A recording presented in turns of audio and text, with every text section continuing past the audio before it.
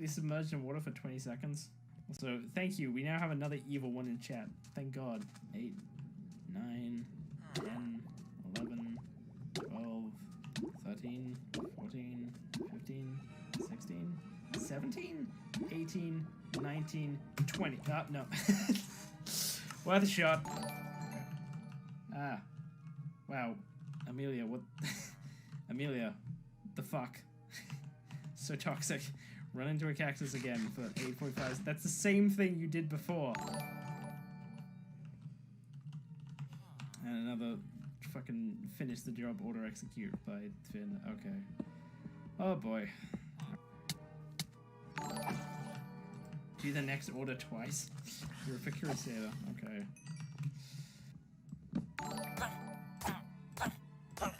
Do the previous order twice? Oh god, wait, what the fuck does that mean?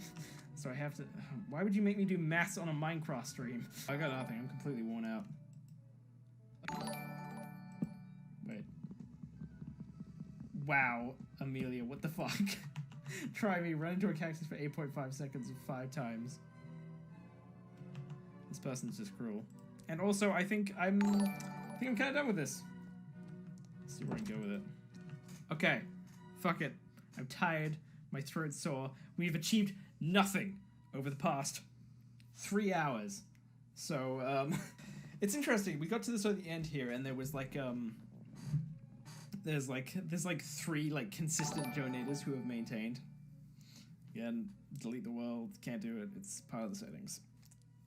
So that's been interesting. I wonder if there's a way to, in terms of improving this, I'd like to set up rules in such a way where we can still have some level of progress throughout it. But not like, I don't know, we'll see. See what I think of. The Sleepy Dog. What was that donation? $5 from Amelia. I'm totally not crew. Hug a cactus for 8.5 seconds because cactuses are a friend. I can't. I killed all the cactuses because of another order. And also, we're done. Stop the donations. I'm not doing any more requests. I'm out. Thanks for all of you for joining. This has been an interesting experiment. I'll take it back to the workshop and see what I can do with it. See if I can improve the viewing experience somewhat, and we'll see what happens next time. But thank you all for the lovely donations. It has, at the very least, been successful from that angle. I'm not sure how fun this has been. Stop writing creeper, oh man. God damn it. Alright. We're done. I'm gonna end now, so...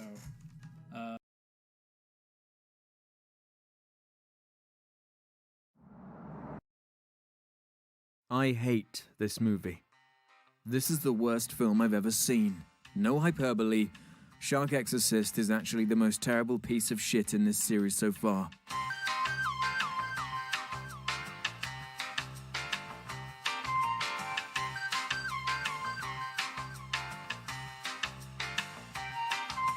I am truly baffled at the filmmaker's ability to blow all expectations of god-awful, pathetically lazy filmmaking out of the shark-infested water.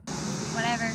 An utter failure on every single level, Shark Exorcist trips over itself and quickly spirals into one of the most apathetic, embarrassing, unfunny, inept, and shoddy attempts at filmmaking I've ever had the displeasure of witnessing. It takes a certain level of bumbling incompetence to achieve something like this. I'll meet you right now. I'm aware that when I say this is probably the worst movie in the search for the worst, that it comes with the expectation of this somehow being worse than movies such as The Amazing Bulk or The Garbage Pail Kids. But trust me, I'm going to do my very damned best to break it down and convince you exactly why every single element of this trash is a miscarriage of entertainment. Should I even be giving this film the time of day? Should I even be justifying its existence by treating it as such? Probably not, but I'm gonna do it anyway. Let me just set the scene before plunging into the depths of this hellish picture.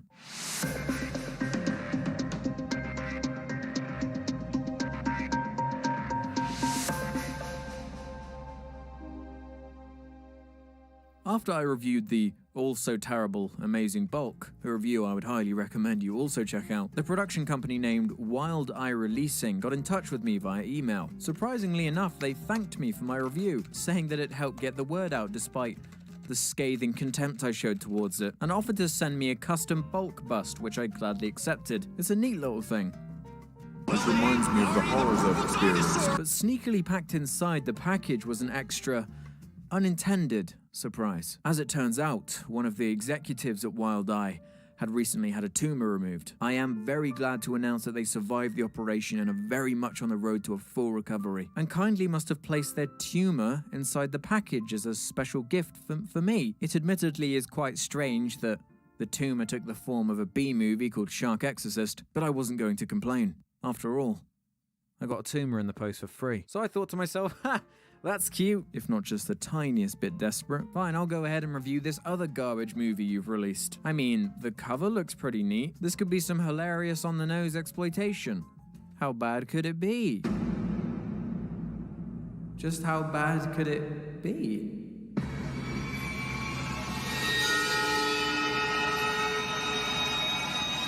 Ain't that where them people got killed? Something about a shark?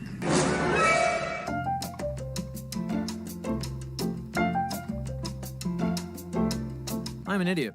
I should have seen this coming. The gods warned me about these fucking shark movies. If shark is in the title, it's going to be atrocious. That's just a fact. Did Jurassic Shark teach me nothing? But it's too late now. You're watching this video, so I already committed endless hours into studying and analyzing every single frame. I've spent days on end combing through my research, and I've managed to boil down my conclusion of what Shark Exorcist represents to me into one single easy-to-digest word. This word, of course, being...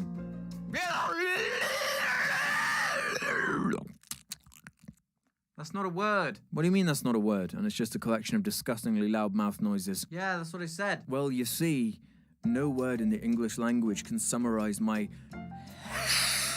hatred for this movie. And this is simply the only way I can convey my feelings across to you. And by now you're probably realizing that I've been avoiding actually talking about the intricacies of the movie itself, and you're right. But I think it's time. I've warmed up now. My notes are complete. I'm in the right mood. I've taken my anxiety medication to stop this film literally making my heart explode from frustration. Let's start by looking at the details of the plot. This video has more of a plot than the fucking movie does.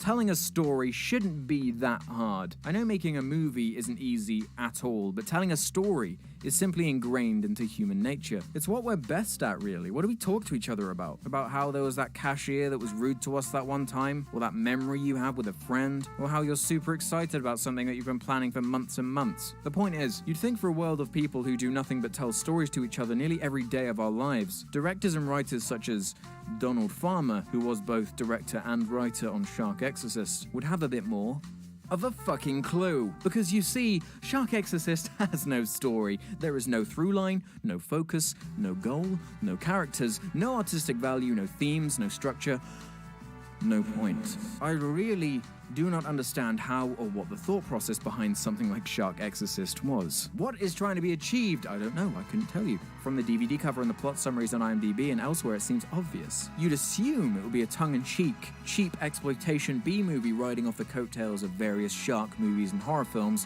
which are popular at the time. I'm not asking for much, I'm really not. I know low-budget filmmaking is not easy, but that's also not an excuse. You see it all the time with these trashy movies. The excuse that it's okay because they're not being fed money from a studio, it's all independent, we're independent. But when you're being outshined left and right, even on places like YouTube, which offers free entertainment by a myriad of incredibly talented people with production values and artistry far beyond anything you're capable of doing in your movie that you're actually charging money for, then I say the floodgates are open for every single scrap of criticism that gets thrown your way, buddy boy. This is the way the movie goes, okay? I'm going to refrain from talking about technical aspects until a little later, so I can really highlight how nothing makes any sense whatsoever. The reason I have to break this down so much is because there is something shitty and awful in every single shot. No joke. The opening sequence is of a nun walking through a graveyard in broad daylight. There is no atmosphere or mood because the time of day they chose to film. She wanders over to the shoreline where a different woman aggressively confronts her for something, but gets stabbed to death. Again, in broad daylight, with a busy road only a few number of meters away. Truly embarrassing. The nun proceeds to drag the victim into the ocean as some kind of demonic sacrifice, where her vocal cords are stressed to the max because of how loud the ocean must be, and they needed to make sure the cheap mic could pick up the audio. Lord Satan, accept my sacrifice! There's an awkward cut to a bad CG, probably stock animated, let's be honest, shark who does nothing. Nothing at all. This movie was released in 2015.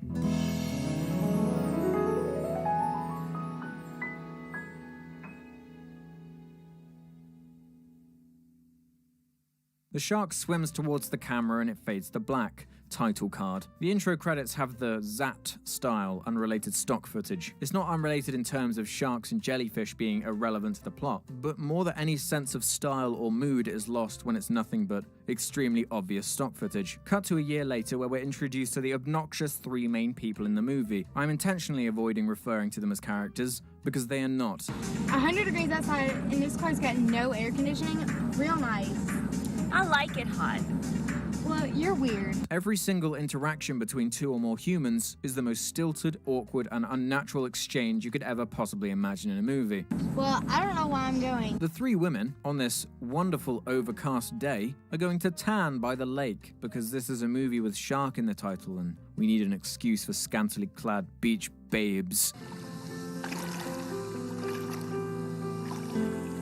Look, I know I said I wouldn't talk about technical aspects just yet, but this shot here pisses me off too much to not mention it right now. The most egregious aspect is that the camera is nearly always handheld and shaky, which would be fine if there was a reason for it. There simply isn't. This shot would work 100 times better if the camera was mounted on a tripod and was still, almost to reflect how everything seems calm and untouched. Just like the water, which would mean when she inevitably gets attacked, the jump to a handheld viewpoint could help accentuate the sudden unorganized chaos of the scene. But instead we just get this messy, tasteless, and distracting visual nightmare. At least whoever is holding the camera seems to understand the rule of thirds. Sort of, which is something, I guess. The woman casually attempts to swim away from the shark, which is clumsily spliced in every few seconds, which is the exact same reused shot from earlier, by the way. But she does get attacked, or at least it's implied that she's attacked, with a few random shots of bad shark CG interlaced with her flailing around in the shallow water like a fucking beached fish. She doesn't die though. Her friends conveniently retrieve her from the shallows, where she proceeds to panic. Stay with me. Stay with me. About the ketchup the cameraman spilt on her. I mean, I can only guess that's what happened because that is not a shark bite. Once the Oscar-winning performances are over. Calm down, calm down. Calm down. Calm down. Lauren, get some help, please. It cuts to black, where the most telling scene in the entire movie is highlighted. Now, I could be wrong, but it seems like these shots were filmed in a real active hospital in secret. Yeah. At first, I admit, I was impressed because I thought this was a real hospital set. Ooh. Oh shit, they've actually got a hospital set thing. This looks like a real hospital. But of course not, this is Shark Exorcist we're talking about. That would be way too much money and effort. You don't see a single character who's actually in the movie in this hospital. He almost definitely just walked into a hospital and secretly filmed it. Now, the worst actress in the entire movie is in an arcade for no reason other than because they found a machine with sea creatures on it. And look, wow, shark is in the title of this movie. Aren't sharks in the sea too? She leaves with her friend and the scene has no point. They sit on a bench and inform us, the audience, that the girl who was bitten has miraculously healed from the shark bite. I just got back from the hospital. Cool. Why haven't you been there to see Allie? Just because. Okay, well, I thought that you might want to know that she got released today because apparently she got miraculously healed from the shark bite. Right, hang on. I just need to pause this for a second to take a break.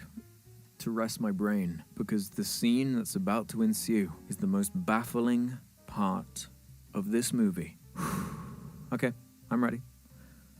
Let's do it. We're introduced to this woman who is supposed to be presenting some fake reality TV show about paranormal investigation called Ghost Whackers. Fucking whack your ghost in a minute, cunt. They show the camera guy of the guy who's filming the show inside of this movie that we're watching, who gives her the thumbs up to say that she's doing a good job. But then it arbitrarily cuts to the other way round, where the woman is looking at the cameraman, but for no reason at all other than because the film has no direction or any idea what to do. She stares straight into the camera and addresses the audience, completely breaking the fourth wall. I mean, it would make sense if that guy filming the show inside of the movie wasn't there, I guess, or if she was still looking at him, but instead I'm just horribly confused and a bit scared. Was there any direction to the scene? Like, what the fuck? A giant shark is feeding on the swimmers. The scene ends with her writhing around on the floor for some reason. It's truly puzzling. I will eat your flesh and swallow your soul. We're reintroduced to the bitch who was attacked by the shark, except I'm left thinking she has major brain damage from the attack because she's holding her hand out to hitchhike without any cars around.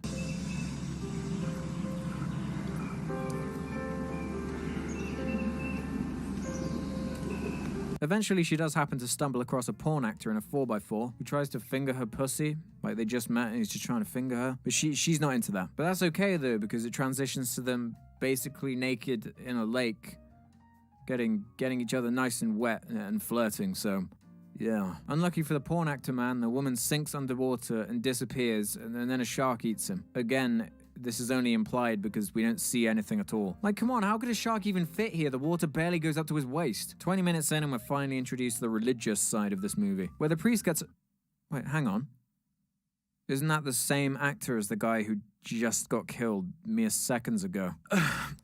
The urge to just stop this video right here. I've got to fight it so fucking hard. The excuse is that the priest gets a letter saying that it was his brother who was killed by the shark. It is with a heavy heart that I must inform you of the death of your brother. The scene has no real point or merit on its own. Moving on. Back to these dumb motherfuckers, where she's still looking at the wrong camera and it makes no sense. An armored skeptic runs over and explains why ghosts are dumb and it's very graceless and bad. Another dumb and pointless scene that has no point and is dumb. Did I mention that it's dumb and pointless? Back to the priest for the only kind of good-looking shot in the entire movie. Like, if I took a still from this right now, I could actually trick you into believing that this is from something that isn't complete shit. It looks like at this point in the production they invested in a tripod, and the camera motion is relatively fluid. They also filmed at the correct time of day for the natural lighting to not look like utter shit. It is my humble opinion that all of these positives I just listed were achieved by complete accident, because nothing of this quality happens again. Now there's a new scene with a bunch of new characters in a graveyard that means absolutely nothing. I'll quickly fast forward the footage to show you what happens, but I have no clue what it means or why it was in this movie.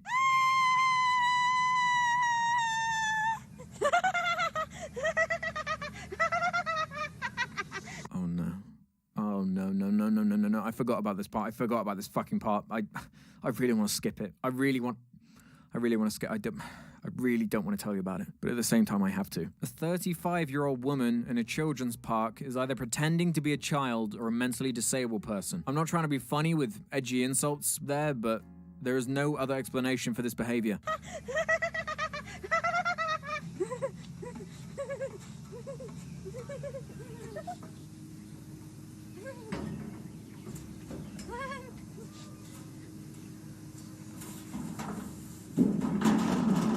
This right here, this fucking shot right here is the #1 reason this goddamn movie is my least favorite of the bunch. I mean, the rest is bad. The rest of this movie is fucking bad, real bad. But when your movie is so backwards that this is how you think people go down fucking slides, nah, I am not having it. Not this time. Fuck you, movie.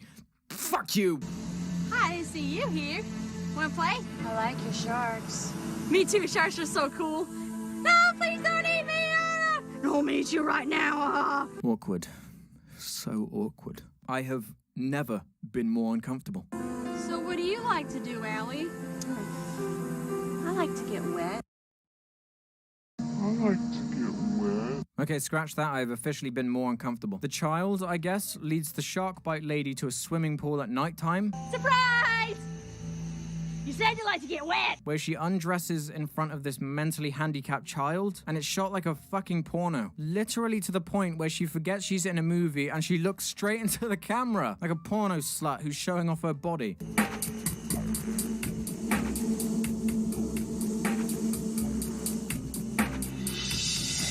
The other girl gets into the pool with her, then the shark bite lady does her usual shit and disappears. But right before the shark attack's gonna happen... Yeah. She wakes up from a dream. None of that scene just happened. It was 100% pointless. Nothing was learned or conveyed. It's the dictionary definition are fucking pointless. This film is made up of nothing but fuck this movie moments, I swear to God. There's another scene with a ghost woman who squirms around on the floor like an unlucky insect who's been defaced by a toddler. Oh, come inside me. I couldn't tell you if I was watching a weird porno or not at this point. This scene has no point and conveys absolutely nothing. Are you starting to see a trend here? There's another shark attack scene that has no setup, no payoff, and it comes out of nowhere. But I'm gonna gloss over this because it has no bearing on anything else that happens in the movie. Let's be real though, not a single scene actually advances anything. It's not like this is a special case or anything. This next bit is the fucking weirdest shit you've ever seen. I guess the ghost whacker lady is possessed now. She holds her hair back as she pukes on someone. Because I guess that's what possessed people do. Guy running for 5 minutes.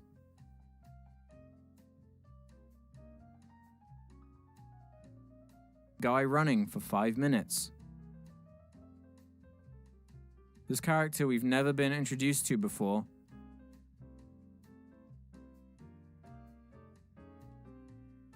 Runs around for 5 minutes, literally 5 minutes, and finds the corpse of one of the blonde woman's victims and pukes himself silly. Oh God. She's still kinda hot. I'd still do her. She's still kinda hot. I'd still do her. You realize that's a corpse, right? Corpse meaning dead body. Like this is a murder. That's a human life that's been lost. And that's what's on your mind right now.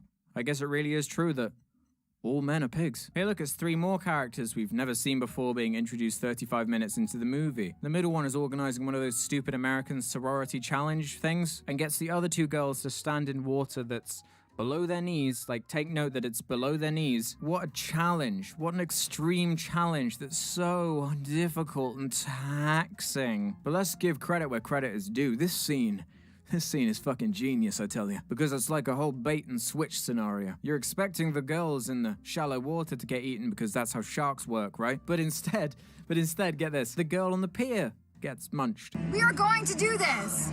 What about you, Holly? It's okay to be scared. I won't tell anyone you're just a big pussy.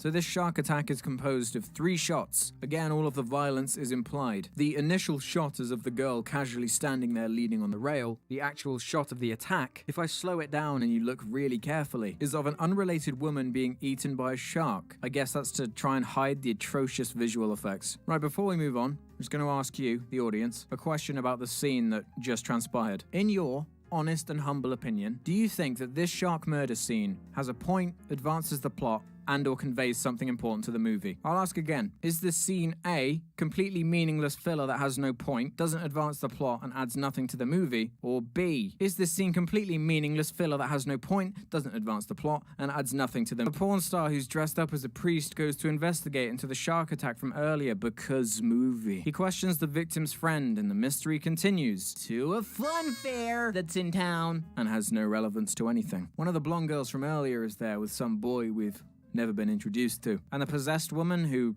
loves getting wet, I like to get wet. I guess is stalking them. There's basically no audio in this scene. I guess because the bass audio of the fun fair was too loud.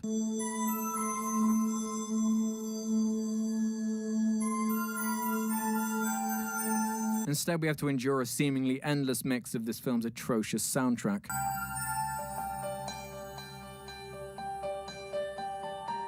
Well, never thought I'd ever see a porn star priest walking through a colorful fun fair at night. Never say never, I guess. For some reason, the possessed woman now has these little demon teeth. When I first saw this on the cover of the DVD, I was pretty excited for how it would look in the movie. Pretty disappointed, not gonna lie.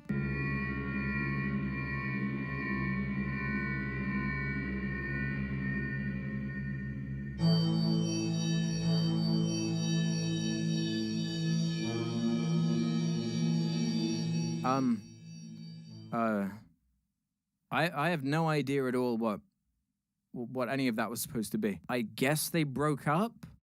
Are these humans? Who are these people? Unfortunately for the fella, he basically gets killed by the vampire. Oh, shit! What is going on? The priest catches the vampire feasting and screams, Demon, the power of Christ commands you! The power of Christ commands you!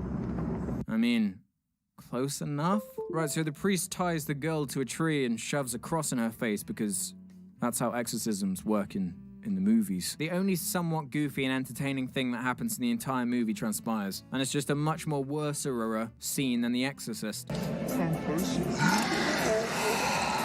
So I guess because he's covered in puke, it makes the priest mad, so then he strangles her. But I guess she wasn't secured very well because she's just free now. Then he kisses the priest, and his eyes go red, and a shark falls out of the sky from a portal and kills everybody.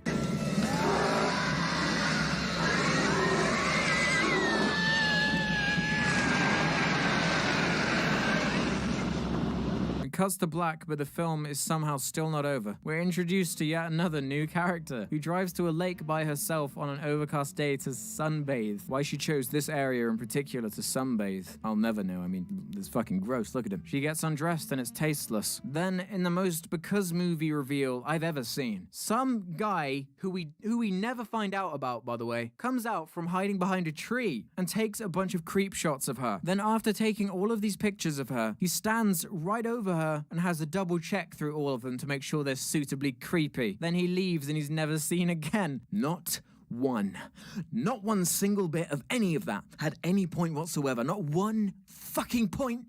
No relevance. You could edit that out and nothing would be lost. Nothing. She gets her from sunbathing and then...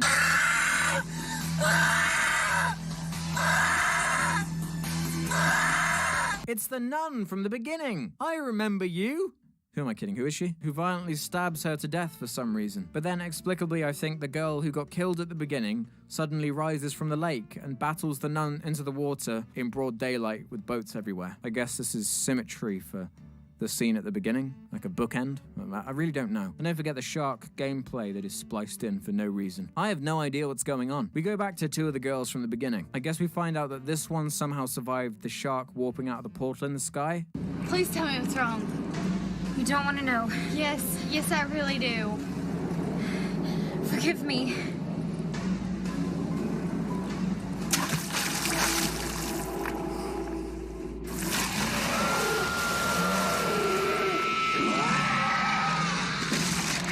Fuck you so hard. She didn't even fucking jump in the water. They like threw a stone in. Okay, so you'd think that seems like the ending, right? Wrong. After the credits play, there's this scene in an aquarium where nothing happens, and also the weirdest fucking shit you've ever seen.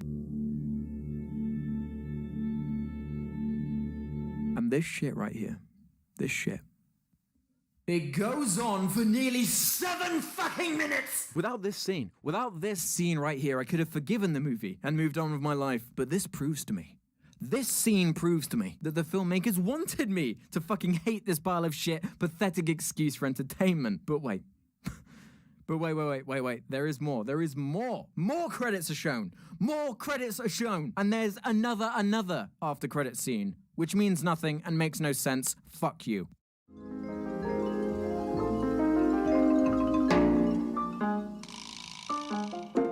This movie is so incompetent that I actually have to dedicate an entire section to how it fails technically on nearly every level. First off, this film has no structure, making this review extremely hard to make. I feel like my descriptions and pacing have been lacking, but seriously, this film is completely incomprehensible. None of it makes any sense. In comparison, and I really cannot believe I'm saying this, I may regret this later, but The Amazing Bulk actually makes more sense than this movie. At least I could tell you the story of The Amazing Bulk. I've been sat here talking about this film, literally trying to convey the story to you that I've prepared in advance, and I still couldn't tell you the actual plotting of the movie. It's just a bunch of scenes. It's just a bunch of fucking scenes. Nothing is linked, characters come and go, seemingly at random. It just ends. It's all pointless filler that's just long enough to be slapped onto a DVD and sold with a stupid name. IMDb estimates the budget of this movie being $300,000? Which I find extremely difficult to believe based on the quality of what I just showed you. Now, I'm not saying that this is true because I have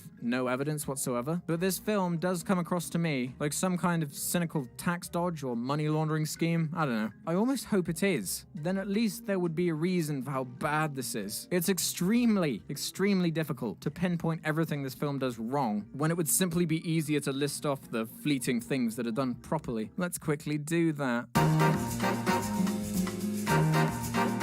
Okay, what does this film do right? I guess the camera is on, the lens cover was taken off, there are those black bars to trick you into thinking it's cinematic. It's in color. That's about it. That's all I can think of. Now let me just quickly list some of the most egregious shit I didn't mention earlier for the sake of focus. For some reason, there's a bizarre emphasis on Dutch angles, which is when the camera is set to an angle on its roll axis, with the vertical lines at an angle to the side of the frame. As far as I can tell, this is an accident, or the person filming only had one leg. There was one instance where the camera morphed into a Dutch angle, and it looked so dumb and so terrible.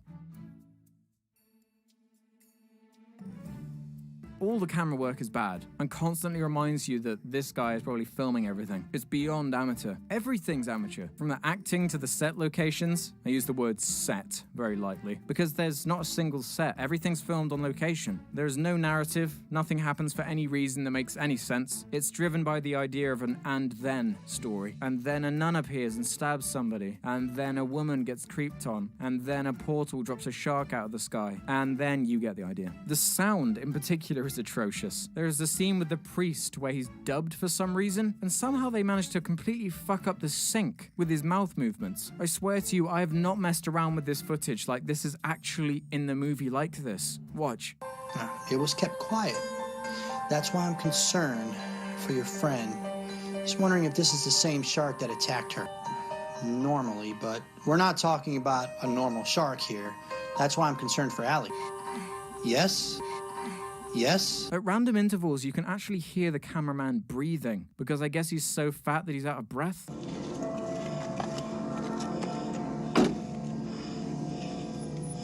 So... Do you hear someone breathing in the background? Wait, so there's a shark in the water? I don't know. Maybe it got bored and swam. Yes! That's what you guys What the fuck is that?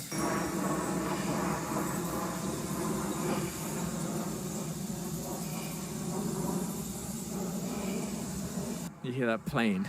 Yeah. It's literally a plane in the background. He's breathing again.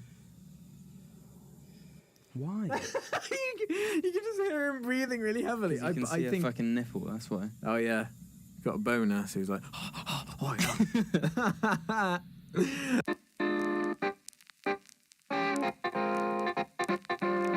Ultimately, I despise this film. I may sound unenthused, but that's only because I am defeated. I am defeated. These are my least favorite kinds of bad movies. The ones that are so bad that they're just bad and boring. I will give credit where credit is due. So you must know this film was a real piece of feces when I can't even walk away with one or two things I liked. It takes a real lack of talent to be this draining. You know what the saddest part is? I feel like I spent more time writing and editing this review than the total time that was spent on production for this movie. I'm not even making a joke. I genuinely believe I care more about this review and put in more time compared to the people that shambled this together. And this isn't even one of those movies that is so old that it's kind of charming. In fact, it's quite the opposite.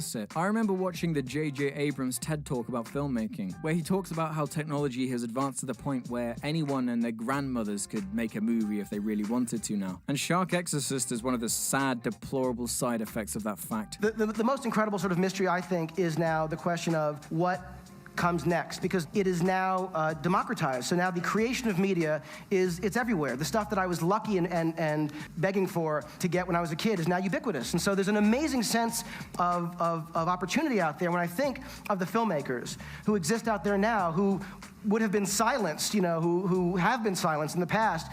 It's a very exciting thing. I used to say in classes and lectures and stuff that to someone who wants to write, go write, do your thing. It's free. No, you don't need permission to go write. But now I can say, go make your movie. There's nothing stopping you. Go make your movie. There's nothing stopping you. Go make your movie. There's nothing stopping you. Go make your movie. There's nothing stopping you. I like to get wet. But I don't mind making it my mission to make these people pay and own up for the crimes against film they've committed. It might take me until I'm 146 years old, but by crikey, I will train my children to join me in the search if need be. Obviously, this film is at the bottom of the list in terms of quality, and if you'd like to see a full list of the search for the worst movies, an internet hyperlink can be discovered in the description that will take you to a handy IMDb list with every movie I've reviewed on there in correct order. Make sure you check out the Trying to Watch for this episode to see my initial reaction, alongside the Search for the Worst playlist, which has hours more content for you to enjoy. And as far as what movie's coming next, I'm actually going to leave this up to you to decide. That's right, if you click the card button, you can bring up a little voting system. The movie with the most votes will obviously be the winner, and I'll have to endure the inevitable awfulness and add it to the search. Thanks for watching. I'll see you next time.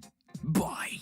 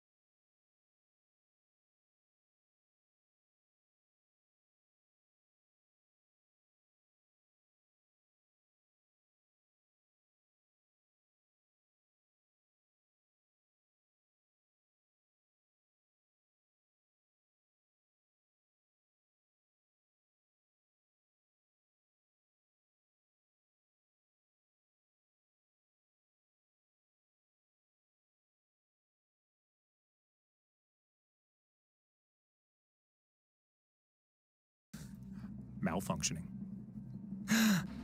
Yeah, good job. Oh, stick that in your pipe and smoke.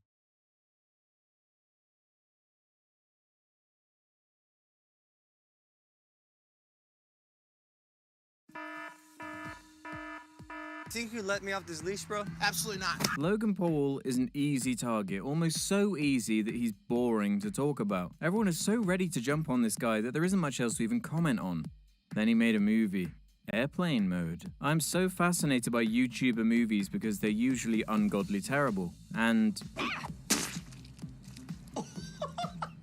I mean, this ain't breaking the mold or anything, but it isn't quite as bad as some of the other YouTuber movies I've talked about before. If I had to, I'd say it's slightly better than trash like the Smosh movie or the Fine Brothers' masterpiece, F the Prom, but still kind of worse than the original Fred movie. The fact I even have this metric is both kind of hilarious and really, really painfully sad. Anyway, how about we try and forget about all the baggage that comes with this guy and talk about what works and what doesn't with what is clearly a love letter spoof parody of the classic Jim Abrahams and David Zucker comedy Airplane, which is a film I feel like I bring up weirdly often. I guess it's because it's one of the only examples of a good spoof movie. The movie is set to release this year, 2017. Wait, what? This year, 2017. But this film came out in August 2019. I suppose the epic scale in such a big budget cinematic product needed more time in post, right? You have a baby.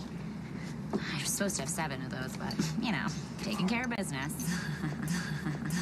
Obviously not, but if you remember that time Logan Paul filmed a vlog with a real corpse in the Japanese suicide forest, then it quickly becomes clear that the film was held back until he was a slightly less controversial figure. Is this shit? The history of delayed movies is already a pretty shaky one. Ugh. But when you also find out that the film is mostly conceived and written by the Paul brothers, those famous comedic writers, and its major selling point is that the film boasts the largest cast of social media influencers ever assembled. And it stars 20 of the biggest social media stars in the world. Then it's hard to have any expectations any lower than something that is usually considered low to the ground, like a crocodile. My expectations were as low as a crocodile. Speaking of assembling social media influencers, though, in a weird way, this film reminded me of the most famous assembly in pop culture as of late, the Avengers movies. Not because the content of the Avengers movies is anything like Airplane Mode necessarily, but more so the fact that if you try to watch something like Avengers Endgame without any prior knowledge of the previous movies, you'll kind of be a bit confused as to who everyone is and why you should care about any of them. I obviously don't watch Brittany Furlan, David Dobrik, King Buck, Lele Pons, or any of these goddamn Vine stars who are in the movie, so a large amount of the runtime had me scratching my head as to why they are spending so much time on these seemingly random people who are just strangers to me. We didn't really have to ask these internet creators to go too far out of their comfort zone. Right. And we knew that we played to everyone's strengths, and that's why the movie is so great. Ma'am, no twerking in my machine. I wasn't twerking. I'm just making sure. Everyone in the movie seems like they're on stimulants of some kind. Not a second goes by before someone violently hurls themselves into some kind of pratfall, jumps around wildly, attacks each other, screams. The screaming especially gets on my nerves. Just because you're screaming doesn't somehow make it a joke. Do you want to calm down? God, this film is actually exhausting to watch. The best way I can think of to explain it is that this film perfectly encapsulates how it feels to be 14 years old. You have too much energy, you think swearing all the time and being edgy is the absolute funniest, and the most important thing in the whole wide world to you is busting a nut. If I was able to take anything away from this movie, is that it really highlights how these people live in some kind of disconnected fantasy land that their wild success has fueled. Only people who are completely out of their goddamn mind would ever think that a project like this would be a good idea. And in a backwards sort of way, it kind of makes the movie inadvertently fascinating. Whereas previously mentioned YouTuber movies like Fred or the Smosh movie are mostly safe, forgettable, and just kind of boring, Airplane Mode is ironically the result of what would happen if you made a YouTube video that specifically goes against every single one of YouTube's content guidelines. It's full of stereotypical hateful content, non-stop nudity and sex, gore, violence, foul language, you name it, it's in there. Which was initially so confusing to me not being very familiar with the Paul brothers, because I just assumed that the only people who watched Logan Paul were around 12 years old, and that the film would pander to that crowd as a result and be safe and boring. But then suddenly it all clicked. Why else would any of these people be popular in the first place if they didn't appeal to the most lucrative and vast demographic of tiny, idiot 12-year-old babies who find all of this edgy garbage to be the funniest thing of all time?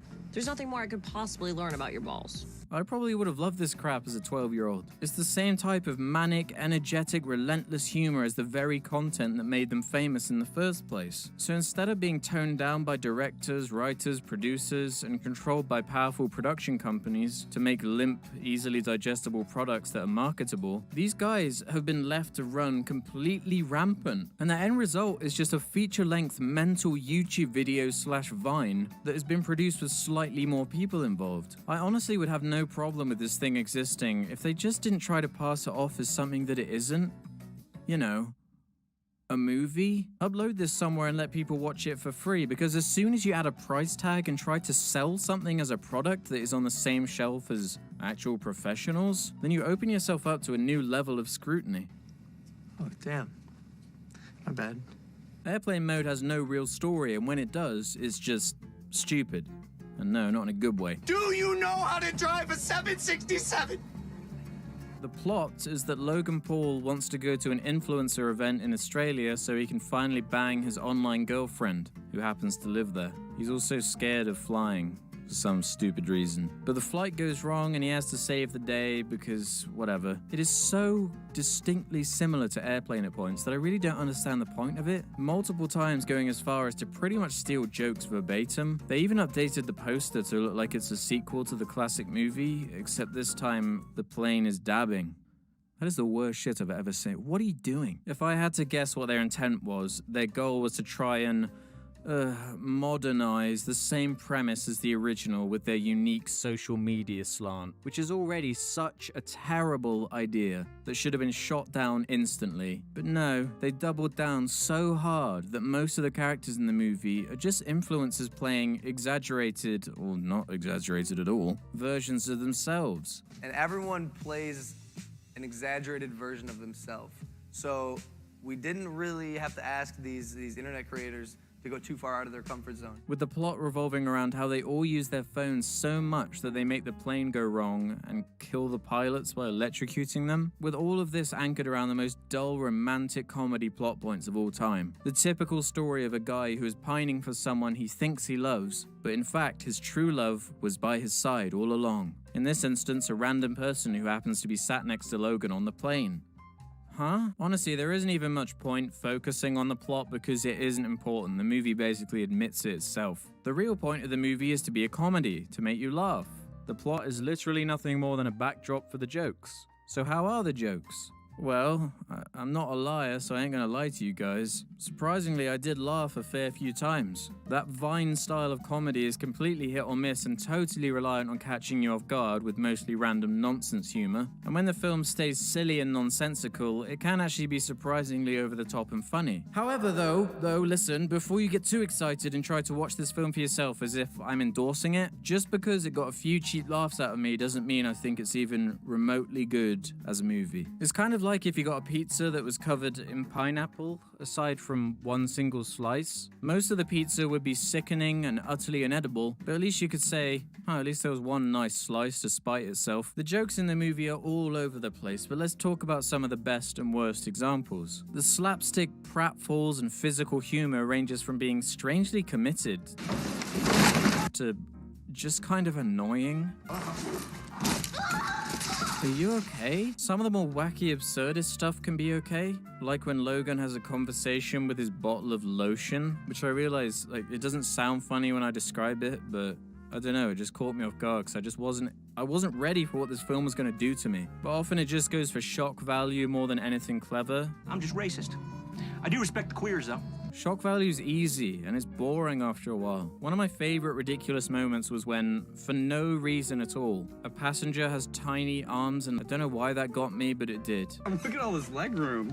It's crazy. There you go. But on the other end of the spectrum, Nick Swardson is in the movie. You know, that guy, Bucky Larson, that fucking comedic talent. You may know him from some of the worst films of all time. And surprise, surprise, he is pretty intolerable. He gets an entire B-plot where he finds a baby crawling around on the plane and adopts it on the spot, with the ongoing joke being that he squirts milk out of his nipples to feed it and is generally just disgusting, rude, and creepy around the child. God gave me nipples, and I'll be damned if I don't use them, okay? Which is something I do genuinely find kind of inappropriate and offensive about the movie. Multiple times children are used for edgy jokes. Even though he ran off with that cheating whore, but you're so cute! But these scenes are shot in a way where it seems impossible that they could have hid the abrasiveness from them. They're constantly saying horrendous things around babies and children. Wherever the I want. And multiple times I just felt uncomfortable because of the disturbing dedication to these gags. It's just something about kids being involved with something so crass that feels off and irresponsible to me. And in the complete inverse of Little Kiddies, the Paul brothers clearly think that old people doing it is the funniest concept. There are multiple jokes about it. The gross out stuff in particular is some of the most tiring, especially their obsession with incest for some reason.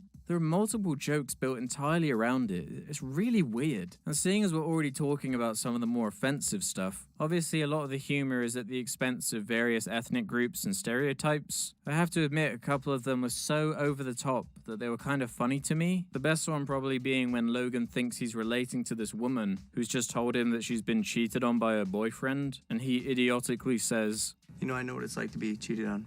Yeah, this one time during midterms, this Asian girl kept looking over at all my answers." Which is ironic, you know, because she's Asian. I kind of like how Logan is written as a complete dumbass. His character is such a moron, and he sells it beautifully. She makes me snort. What? The thing about this edgy stereotype humor is that when it misses, it really misses. One of the worst cases being basically anything they have Anwar Jabawi do, which I don't even need to describe because here you go. The script spoke for itself. Luckily, the script is great. A lot of it is just so lazy. Like, wow, how creative to have the male flight attendant be excessively gay. That's inventive of you. Luckily for you, the passenger in 2E just passed away, so I can upgrade you to first class if you like. In fact, the entire gay angle of the movie is completely bizarre. Randomly, partway through the movie, it's revealed that Logan is able to read gay people's minds, and only gay people, mind you. I want to break you like a new pair of sneakers. I can hear you. No joke, that is one of the main plot devices they use to write Logan out of danger, and I guess it's loosely supposed to be a reference to The Sixth Sense? I don't know if that's reaching or not. I hear gay people.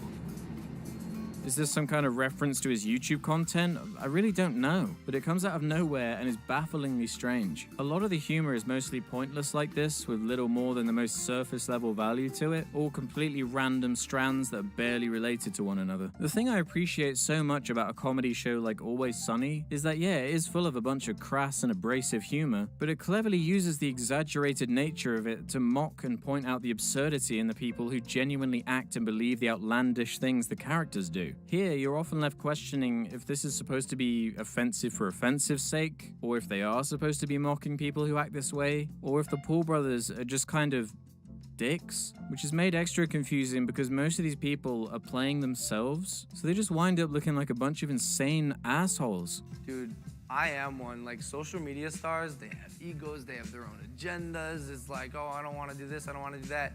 I sat them all down separately because you cannot get them together. Team up on you. Yeah, exactly. They'll team up on you. The most obvious commentary in the movie is about racial profiling in airports, which is probably the most substantive humor in the movie, but it's not exactly subtle. Oh, sweet Jesus. Definitely deported. The lack of subtlety in general is one of the worst things about it to me. It's easy to scream and shout the F word and make race jokes and all this. But if someone was just able to reel these maniacs back a bit and control the insanity, there probably could have been a way to put a clever spin on the social media influencer angle. But these people probably have too much creative control and influence over the movie. I mean, it's literally written by the brothers, and subtlety's never been their deal. And we ain't even at the worst stuff yet. The absolute definitive worst jokes in the movie are, surprise, surprise, anytime they reference another piece of pop culture, which I guess in a sense is the entire movie because it is just a reference to Airplane. But anyway, Nick Swardson has an annoying, completely pointless reference to The Lion King that doesn't even make any sense. The punchline and reference is completely irrelevant to what is being shown, and it's just embarrassing. And even despite this movie being delayed, some of the references to old YouTube videos are just bizarrely dated and clueless. Why is there a Leave Britney Alone joke? Leave Britney alone! Why is the FHR ITP thing referenced here? Why does the Hide Yo Kids guy have an extended cameo? Hide your drugs and hide your liquors, cause we searching everybody around here. Why is the main villain of the movie that Russian prankster who keeps saying that it's just a prank, bro? Talk about dead on arrival, Jesus Christ. Just a prank! Yet more evidence that random reference humor is the killer of all comedy. If the punchline is a reference that isn't grounded in anything even remotely relevant, chances are it's a shit, unfunny funny joke in the first place and shouldn't be in there. This is the movie I wrote. It took 2 years to write. But you know what? The biggest crime of all this movie commits is saying anime porn instead of hentai. Your sister said you're looking at anime porn again. They're such chads, they don't even know what hentai is. Idiots. As far as cinematic production is concerned, I mean, look at it. I've seen worse, but it ain't anything to write home about. The camera is used to get the job done, and very little else. The most interesting shot in the movie being a faked Wano where a slow-motion camera trucks along the plane, in a sequence so sexual I've had to blur everything, so this video isn't taken down or flagged. The visual effects are all fittingly YouTube tier. There's absolutely nothing to really call out that isn't hilariously obvious from a quick glance. Although in saying that, one of the cheapest aspects of the movie is the music, which sounds like, well, it sounds like YouTube stock music. I don't think so.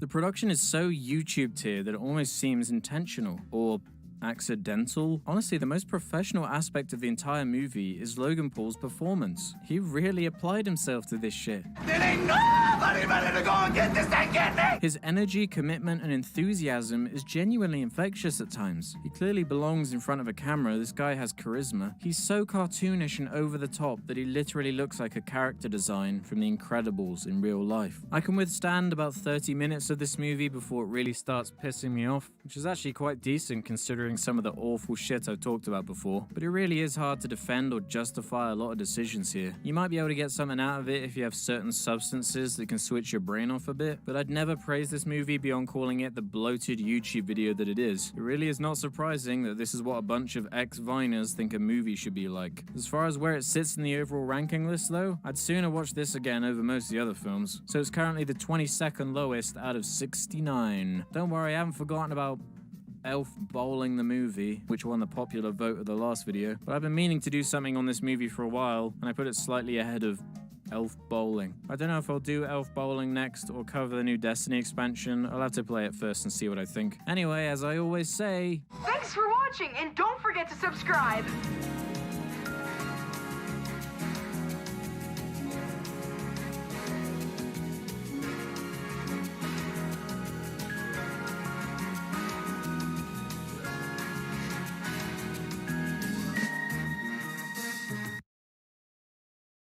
Smoke it and then die because it's toxic. Well done. Okay. This is exciting. Concentrate. Here's a new question for you. Concentrate. My eye lasers are locked in on you. Cheyenne is the capital of style. Wyoming. Is it? It is. But why? Well, I say, why not Wyoming? Okay, we're going to pick B.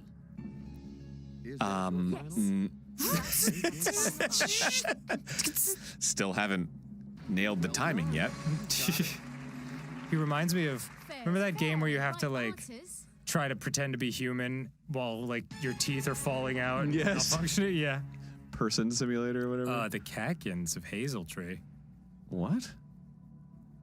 Use eyes noddles. No, it's not use noddles. Lamb. Maybe It's is. got to What be do I know? lamb's tails, right? Could be ram's horns. I could see it being a bunch of these. You want to use a lifeline? How do I do that? I don't know. I don't know how to do it. I can do it. 50-50.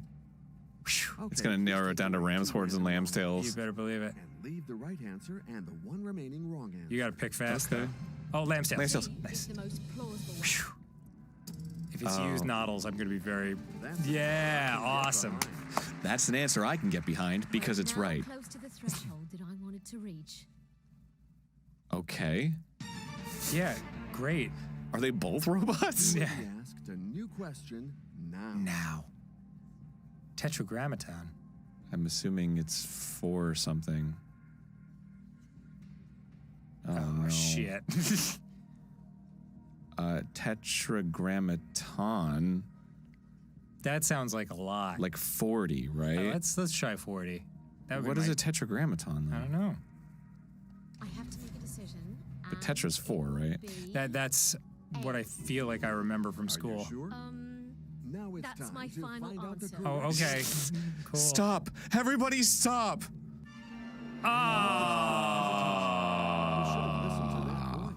That's the I didn't hesitate. What are you I've talking about? almost reached the I really could have threshold. done better.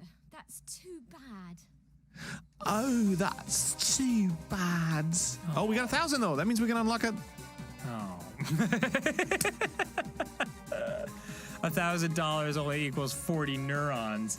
One more time. One more again. So that means if we actually clear it and get to the top, it's like $1 bazillion? Yeah. All right, let's cheat a little. Okay, why? Because I want to unlock the things. Okay. What are we really good at? You're so funny. What are we good at? Entertainment? I'm good at sports and entertainment sometimes. Arts and literature I can... Yeah, arts and literature I'm kind of good at. Oh, you are? Yeah. All right. Here we go. Okay. Select. You need at least 4 packs to continue. Oh. That's rude. That's so rude. I would say language or lifestyle. Oh, language. Yeah, that's good. Cool. Oh my God, that's so rude. I will never stop making rude cartoons. George. I do like Julie's little window. Nice. Spend the neurons you want in the store to unlock expert question pack. What? Expert questions? I just want the Star Wars pack. Yeah. Are you an expert at Star Yeah. Wars? Oh, we're doing this again. Oh. All right. We already got this. Yep. Daylight robbery. Confident that it's It's C. All right, we're picking C. Go, go, go, go, go, go. Uh-oh. 10 of Jack, a queen, ace of the same That's a royal suit. flush. Yeah. Let's A try royal C. brush. That's what Adorable. we were looking for. That's right. That's right. No. So Twinkle I would toes say are good at dancing. I know the answer. And it's Yes. A. Final? Yes, that's my You have final given answer. your final Please wait until I'm done talking. Yeah, you see his like Terminator readout from his perspective. When her face, it's like 3 options are kill, and the 4th option is congratulate. Is that your final answer, That is machine? daybreak. A is going to be the right answer. I can feel it. Because I wake up And now- every day in the morning. Final If this is answer. your final answer. Yes, I said it was. Damn you. Guy's still itching back there. Really know your answer. Shit, man. This is a way to spread the fleas to the human race. Crocodile swallowed. He swallows a clock. He does. Oh, but which kind of clock? Dip. I believe it was the pocket watch, right? Yeah. No, No, Aaron, Aaron, no. Oh. Yeah, that's why he gave you a final answer. I know you are waiting That's for my me to final ask, but answer. choice is Okay. made. Okay. Oh, it was the alarm clock. No. Motherfucker! We had are 0 neurons! Come on! Oh, what man. the fuck? God, I had that backwards in my head. I just want a Star Wars. God damn it, why can't I just pay my way to win? Because this isn't real life, Aaron. Capitalism will only take you so far. God damn it. Go. Give me the answers. A renowned New York sports arena exhibition is called Madison Square Garden. Good, great, done. Next. Which card game involves shouting when 2 identical cards are turned over? I don't know.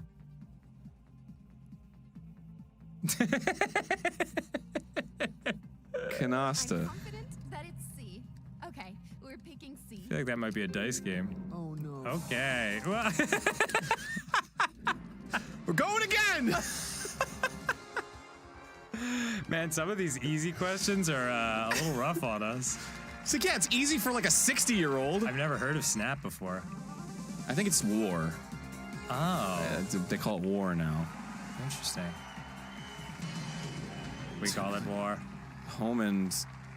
Oh, I don't know. Away. That sounds right. I can feel it. Home and good day. Okay, good job. Jonathan Swift's classic novel is Gulliver's Travels. Lost Weekend. Gulliver's all-inclusive resort. Sounds great. Yeah, I'd hang out there. That is correct. I feel included. In poker, which word means to match the most recent bet? To call. Yes.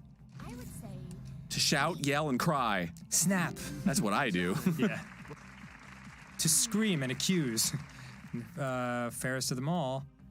That was Snow White. oh God. It was Snow White. Was it? Or was it Sleeping Beauty? It was Snow White. It was Snow White. Yeah. They have kind of similar situations. Yeah. That's an answer. Where they get knocked out. Who's the fairest of them all? That's Kathy. What? Twin Peaks. Twin Falls, obviously. I would say Twin Valleys. I'm going to choose C. Okay, great. We did it. Yeah. Yeah. Oh, I know this one, baby. He hates Mondays, motherfucker. Lasagna. Odie. Oh, jeez. First time in 1970? It was not a Woodstock festival. I would guess either a marathon or an earthquake. I'm asking the audience. Okay. They would know, right? Guys, this is an important question. I would guess probably marathon. And enter your Because that sounds traditional. Sounds very 70s. Yeah. Okay, Oh, hell cool. yeah. Duh. Marathon! Marathon! Well done. Yeah! Well done. You got it. You got the answer right! Now let's go to the next What was that? I don't know. Adjusting. Oh no. Oh no. Homily Pod and Arietti? Ronald Beasley. Shit. All right. Not the Darlings. No, well, use another lifeline. But just do it, man. We keep losing. Phone a friend. Okay. You decide to play the lifeline, allowing you to call a friend. Hope you will call the right person. Hope you will call the right person. Hello, Pod Beasley. Oh. I think your aunt would know. Yeah. Yes, Vanessa, it's me. I'm on Who Wants to Be a Millionaire, and I'm completely stuck on a question. Okay, shut up. Wait, B. Okay, great. I'm sure of it. At least my aunt is sure of it. Awesome. Great job. And I'm completely stuck on a question. I have no idea what that even was referring to. You to be answered with flying colors. Oh, God. What? A purser? I don't even know what a purser is. I don't know either. Battle star? Battle star. Oh, great. Google it. I can pause it. Google it. Oh my God. I just want the points. All right. I don't care about it. Okay. All right. What do you want to fail again? I mean, it's Fred Grandy. Fred Grandy. Just look up Fred Grandy. Okay. Fred Grandy Purser. Jeez, this is so lame. We're using an alternate lifeline. It looked like the Love Boat. Love Boat, done. I know the answer, and it's A. I know it. Everybody loves the Love Boat. Common guessing game based on the lives of famous people is named after which Italian artist?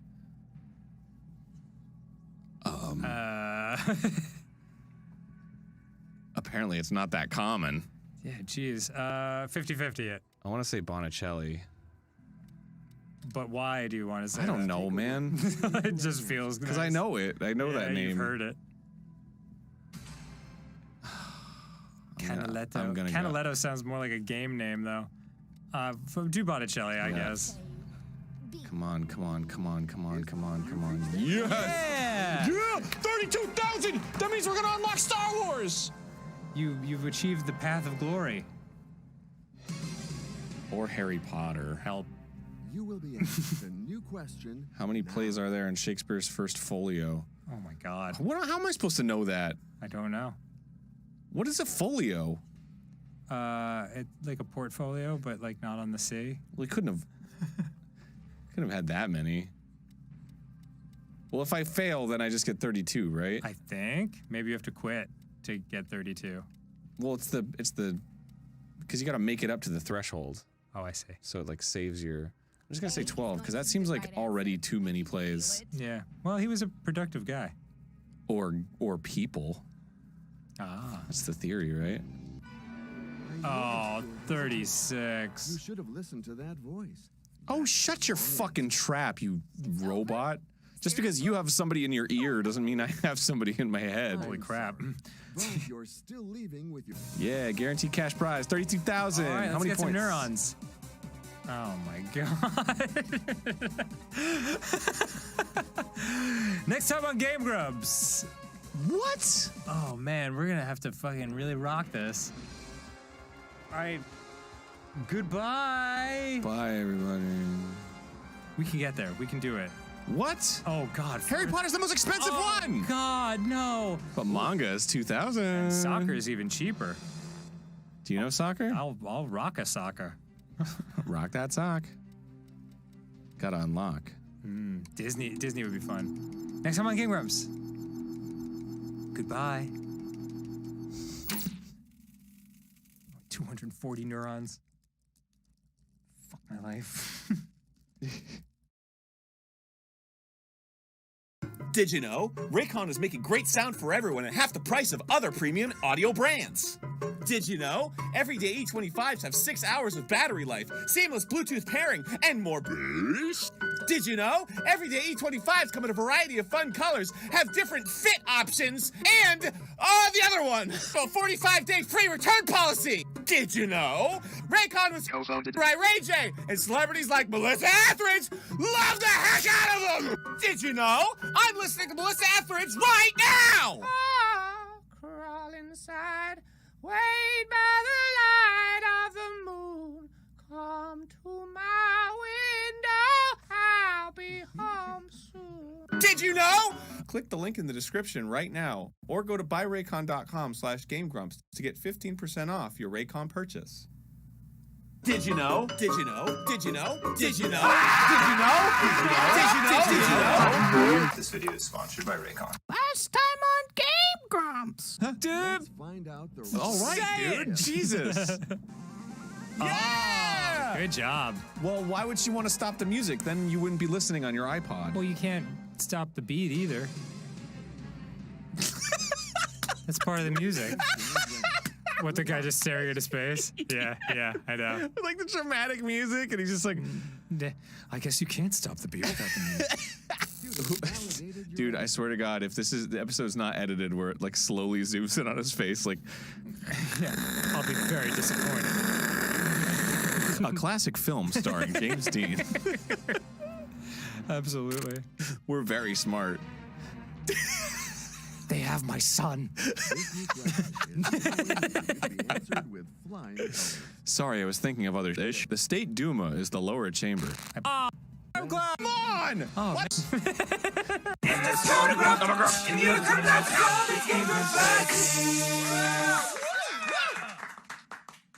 Hello, everybody. Welcome back to Be a Millionaire. Good day. Hello. Okay, so we're doing this. It's happening. Excuse me. And we worked offline. Definitely didn't cheat.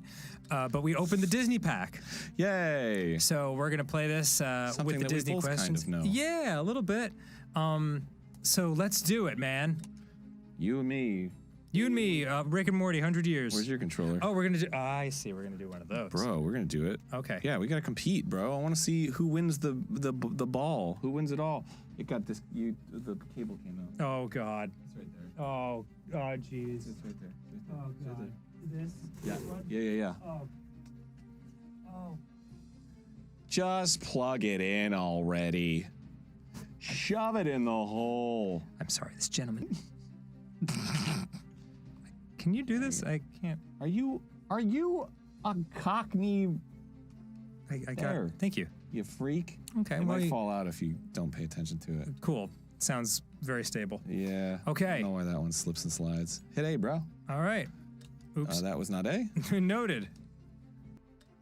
Okay, let's do it. There we go. Yeah, Disney! Let's get rid of one of the others so we get as many Disney questions as possible. Oh, okay. Arts and literature or language? Oh, language. Language is pretty brutal. Okay, that's right. It just asks us how many letters were in the original Armenian alphabet, and we were like, I don't know. Go with Lindsay, baby. Okay. She likes. Oh, I'll take a Massimo. Oh, right, because you're a separate player. Yes, sir. All right, here we go, baby. This is for all the beans. It is. Because we're starting. Yes, many beans. All the beans, please. Why do you have your GPS open? Because I'm gonna have to make a quick getaway. Oh, I see. The second we're recording this down to the very minute when I have to run out. Wow. I know. It's scary. Speaking of scary. Hey! My Heart Will Go On from the film Titanic. Ah. Oh, the buttons are there now. Oh, that's nice. They showed us. Oh, I can't. It was Mariah Carey. Sure. You have Sure. your final answer. Madonna. Celine Dion. Or Cher. Sure. Say it. Right answer. I forgot that. I forgot about all the. We were just like slamming through the other ones. Yeah. Off screen. Okay, so far so good. Hell yeah, $1,000. Pretty nice. Eliminatory question. Eliminatory? Damn. He's a guessing game often played by families with young children. I see. UP. I notice. I look. Oh, Tisk, tisk. I can't wait to see the correct. Oh, I can't wait to see what you Earthlings do with your children. Without further This is them like doing research. Yeah. It's like, they're legitimately asking these questions. What is it that you humans do? We, of course, know the answer, but we want you to tell us the answer. Good luck to you. Ah. How many points is a touchdown worth? Please let us know. I don't know this, dude. Really? How am I supposed to know this? I don't know. football. Watch any football game? No. There's 1,000 on every year. Give me a hint. The hint is, I know it. God damn it. Okay. Damn it. That was close, though. You can kick an extra point, so it seems like it's worth 7. Oh. The right answer. What if I got it right? Yeah, you got it wrong. Auga! The eyeglasses explode off my head. Woo, woo, woo! It's time to move on to a new question. Forgot I was here. What did Jack sell for a handful of beans? A cow, a kettle, a goose, and a spinning wheel. Oh, crap. Yeah, I don't fully remember. Although I believe it's this. If this is your final answer, it's either a cow or a goose. Yeah, definitely. The goose might come later when it lays the golden eggs. Yeah, I think the goose belongs to the giant. Oh, shit, dude. Now that I think about it. A cow. Oh, Yeah. fuck. All We got eliminated? We move on. Is it over? Do we move on? Good luck to Yeah, you. yeah. Oh, yeah, okay. yeah. In this version, we keep going. Oh, come on. Yes. Oh, we didn't change categories to stuff I knew. We just kept it in sports and shit. Dope. Oh, I actually know this. Nice. All right. There you go. Let's find out the right answer I together. mean, They can things in Milwaukee, too. Sure. Were you going to say all they do is drink there? This is the moment you've all been You waiting for. son of a bitch. They put things in barrels. Oh, I was just thinking, I've never heard of any teams other than the Brewers. That's true. The tankards. That's not. People don't say that. I farted. Are you ready? Here we go. Oh, Interesting. great question. How would they sign it? Oh, man. I mean, it seems It would have to be obvious. the D-lister, right? Choice is made. Yeah. Look for the.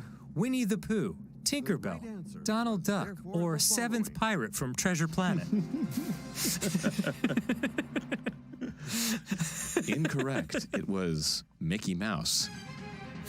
Oh my God. Oh, actually, that reminds me. I said in Face the traps of this next question. I'll tell you in a second. Good luck to you. Cabbage Patch Poopers. The Cabbage Patch Gang. Oh, I can't. In our remember Kingdom the Hearts correct episode, answer. I referred to The Black Cauldron as my favorite Disney movie, and we talked about it, and I said I like that it had all original characters, and I got a lot of emails being like, actually the characters are from the Chronicles of Prydain. I know. The Chronicles of Prydain are like my favorite books since I was 10.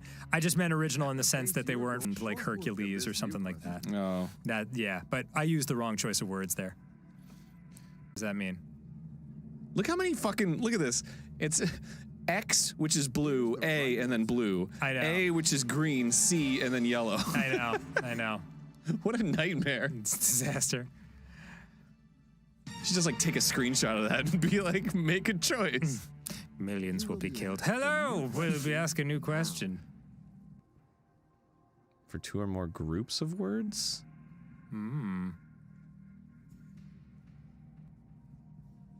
you baiting in there? Get out of here.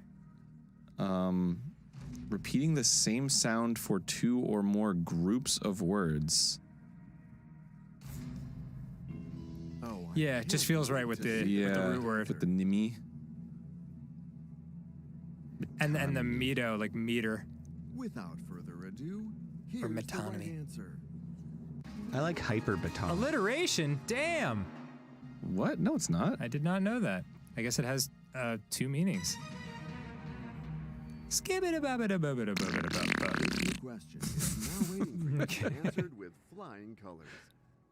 Okay. The child born on a Thursday. Farting and giving. Which of these? Fart-ogo, did you say? Yeah. That's dumb. The child born on a Thursday. Jeez. This is a true throw the darts at the board. Yeah. Oh, I can't phone a friend. I guess now because we're just against each other. Oh shit. You have given. Oh, here we go. Yeah. Here we go. Is the time to say the right. Boy, we have different opinions of Thursdays. Huh? Come on. Oh well, all right then. Man, I should just go with my gut. Did your gut say? Did your gut? Yes, did your that gut was say the first one I was Fartogo? gonna do. Oh, which for? Oh, jeez. Cheapers. Atello. La Traviata. Rigoletto. I do not know these answers. Oh, cool. We both said Otello. Sure does sound like an actual opera. Yeah. Let's find out the right answer. La together. Traviata. Yep, sure. Aye, Sure, that's just as good as any other. Yeah, whatever. Oh shit, you're still winning. Yeah, I'm up by a little bit. Oh, I don't like that. Okay. I don't like that at all. Well, you The better get questions used to follow each liking it. other and are not alike. The proof with this new question.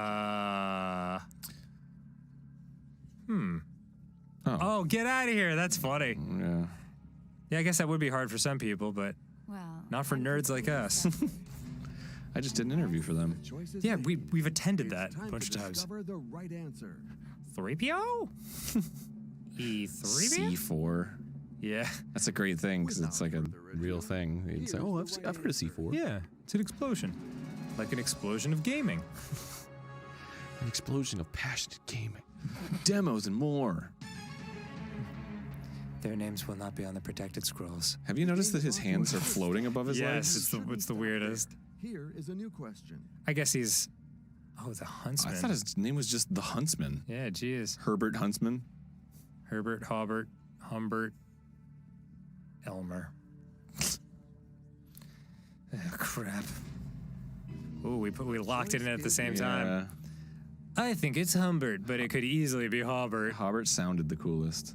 Here's the right answer. And oh, Yeah! motherfucker.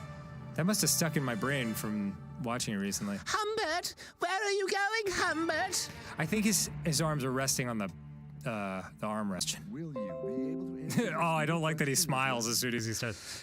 48th full. Okay. All right. Well, the first one was Snow White, and then Pinocchio. No, but I'm sure that I have the right answer. Or, well... I'm gonna make a guess. Yeah, I mean, shit, dude. Treasure Planet, Aladdin, Daladin, the Hunchback of Notre Dame, Hercules. Delicious Hercules. Computer validated your answer. Come on. Come on. It could be Treasure Planet. We both thought it was the later ones. Yeah. Let's find out the right answer. Oh, it was a little earlier. Hellfire! Dark fire! Man, that part of Hunchback of Notre Dame where the bad guy sniffs the woman's hair. Yeah, it's disgusting. You're just like, oh, God, this fucking guy. It's like, Disney, damn. Wow, that was fun. Safe behind these parapets of stone. Do you want to do one more? Yeah, of course. Okay, real fast. Local multiplayer. It's free for all. It's free for all, baby. Don't even get me started on if it's free for all or not, because it is. Okay. All right, whoa, hold on. Yeah, sports, entertainment, arts. Okay, this is fine, I guess. And Disney. What about geography, though? Okay. Oh, I forgot we can just turn on whatever. All right, this is good. Great. I'm going to be... Oh my God, I love Margaret. Gotta hurry. Oh, sorry. I'm sorry. Maybe Nadia. Daddy's got a doctor's appointment. Hit next, you monkey. You're No, that's me. All right, I will be Massimo again. I like him. I like his style. Yeah, he's got a nice turtleneck going on. Okay. All right, you MFs. Yeah. Kill. So let's move on to Eyes, moving eyes. Wow, great question. God damn it. Oh, I know this. Yeah, of course you do. No. C, Chicago. D, Detroit. Oh, those San Francisco Yankees. Oh, I hit the wrong button. I hit A as in A next to the New York City. Oh, my God. Whoops. All right. Bro. You're off to an early lead. The right answer is the following. New York City, my favorite place.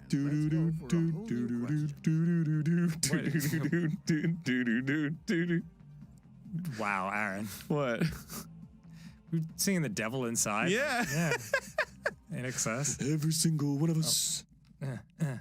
Okay. Well, now. I know this one. Yeah. Now it's time to find out the correct answer. Small Boulder, Arkansas. Fucking the devil. The devil inside. The devil inside. Every single one of us. The devil inside. Ah, Little Rock. Well, what happened to Big Rock? Newbern. Little. Yellow. Different. This new question shouldn't give you a hard time, in theory. Okay. Rugby. Yeah, horseback rugby would be really dangerous. Jai. Jai-alai? I don't know what that is. Highlight? Highlight. Well, there's your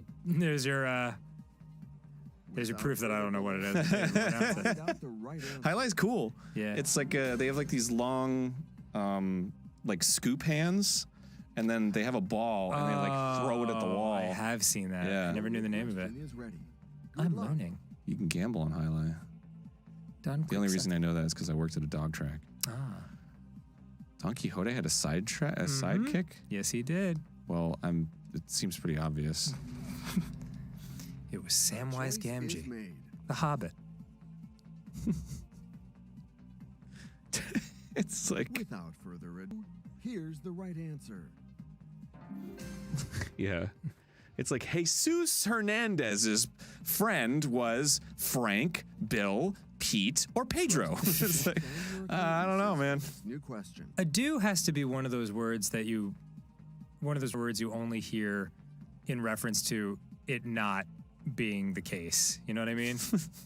Like, no one's ever like, can I have some more ado? Like, I would appreciate some further ado. Yeah. Could I have... this isn't enough ado. Can I get much ado? A sprinkling of ado. Yeah. The right answer. And if that do could be about nothing, that'd be great. Yeah. Do a deer, a female deer. A female. Ray, a drop of golden Let's spoo. go for a whole new question. South Dakota and Nebraska. The Poor Lands. That's really inappropriate. Well, I guess I'll pick the one that's a thing. Yeah. Outlands is a thing, right? The Outlander? I guess. Right? Yeah. I don't know. All I know is it's a Magic the Gathering card. Oh, okay. Fair enough.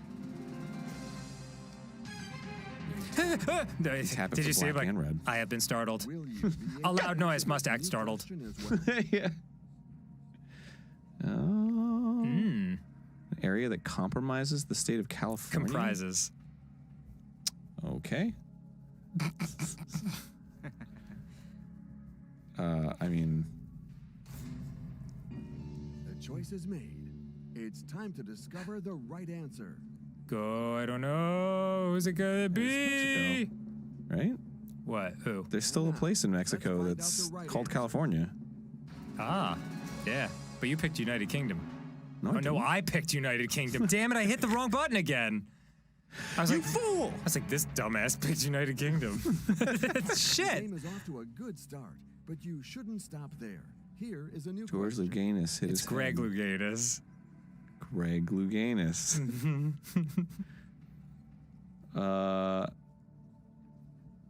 I mean, I guess This is the slight generation gap between us. I remember this so clearly. Good job.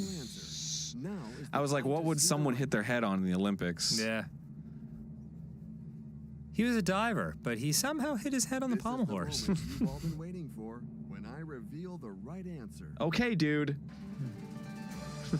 This is what humans call anticipation. Feel it. Come on. Boy, you are kicking ass right now. You haven't gotten one wrong. Bro. Look at that bonus. You're going to make sure. Oh, man. Times 8? Oh, shit. Do you remember? Oh, my God. Yes, they already asked this. Yes, they did. Battlestar Galactica. Is it Battlestar Galactica? Battle Tester. Shink. Choice is made. Aaron, are you running flawless right now? I think so, bro. Incredible. I think so. You'd be doing better if you didn't mess up twice. That is absolutely true. You always do better when you don't get things wrong. I find. In my experiences? Nah, I don't want to speak for everyone. We are all sitting here. This is something that humans do. Ah.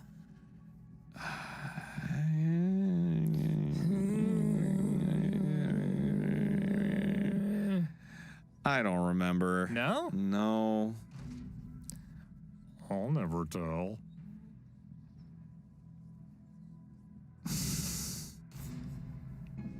Oh, you son of a bitch. It was a trick question. I know Jiminy Cricket. Yeah. I recognize Geppetto. And obviously, the right answer is the following. The Green Fairy. Well done. Good for me. Us. I will kill the dogs as well. And here's a new dramatic music tied with just like the blank face. Totally. Oh, I know this. Mm-hmm. No. No. How come I can press it 3 times? I don't know. You're amazing. Well, thank you.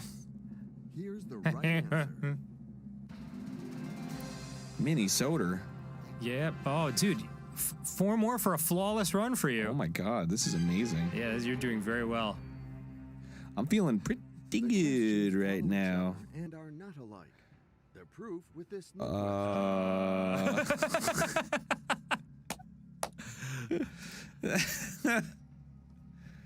Okay, weft. I think I know, but yes, I'm gonna follow my gut. Yeah, you do it. Nadia. Warp, weft. Downloading information on human gut. Oh, geez, I don't know. Just gonna guess. I might as well. Oh, I picked the Welt. You picked the Whirl. It's probably the Warp. The Welton Whirl, my favorite ride. Yeah. And now, let's find out the right answer. Come on, give it to me. It is the warp. Sunk of a bitch. I lost my boners. Yeah, but you've got $500,000. But it's not as good as It's not as good as. The game is Right, off you to a are. good start, but you shouldn't stop there. Here is a new question. I don't know. Montevideo. Didn't those get shut down after Netflix started? Hey, girl. I think you're gonna have to make a wild guess. I'm thinking that too, Nadia.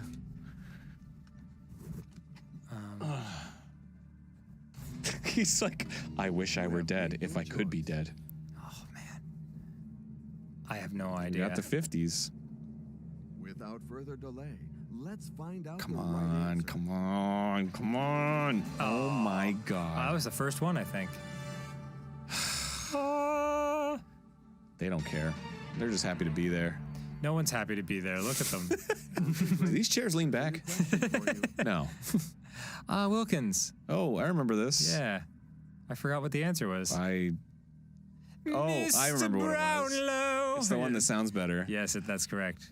Mr. Macabre. Wilkins Macabre. It just sounds the best, right? Is it Wilkins Pickwick, Wilkins Brownlow, Wilkins Bumble, or Wilkins Macabre? Wilkins Macabre sounds great. Now, I let's bet, find out the right answer. bet Wilkins would find a lot of action on Mr. Bumble. Can I talk to Mr. Bumble, please? I've got a problem with my bees.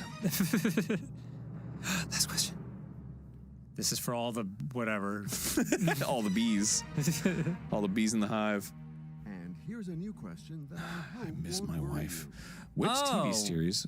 Oh. We learned this Yeah. one too. Sorry, while we were cheating off screen, we learned a little bit. Wow, there really aren't that many questions in this game, I guess not. It was C. For Grand Invaders. Find out the I correct could have, answer. if I got this one, I probably would have guessed the Invaders because I've seen all three of the other ones. Oh, and, shit. and they don't have crooked fingers. Yeah, the Invaders definitely looks like a 60s production. Look at me, $500,000. Shit. Shit. I did stuff that was. Oh man, pretty we would have gotten cool. exactly the same score if I hadn't fucked up those two with my goofy thumbs. What? The first two were the ones Oh. I hit the wrong button on. Oh, yeah. Spot. Wow. How about that, man? Amazing. Wow, that's the difference of $300,000. Cool. I want to see what family mode is. Simplified question? Oh. Requires only one controller. Perfect, because I just dropped mine on the ground All accidentally. right. Number of candidates, too. I'm cool with Nadia. I think Nadia she's dope. rules. She's got a nice little blouse on. Sweet pants. Okay. You're going down, Hang. I think you're Hang. Shit. Well, then, I'm going up? Oh, God, another camera angle. It's Nadia's turn to try to shine. Okay. Preparing to shine. Sports involves horses. Boy, I mean, a lot of those feel like Oh, they I could can be move okay. it. I have to choose, and that choice will be D. come on. Well done. Hey, all Your right. turn has finally arrived. Good luck. Oh, Finally. hey, you want my greasy controller? They call me Well Hang. Hey, what's up? I'm Hang. Oh, God. This 38. controller is so moist. I know. Well, you know what? Why? It's because I'm so warm. Offers you a new question. Hockey is played on what surface? The ground. Yeah, nailed it. I mean, yeah, I wonder what surface ice hockey is played on. Well, I'd say D. Why are half of them British? I don't know. I guess it's a British game. Is that your final? Lock it in, baby. All right. I'll say D. What do you think of that, Nadia? She's like, I should go. I'm just here Let's to go make for the this money. I new don't care. eliminatory question. South American country shares its name with a type of nut. Oh, Oh. Brazil. the Argentina nut. Hey, girl. I think you're gonna be. You don't have to make a wild guess. It's a Brazil nut. How do you not know that? Also, you don't need to talk to yourself. You just okay. Yeah. You know I can't receive information. Oh crap. Oh, it's a Blue Danube. What? Yep. You seem to be convinced. Never heard of the but Blue is this Danube? your Oh. final- That is The only Dan Yube I know is when you Dan. When you Yube up. It's the name of the dog in the Peanuts cartoon. Poopy. I'm sure. Ah, the adventures of Woodstock and Poopy. My All name right, we're is doing a little lightning Poopy. round here. That was Peter Pan. That was Peter Pumpkin Eater. Oh my God. Answer is C. Yeah, these are, or at least like the tier 1 questions. Feels like it. Would you play the back 9? Oh no. You don't know this? Golf? Yeah, we played it a million times. Okay. Yeah, because I was like, 9 is half of 18. Correct. Which sport? Croquet! Fairy Tale, the mirror declared it as fair, so that's Snow White.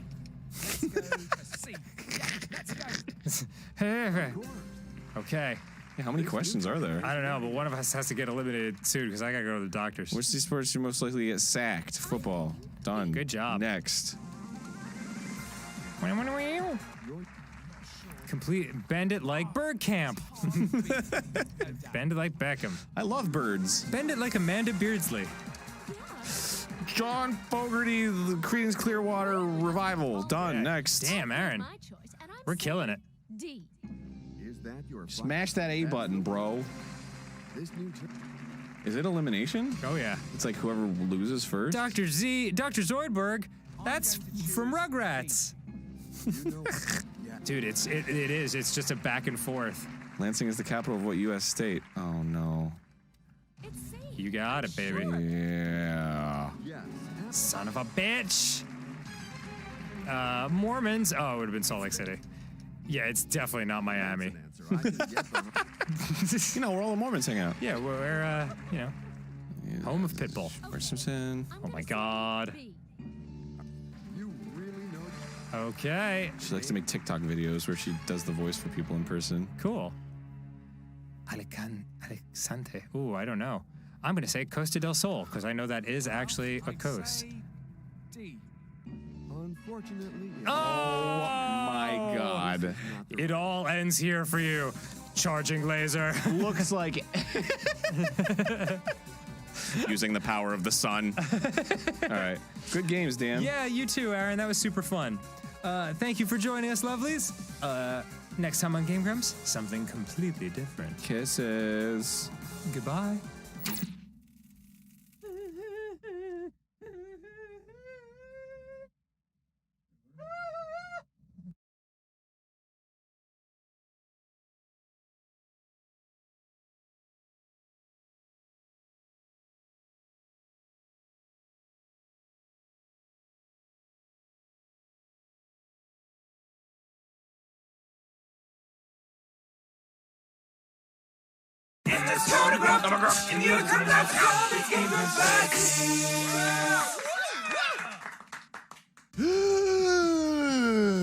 Welcome to Pictionary! Oh, yeah. It's interactive. Oh, man.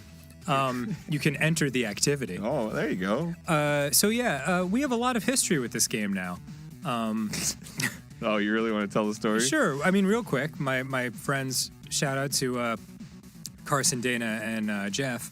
They Carson Daly? No, Carson and Dana. Could you get my request on the air? All right, no, we're two different people. And not the third person that you think it is. But could you get it on the request? Totally. My God. Yeah, so they gave me this game. They hand delivered it. And they were like, dude, check out this game, Pictionary for the NES. It has no business having the most banging soundtrack of all time. Yeah, it sounds awesome. It really is good. I'm not going to lie. And also, we just tossed the cartridge in the trash and played the emulated version. Okay, well, that's not important. It's not in the trash. It's on our shelf. That's right. It's been lovingly... It's like literally right in front of us. Yeah, it's lovingly placed in the P section of our shelf. Right between Pirate's Adventure and Pibbles. Pibbles, the Pibbles quest. Wildly, and I will say this, we did not own this game, so even though we are playing the emulated version, I mean, no, we're playing the real one. Don't at me. Okay. No, we're playing it on the Retro Freak. Duh, we put it in the cartridge and played it on the Retro Freak. All right, let's go. Yes, and the other part of this is that we played this. We played a one-off of this already, and the footage got destroyed. So wouldn't you know it? This is our second run through of Pictionary. So you're player 1. I'm excited. You gotta hit the select button to move it around. God, That's it's the a start regular button, game. but All right, that's it's fine. regular. Select number of teams. Oh, that's right. Yeah, we're on a team and we Okay. have to compete with. Here. Oh, okay. Yeah, Yeah, you do the take thing. this. Okay, Oh, yeah. this Okay. one's so far away though. I know. It's Well, all- I'm not the one who's so it's- far it's away. all restricted. We're all tied up. There's wires. Do you Who wanna uses switch- wires anymore? All right, switch we're good. chairs? Enter team name. Okay.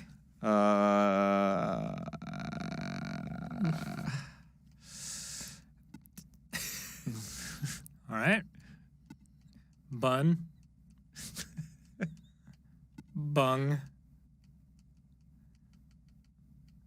Hopefully this is Bungie. Oh yeah. Bungus. Bungus. Okay, great. I love it. We are Bungus. Yeah. And Bungus. let's do it. Aaron and I are going to work together Okay. on this one. Is that how we did it? Yeah, we had to make sure. up our own rules. Oh, okay. Oh, this, this- yeah, okay, we had to okay, play so, this. This yeah. is ridiculous. All right, we took like Oh, a you blew year it. to figure this out. Okay. So Aaron has to pick up boxes from the side, avoid the tiny noids, and who will smash his boxes like that, and thereby reduce the amount of time he has to show the picture. Look at that. Yeah. Seeing ooh. that pro move right there? Four. And And Aaron has to figure out what the picture is in the allotted time. It's sail. Okay, well, you know what? How about a little fucking... It's clearly sail. How about a little excitement in our lives? Well, I'm excited about it. I got it right. Why wouldn't I be excited? This is big. So, I mean, why not just let the guys destroy the boxes for to save time? Because I want it to be revealed, because maybe it's not sail, maybe it's seagull, and I just haven't seen the seagull yet. There's just like a tiny seagull Yeah. that they... It's like the one thing drawn with incredible accuracy. Dude, look at how amazing I am at this. You're doing Dude, quite well. When we first played this was like the hardest minigame. Well, yeah, because we didn't know what we were doing. Well, I didn't know we still could don't get- know what I'm We doing. didn't know we could get boxes from the side. Okay, Oh, it's okay. sail. Okay. Sail. Look at him run. This animation is so smooth. Sail! Oh, sorry. Good job, you're not bad. Yeah, well done. Well, thanks. I appreciate it. Oh, fuck. Oh, well. Fine. Okay, we're good. We're good. Good. All right, that's. Can you press it now? Is that you? No, we're. Oh wait, Yeah, maybe. it is you. Yeah. Well, I'll be damned. Because now it's your turn. Okay. Oh well. All right. All right. Aaron has 1 point. Let's press start. I think I think it's all through your controller. Yep, it is. Aaron, I need to play this. Sorry. Whoops. You fucked up, Whoops. Aaron. Wait, your controller's being wild all of a sudden. This is I'm wiling out. Okay, this is it is your help, controller. Help. Oh, unplug it. What do you oh come on, man. Oh Now replug it. help. I can't replug What are we doing, man? This is like wasting 40 seconds of people's it's time. We working can't now. skip it. Oh, it's Okay, working Not now. even a guess. Yours is working? I don't know. Why didn't this happen last time? Last time was perfect. Okay. Okay, yeah, it's yours Okay. now. Nope. Oh my god. Oh, you can't move it? What about the I can't- D-pad, dude? Oh, the D-pad. All right, cool. So now we're playing Space Invaders, or a Space Invaders-esque game. Yeah. Oh, they're Tractor really trailer. Radio, Aaron, don't cassette answer. player. You're just doing my work. Oh, you Oh, have that- to guess. Yes. But we're on the same team. There's only one we're team. competing against each other, Aaron. No, we're not. If we're not, then what are we doing? We're trying to get to the end. We'll get there no matter what. That's a turtle. That's an adorable turtle. It's pretty turtly. I like. Do you think am I not turtly enough for the turtle club? If we put in two teams, then that would be different. Good job. We're on You're the same not bad. team. You're good. All right. This controller keeps unplugging because I'm using the far away controller. Well, why not move the stuff that the wires? We're just using one controller then. Okay, here you go. Fuck it. Great. Roll the dice and roll the dice. Roll the dice and move to the green. Green. Oh, it's Space Invaders again. No, I got this. This is easy. Stop shooting the goo at me, bro. Stop shooting the goo. Whoopsie-doo. Here comes the goo. Listen, I don't care about alien goo. I only want the humankind.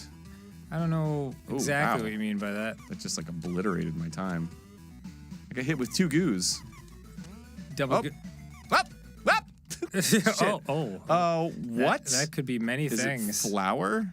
No. Is it? It would be flowy. Crystal?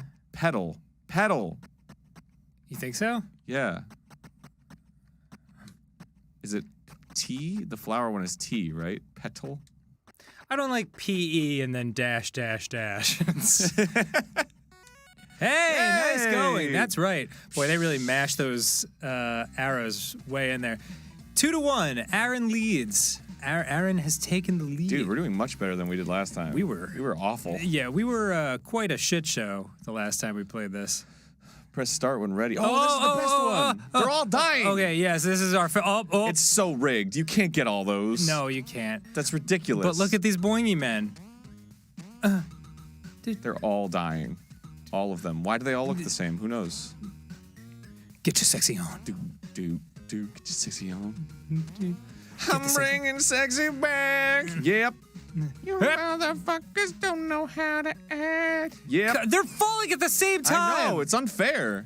Firemen should not have to make godlike decisions like this. Yeah, look, I'm with you on this.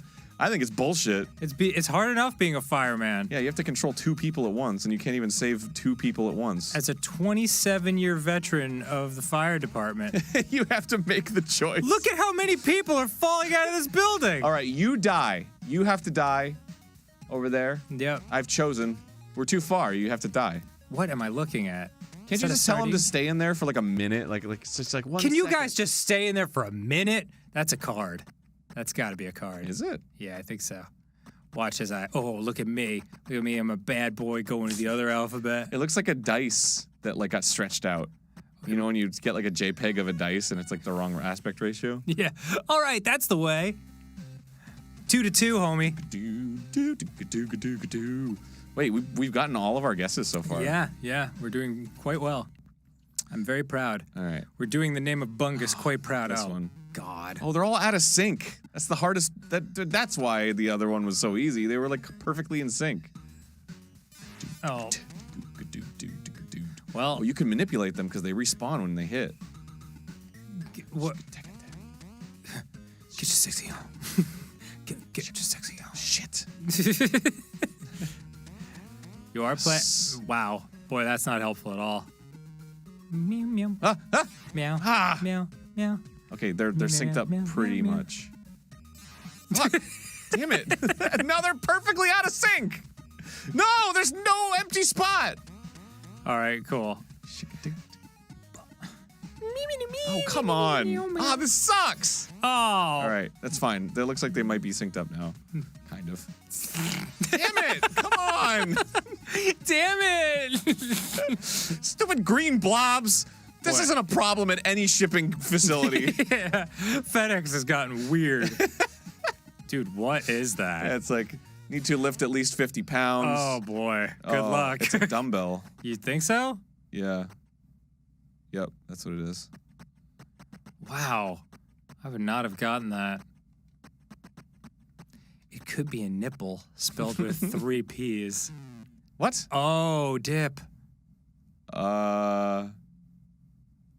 The worst part about it is they don't show it to you if you don't guess it. No, you don't. You never find out. You have to die mad about it. Crank? I don't know. Barbell. Oh, maybe it's barbell. Oh, better hurry.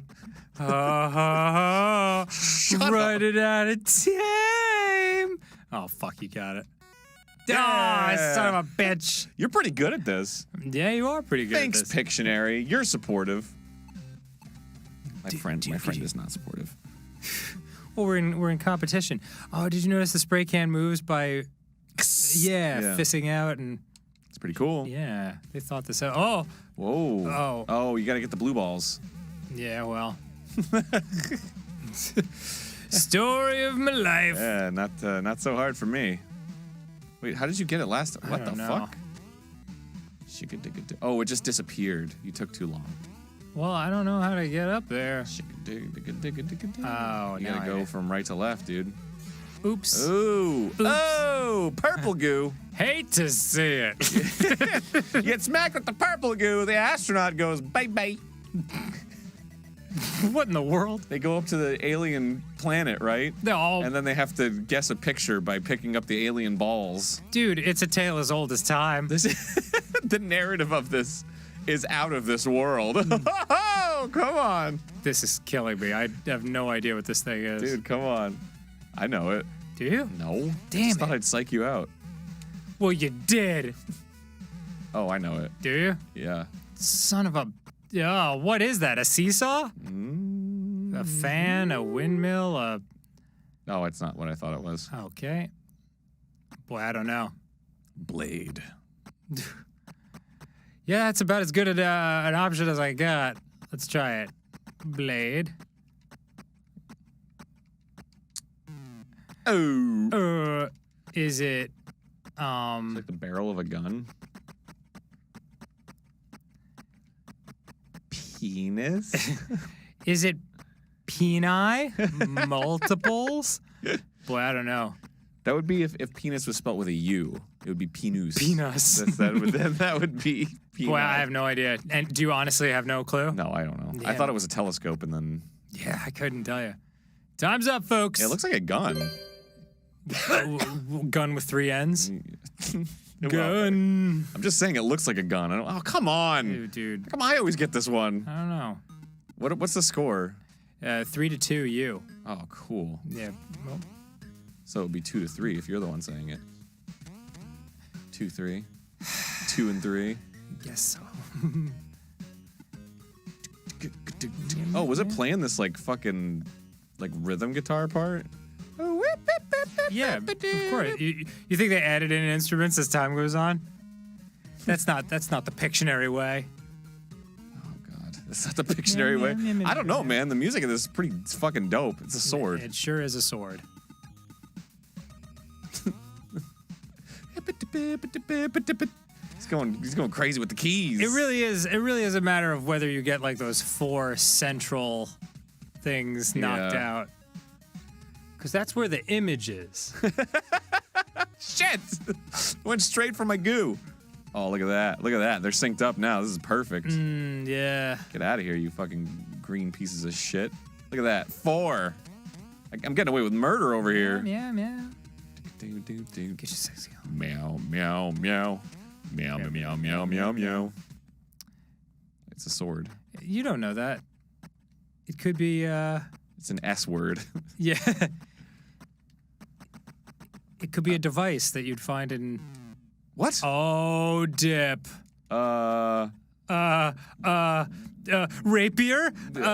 Knife. Oh, it could be a knife. It could be a knife. Yeah, boy! Son of a bitch. Yeah, boy! I thought I had a chance there. Holla. Holla at you, boy. Holla. Okay, I got a hold serve, man. You're starting to pull ahead. No, yeah. No, I'm getting really tough ones, man. Oh, this one's good. You get a lot, like all at once. Is it the same song every time? Oh, yeah. Oh, I thought there was like different ones. Feels like, oh. Oh, yeah, you wanted to stay over there. Ouch. You had to strategize there. Play God, man. You're like a doctor. Well, it looks like because they're all dressed the same, these guys are all inmates. And therefore, should I even save them? Well, is this a form of vigilante justice? You're launching them into like a paper board. Oh, yeah, I sure am.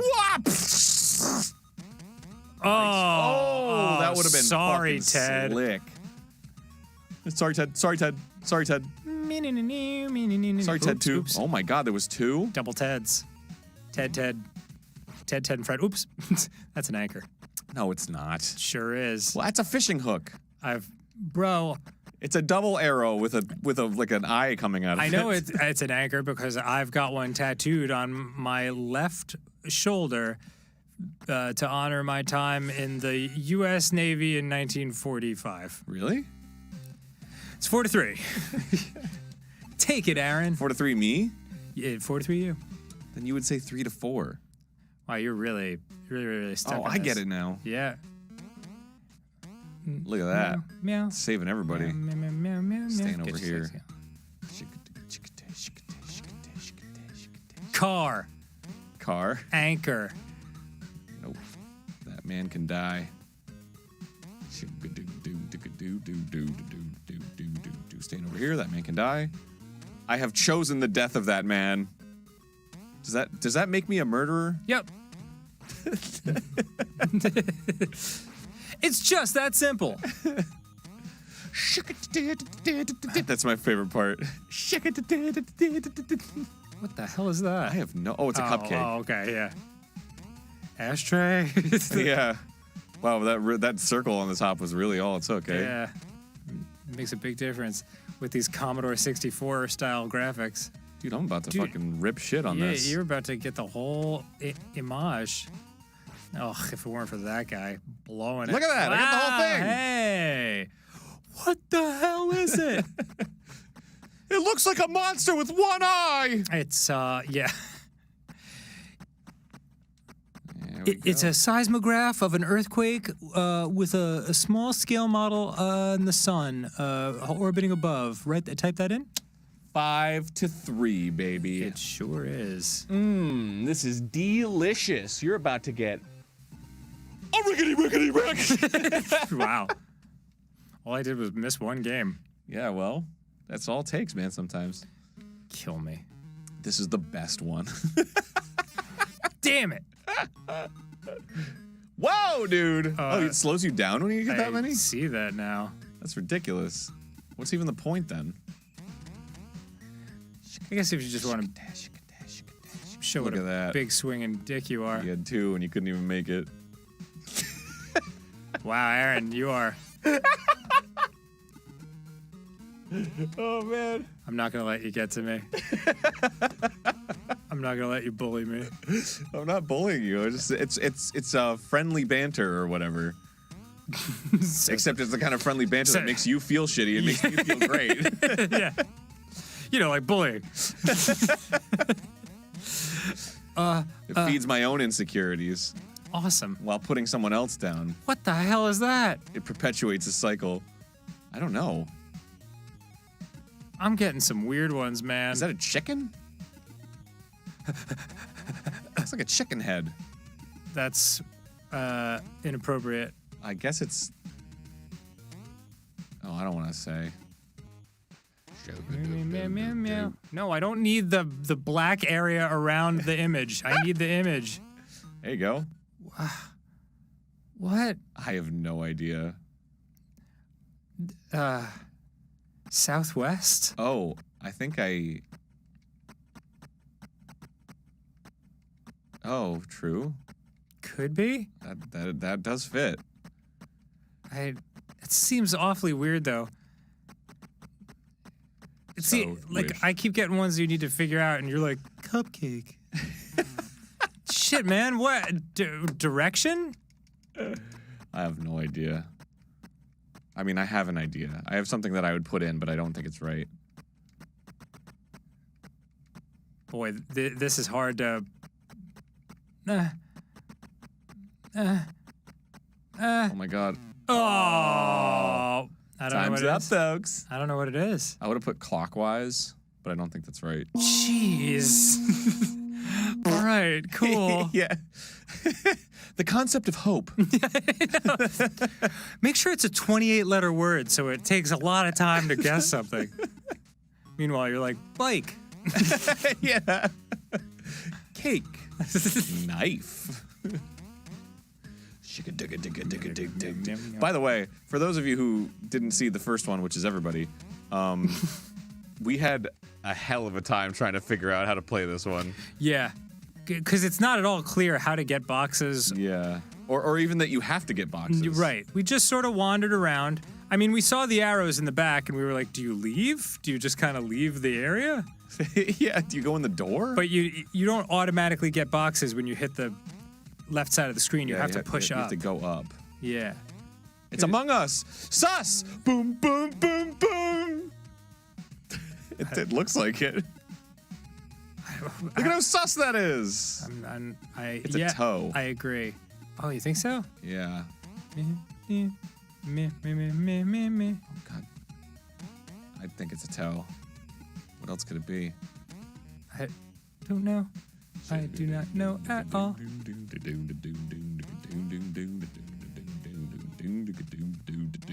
Yeah, it's toe. Or it could be finger. Toe is it's 3 letters. I know. And let me review toe. Toe. Okay. Oh my God. Oh my God. Is it cuticle? Holy shit. I'm sorry. Yeah. Dude, I have no idea.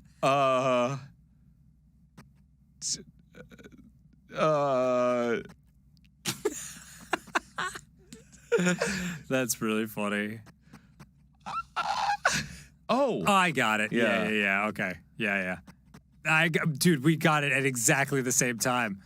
But can you finish it in time? No. Oh, better hurry. Fuck, man. God. You're such a sussy baka. Aaron Kuhn, you are such a sussy baka. Cinderay. Woo. Moe-chan. I'm not entirely sure what that means, but I don't know. Heard somebody say it on the internet, and I was like, okay.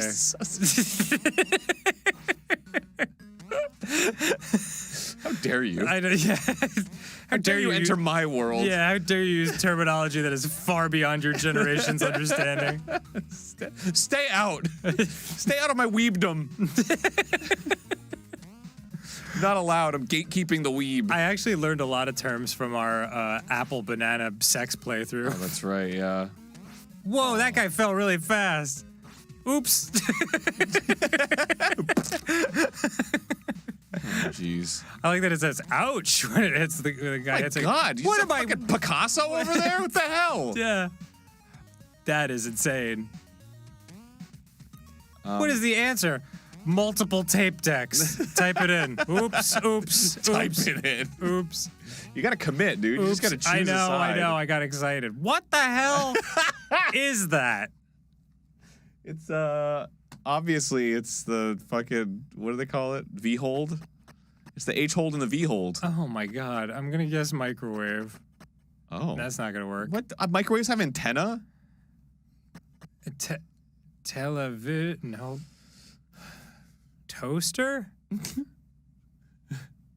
All right. I have to just. I have no idea. Commit to my bad idea. Broadcast? Speaker? Speakers. Toasters? Well, what the fuck is it? What is that pointing to? What does it mean? I love it. It doesn't tell you either. Boy, that's agony. Okay. Fucking tsundere. You soon piece of shit.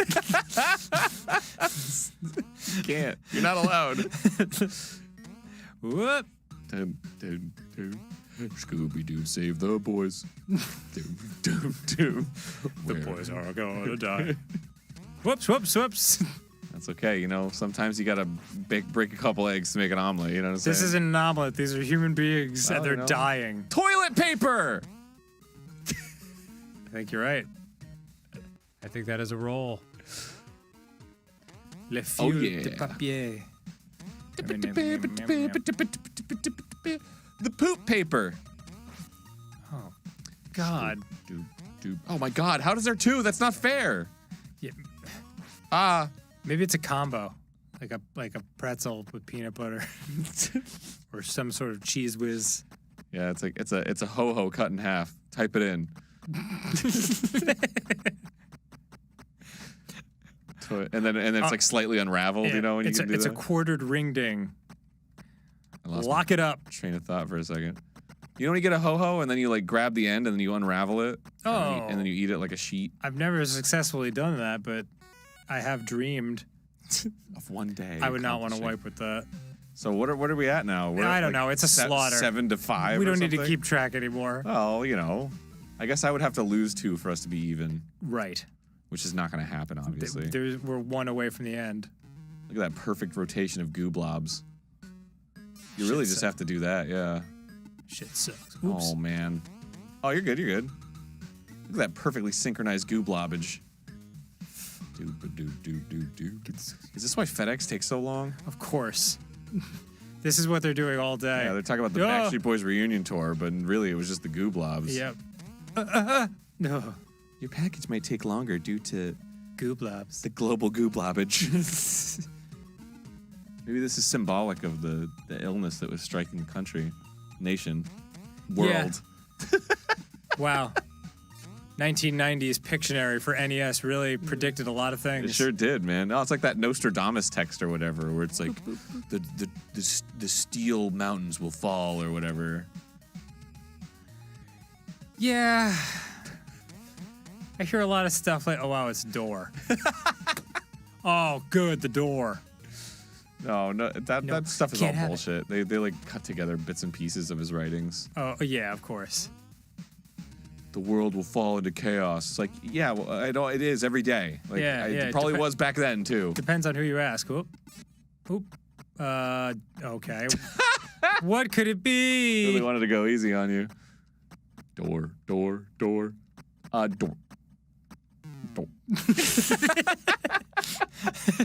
Then what is it? Like, oh my God, I just lose my mind screaming. Everyone's watching.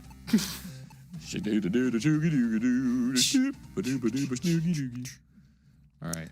Are you ready, Bungus? Oh, finishing it strong. Is there one game that we didn't see? I feel like there's one that we. No, this was the only ones. We got the space one. Oh yeah, we did get Space Invader. We got the guys falling out, and we got astronaut jump. Unless there was a one last time that we didn't see either. No, impossible. Look at that, 4 at 1. I know Left. my Pictionary. Yep. I love that their little eyes look in the direction. Yeah, they look at you. We're watching you, motherfucker. Ooh, you better not goo it up. Boy, it's really easy when they're like in the exact same spot. Yeah, absolutely. God, I wonder what it could be. Arrow! So many potential choices. FedEx. Oh yeah, the FedEx logo has an arrow in it. Yeah, the hidden arrow between the E and the X. Look for it at home in the negative space. Apparently sometimes it's white and sometimes it's blue, and that has to do with like whether it's international or domestic. Holy crap. Well, right? I guess if it stays blue, you'll just have to type in international arrow. It could be east or west. Sorry. You're pretty good at this. You're pretty good at this. Congratulations to Bungus. Aaron, you did it. You're the best. Well, thank you, Pictionary. We're amazing. Oh, wow, and it just shoots the goo celebratorily. Yeah, I think we got to do a second team game. I mean, it just keeps track of our score. But alternative game, okay? That's the one where we actually draw. Oh, all right. So let's do that. Okay. Check mark. Meow. Number of teams. Meow. 1. There's 1 team. Meow, Enter the meow, team meow, name. meow.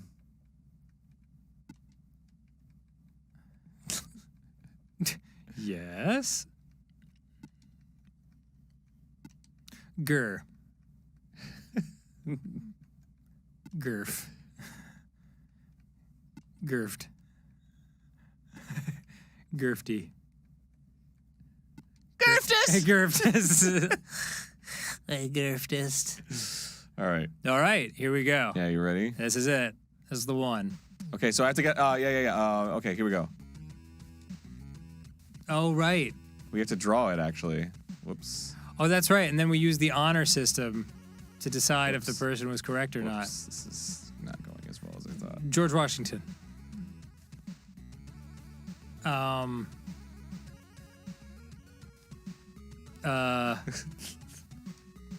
Fuck, just go, dude. It's so finicky. This is terrible. This is not at all what I wanted to draw. What do you mean? It's obviously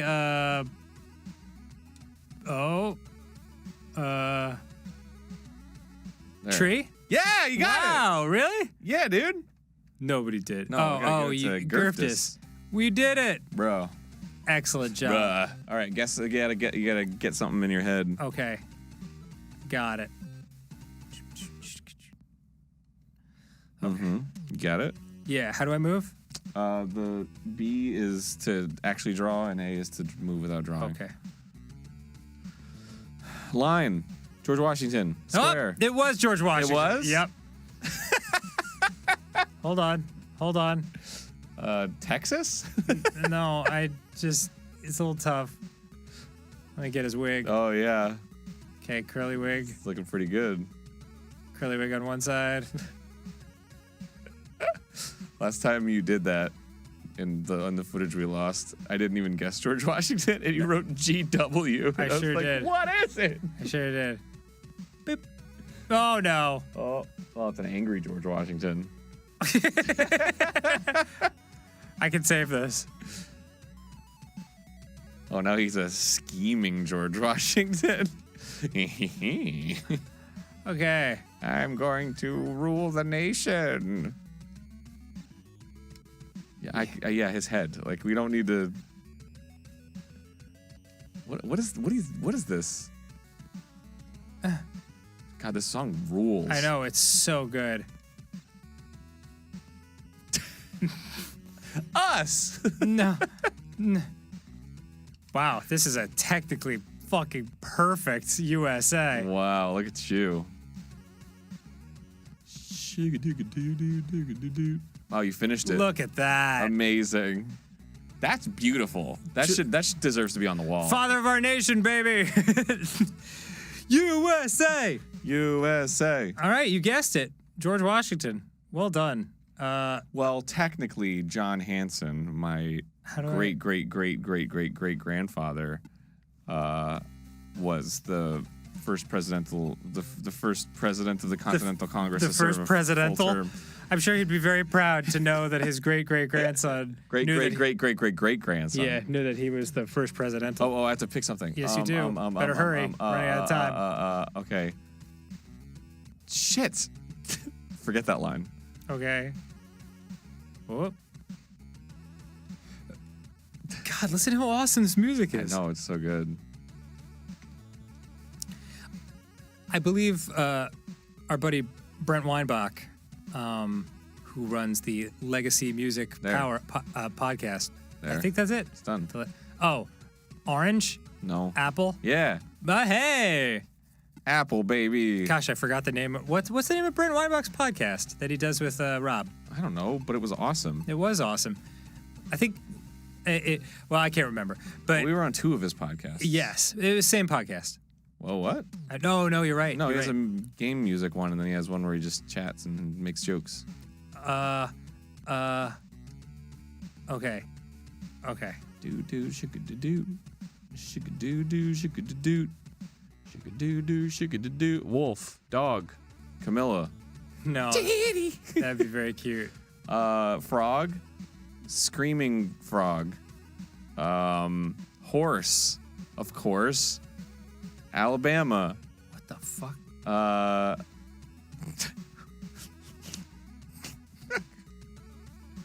Fish.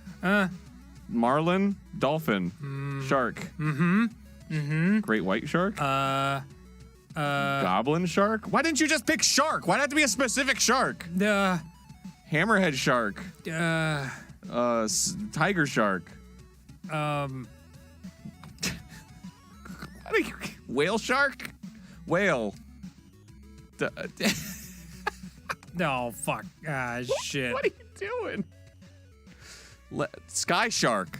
Flying shark. A shark. Animal shark. Animal shark. And no. Ant shark. Amber shark. And anvil shark. Oh, I'm out of room. Ah, shit.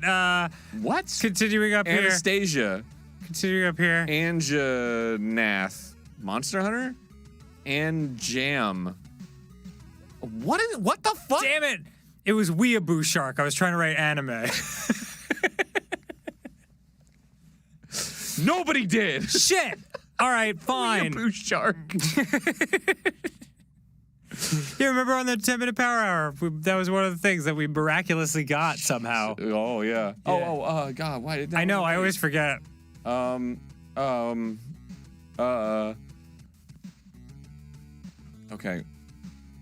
Meow, meow, meow, meow, meow.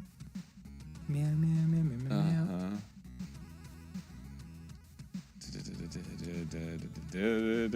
T-shirt. This one's so easy. House. No. Weeaboo Shark. No. George Washington. Getting there. Okay. Mushroom head.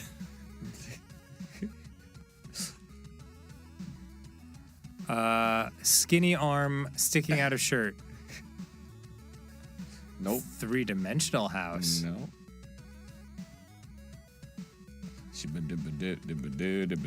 Come on, line up. Fuck. What in the name of God? Short sleeves, t-shirt. Come on, man, you got this. Do I? Yeah. Maybe you should keep drawing just in case. Whoops, that wasn't meant to be curved. That wasn't meant to be curved. It's supposed to be straight. That looks like a door. Yeah. Oh, Aaron. This is What so hard. the hell am I looking at? No, you can't keep guessing. Us. USA. Soccer jersey. Shit. Land of the free, home of the brave. Uh-huh. Wow, you're just gonna circle it? No, I was trying to find out where to go next. Okay. It was the Continental Congress. Oh my fucking God. Oh, how did I not get that? I guess I'm an idiot. All right, one more. I told you, John Hanson. He was the fucking first Continental Congress president to serve a full term. You're right. He wasn't the first president of the Continental Congress. He was the first president of the Continental Congress to serve a full term. Apple Tree. Advent Children. Joe and Mac. Boobies. Butt cheeks. Yeah, it's butt cheeks. Wow, Aaron. Great work, man. That's the fastest one we got. I'm really proud of you. Thanks, man. Oh, man. Next time on Game Grumps. That's fucking incredible. Yeah. Solid work on those butt cheeks. I won, though. Well, I don't want to say it like that. Yeah. Okay, Aaron, you won. What? I didn't win? No, you did. You're amazing. Everybody. Well, it's Game Grumps Versus. You can't open up with Game Grumps Versus and that'd be like Danny wins or whatever. Okay. But it's Aaron wins. It's not Danny wins. Fair enough. Yeah, I'm the one who won. So, okay, yeah, we got it. So I just wanted to be clear about that. Yeah, butt cheeks. Butt cheeks. Okay, bye. Lucky Charms? Mushrooms? There's Lucky Charm marshmallows with peanuts and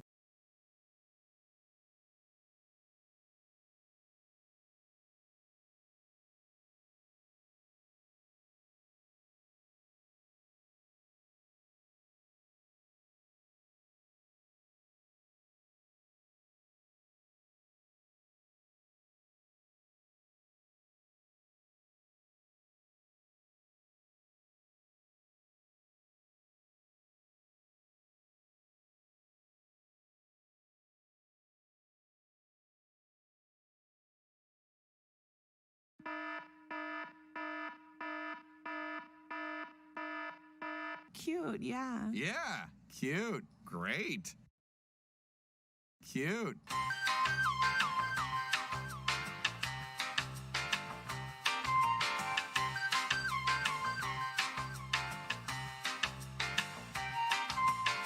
Big Mouth strikes again, and again, and again until every last remnant of your energy is completely beat out of you. That's not to say that the show is completely hopeless. There is enjoyment to be had here, but overall it wound up being a tired exercise in lazy writing.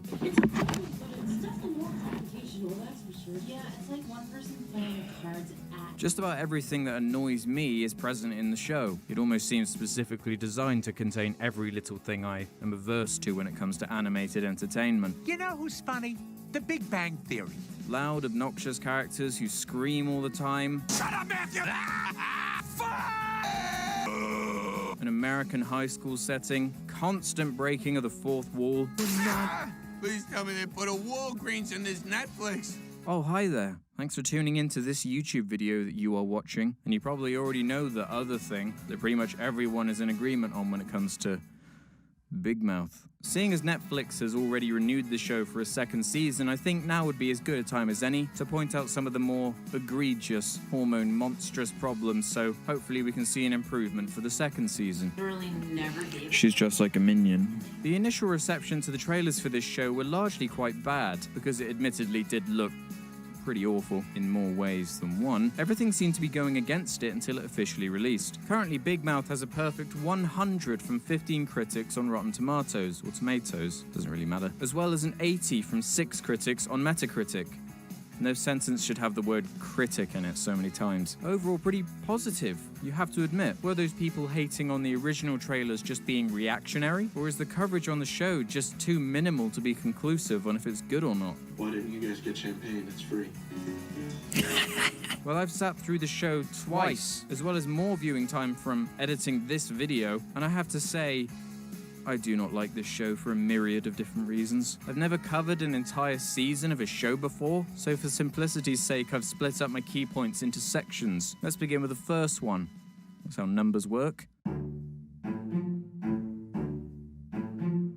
Big Mouth is a simple coming-of-age story about 2 or 3 main characters dealing with a confusing and complicated mess that is going through puberty while at high school. Our lovely, not totally ugly and disgusting protagonists are Nick, Andrew, Jesse, and I guess Jay, but he's more of a Kramer from Seinfeld type character who's mostly there just to make you laugh and giggle. Supposedly, certain events in the show were based on experiences that some of the voice and writing talent went through when they were kids themselves. A lot of the stories are based on our childhood and our friends when we were growing up. There isn't an overarching plot as much as there are mini-stories for each episode that only loosely link together, such as how awkward it is getting your first period, figuring out which way you swing sexually, first relationships and breakups, that kind of thing. Minor seed consequences in later ones, such as the boys stumbling across the annoying girl character's mother, who turns out to be cheating on her husband, which comes to a head in a later episode to highlight how it's not just the kids who are having a difficult time. Some adults have no idea what they're doing either. Unfortunately, Big Mouth just doesn't know when to stop,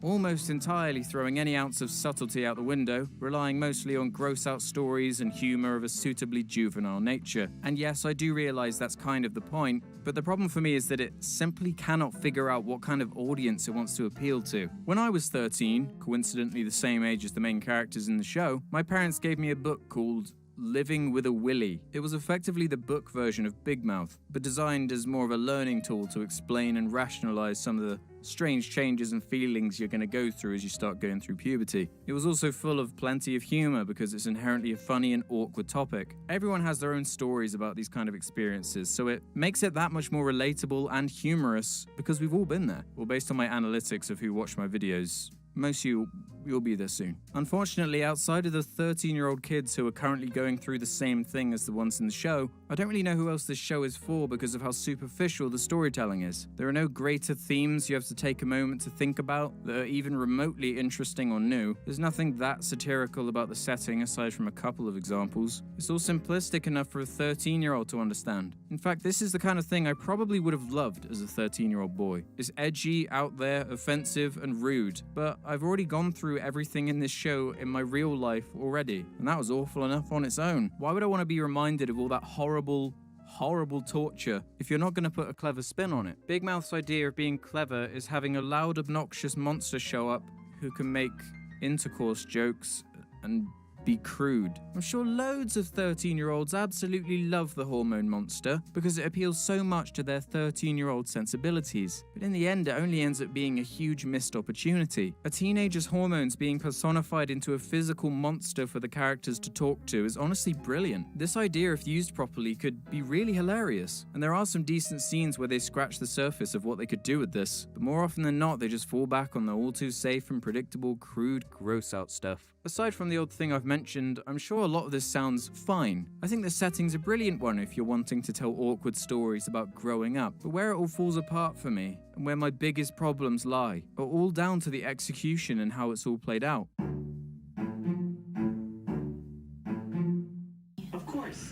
What are the rules? When I first saw the trailers with the Hormone Monster character, without even seeing the show, I just assumed that this monster was a manifestation in a single character's head. The character who is linked with the Hormone Monster is Andrew. It's his Hormone Monster, so I naturally thought only he could see it. Only he could interact with it. Go away. You are not real. You're just some hormone monster my brain created. And that technically the Hormone Monster doesn't actually exist, or at the very least is only visible to Andrew. It's the show's way of personifying the change we all go through, and it is a fun storytelling device to have your hormones be a creature who can have dialogue and torment the character. However, all of my assumptions were wrong, because the Hormone Monster is not unique to Andrew. Randomly, other people can start interacting with him when it's convenient to the script. There's a monster next to you. Hey, what's up, Caleb? This goes as far as to include conversations where the Hormone Monster just disappears between cuts. He has no presence in any scene because I just don't understand how he works. Other characters start referencing the same Hormone Monster as if he's their Hormone Monster too. Do you mean the Hormone Monster? Yeah, Maury. And later on in the show, Nick has to have an interview with the Hormone Monster to see if he qualifies for puberty yet. But then at the same time as all this, when Jessie starts going through changes, she gets the Hormone Monstress, who is a different character but plays the same role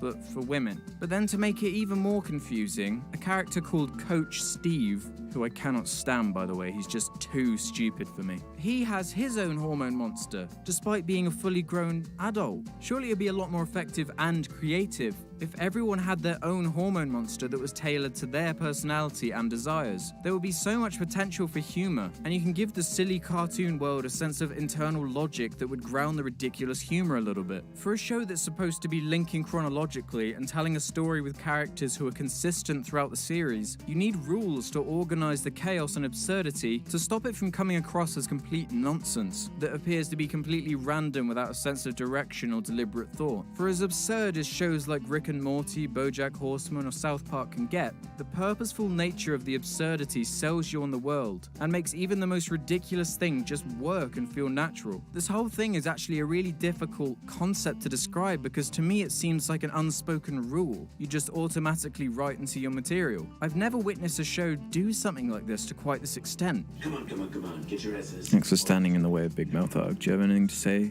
about Big Mouth? Social cues. Hi, you're looking at me. How tall Thanks. are you? There's a monster next to you. Hey, what's up, Caleb? But so that kid recognized him, that kid acknowledged the monster, so everyone can see him then. Why is no one doing anything?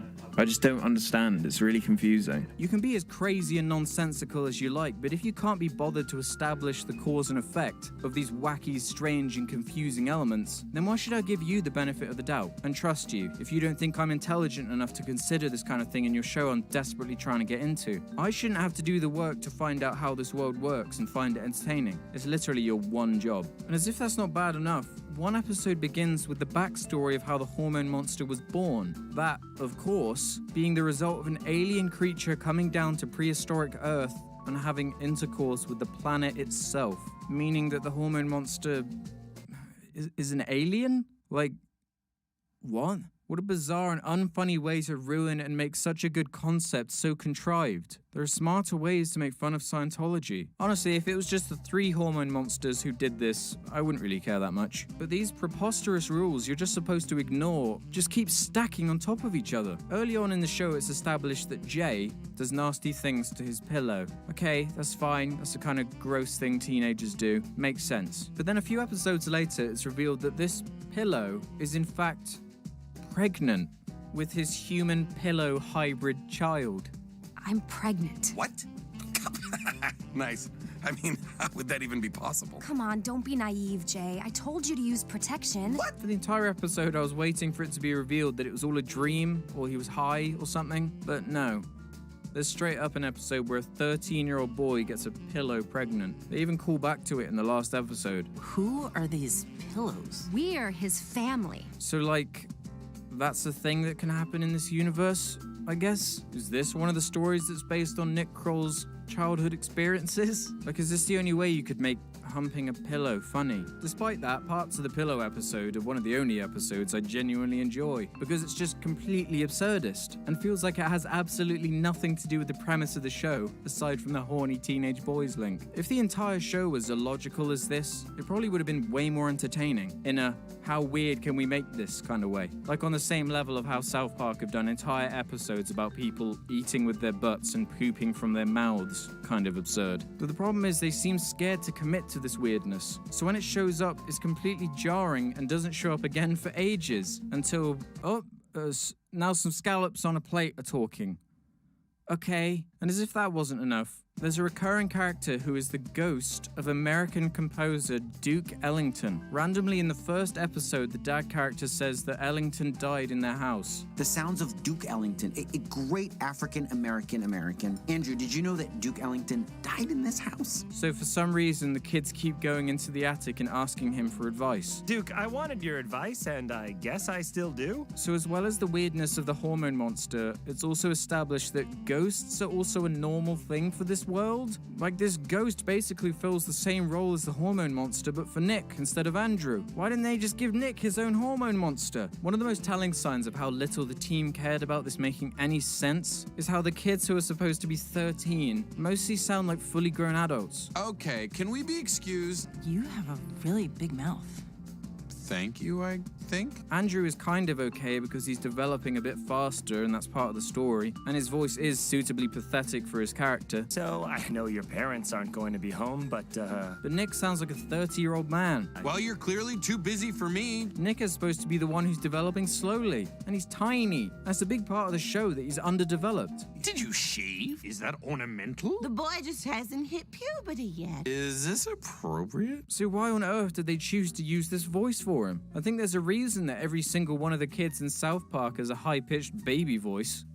I'm sorry, Cartman. Because it sells you on the fact that they actually are children. Imagine if Eric Cartman just spoke like Trey Parker's normal talking voice. That'd come across as pretty lazy, wouldn't it? The character called Missy is the only one who actually sounds her age. Wowzy wow, forbidden lovers? But the only child character performance who's fitting and suitable stands out as being weird because they just didn't bother to do it with anyone else. And that's why we need equal pay. Like, you don't sound like a 13-year-old. Everything in the gay community is a thing. You don't sound like a 13-year-old. What? And on top of this, it doesn't help that so much of the dialogue isn't even attempting to make them sound like children. They're all just tiny adults. Are you the patriarchy? Wow, yeah, a 13-year-old would say that one. You're starting to see why I don't like this show now. None of this kind of thing should even cross my mind because you're supposed to sell me on your show. You're supposed to make this universe believable in its own way. I'm not even supposed to think about this kind of thing. I never even thought something like this could be such a huge problem. But Big Mouth has invented for me a new warning sign for bad writing and bad world building. And don't just say, oh, because it's a cartoon, it doesn't matter. Well, if every other animated show that I like can do it,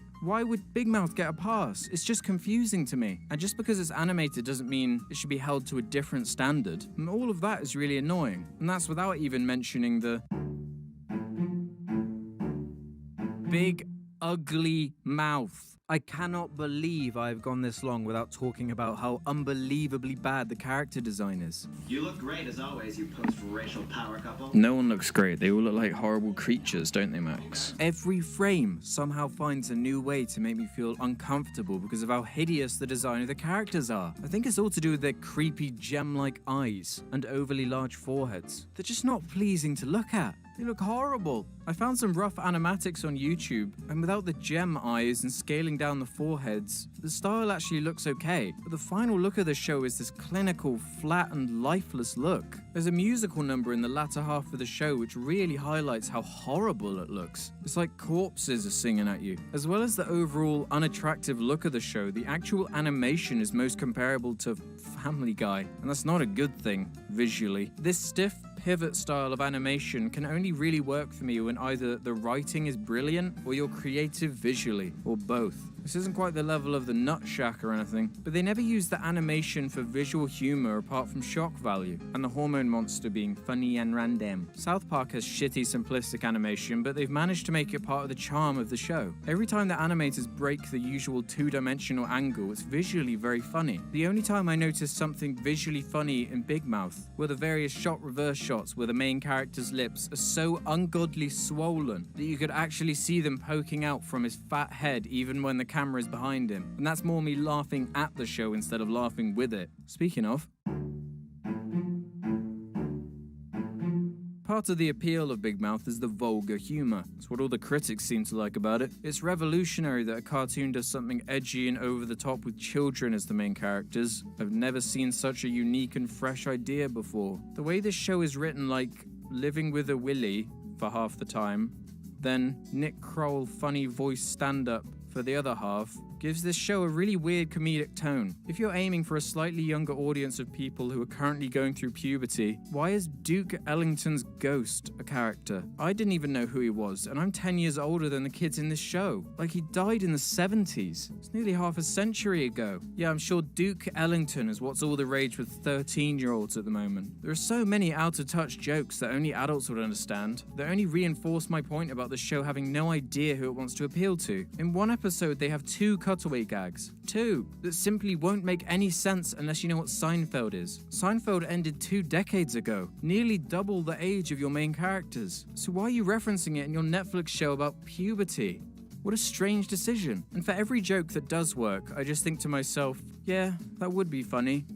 If South Park didn't already do this years ago in a much funnier and smarter way. I keep comparing Big Mouth to South Park because it just kept reminding me of how much better that show has dealt with all of these themes and ideas already. There's not one thing Big Mouth does that any other animated show hasn't already achieved. The Simpsons, Family Guy, South Park, and Rick and Morty all have kid characters, and they all have it beat in every way possible. The pacing of the humor also drives me nuts. Everything's too quick. They never let anything sit and fully indulge in the comedy. Timing is so important when it comes to comedy, but when you're taking so little time to give things breathing room, it becomes a little overwhelming. It's hard to describe, but a lot of the time the show just feels off, just wrong, like a painting that isn't level. Something about it just isn't right. And then of course there's the constant, incessant breaking of the fourth wall. God, it drives me crazy. Monster energy brings out the monster in you. What am I gonna do with that Netflix? Big Mouth. That's the show. That's the show. Hey, you. You're home on the elliptical watching this.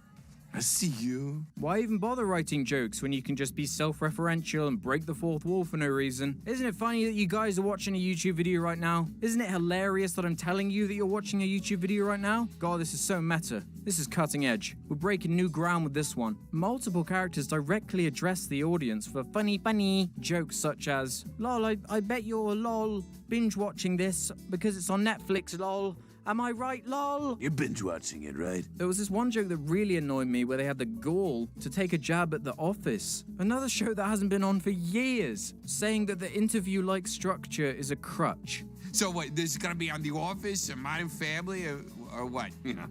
Boy, these straight-to-camera testimonials are great for narrative structure. They're a crutch, but they come right to the chase. They really help with story. How is it a crutch? It's just part of the format and structure of that show. I'll tell you what a crutch is. A crutch is constantly breaking the fourth wall all the time, you damn hacks. You can be self-aware and self-referential without having your characters grind everything to a halt and direct the camera like they're Ferris Bueller. Comes across as so lazy to me. The last thing I want to touch on is the decision to include musical numbers all the time. Again, much like South Park or even Family Guy sometimes, out of nowhere the characters will often burst into song about the subject of the episode. There's a song in the Period episode which is a parody of Everybody Hurts by R.E.M. There's another one about being gay, which is sung by someone who actually does quite a good impression of Freddie Mercury from Queen. North Carolina.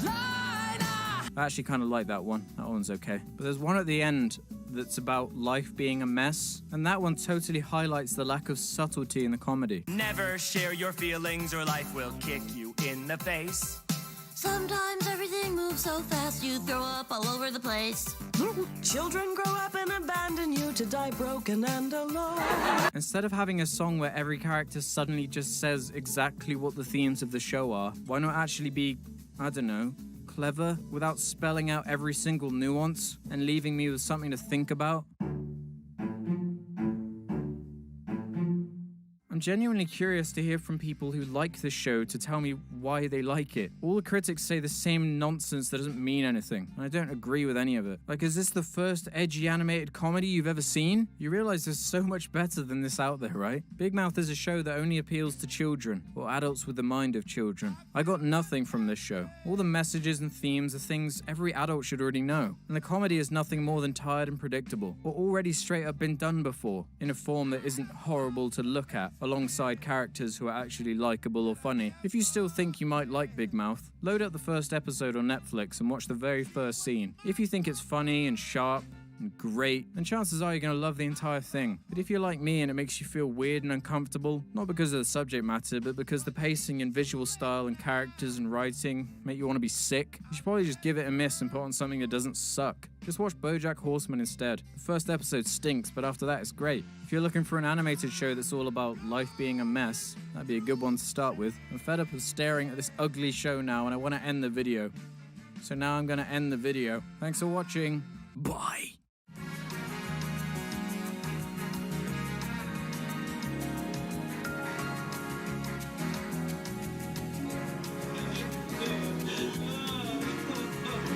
What do you think of the hormone monstrous, Arj? What? Stop licking the mic.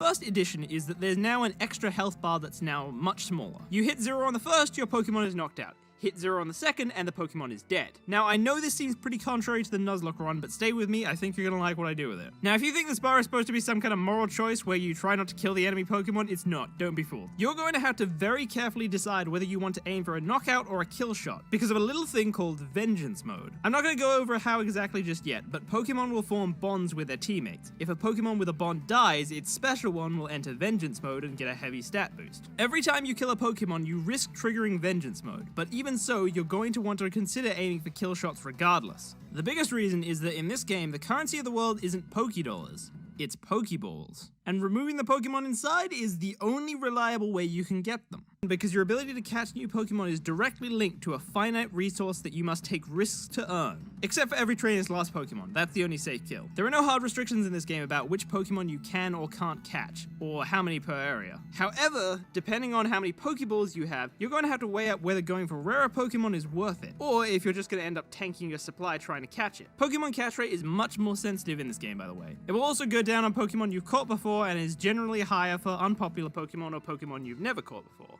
This is how I want to encourage choosing new Pokemon without getting the player off from anything they have their heart set on. Catch rates and how many Pokeballs you have will be a huge part of your decision making. And legendary Pokemon? If you go for that shit, you have some balls. Like literally, if you have a lot of balls, it might be worth risking it. In doing so though, you might wipe your whole team or lose all your Pokeball stock for nothing. I mainly do this to keep providing new challenges and risks regardless of your skill level. The better you're doing, the more you'll want to risk it for rarer Pokemon. Okay, we got a little sidetracked there, but another reason you might want to go for the kill shot is because trainers who you're going to fight multiple times are clearly marked. Now, if one Pokemon owned by a reoccurring trainer is a real pain in the ass or counters your team, you might want to risk Vengeance Mode just so you don't have to fight it again. Killing a reoccurring trainer's Pokemon will remove them from the game. Next time you fight them, they will probably replace it. hopefully with something more manageable. Again, Vengeance Mode will fuck you up, so you might want to consider each situation carefully. And even then, there will still be accidents. Now, the reason I add reoccurring trainers is this. This Nuzlocke-inspired game is hardcore permadeath. You die anywhere, you have to start from the very beginning again. The problem with this kind of design is it gets really boring to go through the same situation over and over again just to get up to where you died. Roguelikes get over this by changing up the situation, and I get over this by making it the exact same world.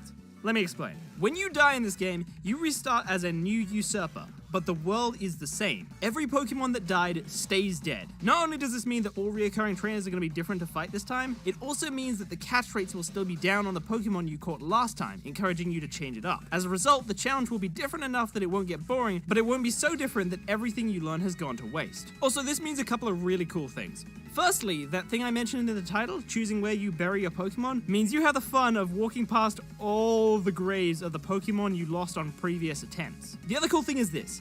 A game over isn't when all your party dies. A game over is when you cannot defend yourself from your opponent, meaning that all your knocked out Pokemon get released back into the wild after a game over. The game will keep track of this, and even though they won't recognize you, you'll have the chance to find your old friends again. But, that would go without saying, that so can the reoccurring trainers. You may, one day, have to face the heartbreaking task of having to fight your old friends. You might risk killing them. Hell, depending on how strong they are, you might have to kill them. Not only does this create heartbreaking plot twists, it's also a fantastic check and balance to adjust the difficulty to the player's skill level. If you hard snowball on your first run but accidentally bite off more than you can chew with the legendary and wipe out, you're now going to risk getting gutted by some of your own Pokemon, especially if you caught a legendary. If you're good at this game, you better hope that you are exceptionally good. Alright, now it's finally time to talk about the bonds that trigger Vengeance Mode and how you get them. So Pokemon Centers aren't a thing in this game. Instead, we have campsites littered around the map. When you decide you need to heal, you can stop at a campsite and let out all your Pokemon. Certain Pokemon will have certain field actions based on their type and nature. You can designate a Pokemon to find wood for a campfire or food to eat, and fire Pokemon can light fire without needing matches. By the way, food is also a pseudo-limited resource. I don't want players to verse one trainer and then go back to heal every time. If you sleep on an empty stomach, you can only heal once before you start starving. Healing after that is not possible until you have food. Certain Pokemon or certain natures have chances of finding food, but it's not a guarantee, especially if you keep reusing the same campsite. Also, certain areas will have less food of certain types, and in order to survive, you must either trade your Pokeballs to keep a backup stock of food, or you must judge the terrain you're going into. Like, bring a water Pokemon when you're entering a water area so you can get fish. Or Love Disc, I don't know. Just don't expect your Kingdra to find food in the desert. So these field actions are part of my attempt to endear the player to their Pokemon. God only knows when you forget to bring firewood to the ocean, you're gonna love the shit out of the Kingdra with the innovative nature that somehow managed to find you firewood at sea. You beautiful fucking creature, you. Once you set up your camp, your Pokemon will sit around the campfire with each other, and this is where bonding happens. Same types and natures will tend to hang out with each other, and after a night or two, they become bonded. There are also special scripted events to keep things interesting that will also result in bonds. Like in colder areas, everyone except the ice types and water types will stay close to the fire type and begin to form bonds that way. Now, along with natures, a Pokemon can also have unique likes and quirks. When you wake up in the morning, you might find you're missing a Pokemon, only to find it nearby at a sightseeing spot, watching the sunrise. It might even be with another Pokemon who also likes views, and then they too will form a bond together. You can go pretty crazy with quirks and likes, but my favorite one is to have a quirk where the Pokemon brings you a randomly chosen object every time you wake up. If it has a violent nature, it might just bring you back a Pidgecorpse each morning, and before you know it, your inventory is filled with Pidgeys outside of camping. There are unnecessary but useful secrets everywhere, and there are a lot of Pokemon moves that you can now use outside of battle to reveal them. Secret passages, new areas, pathways to legendaries, loot rooms. The more valuable a Pokemon is, though, the stupider it is, and the less likely it is to tell you it can interact with something. If you have a lot of rare Pokemon, we can assume your skill level is high so you can find the secrets yourself. But for non-rares and starters, when you go past a bunch of trees covering a secret passage and your shy Charmander comes up with a text prompt saying, Charmander reverts its eyes and lightly tugs on your clothes, you're gonna be like, oh shit, use flamethrower on those trees. Thanks, Charmander. Fill your party with rare Pokemon and the game will assume you're skilled enough to figure it out on your own. Although when they do, they'll probably send you down more challenging pathways or new risky areas to explore. Don't get rares and it'll wait till you're just past the safer areas or more profitable areas before notifying you. So you have a chance to notice yourself. making you all the more thankful when one of your friends notices a secret for you. And even then, you'll still have to work out which move to use and where exactly the secret is. By the way, I know I keep saying rares, it's kind of a catch-all term. Someone else has to decide which Pokemon are less likely for the player to want and base their catch rate on that, or at least their initial catch rate. Oh hey, how about a psychic Pokemon that likes books and it acts like it's trying to draw you to a secret when you go into a library, but it really just wants you to press A on a bookshelf, take a book, and give it to it. And then it's like really happy, and that's how you find out what it likes. Anyway, hopefully after all this, you'll be very attached to your unique and endearing friends. Now let's talk about what happens when they fucking die. Of course, Vengeance mode applies to your own Pokemon too, and it should feel good to get payback for your friends. But after the fight, you're left with your Pokemon's corpse in your inventory and the question of where to put it. This is purely aesthetic, but I've designed it so it naturally creates heartbreaking stories that should really complete this design. You know that Pokemon who really like to kill Pidgeys and bring them to you? Well, how about burying it in a place with lots of wild Pidgeys? What about the Pokemon that like to watch the sunrise? How about on top of a beautiful hill? Of course, you'll have to persuade the Pokemon with the broken bond to leave its special one's grave. You'll have to talk to it a lot, maybe give it an item, something to remind it of its friend. Maybe you'll pluck a feather from the body and give it to it as a held item. A memento that's only accessible from graves. Or if the old friend's held item was something like a photo of a sunset, you can give that to it instead, and the item will be renamed as the memento of that Pokemon and given a bonus boost in battle, so you can hold on to the memories. And just like the graves that litter the land, it'll mean you can't forget about them. Alright, done trying to tug at heartstrings. That was everything. As always with my ideas videos, feel free to do whatever you want with them. Hell, even earn money off them. I don't fucking care. I'd just be happy to see them become actual designs. Now, I'm fucking tired, so I'm gonna go to bed. Night, everyone. Ow. Fuck.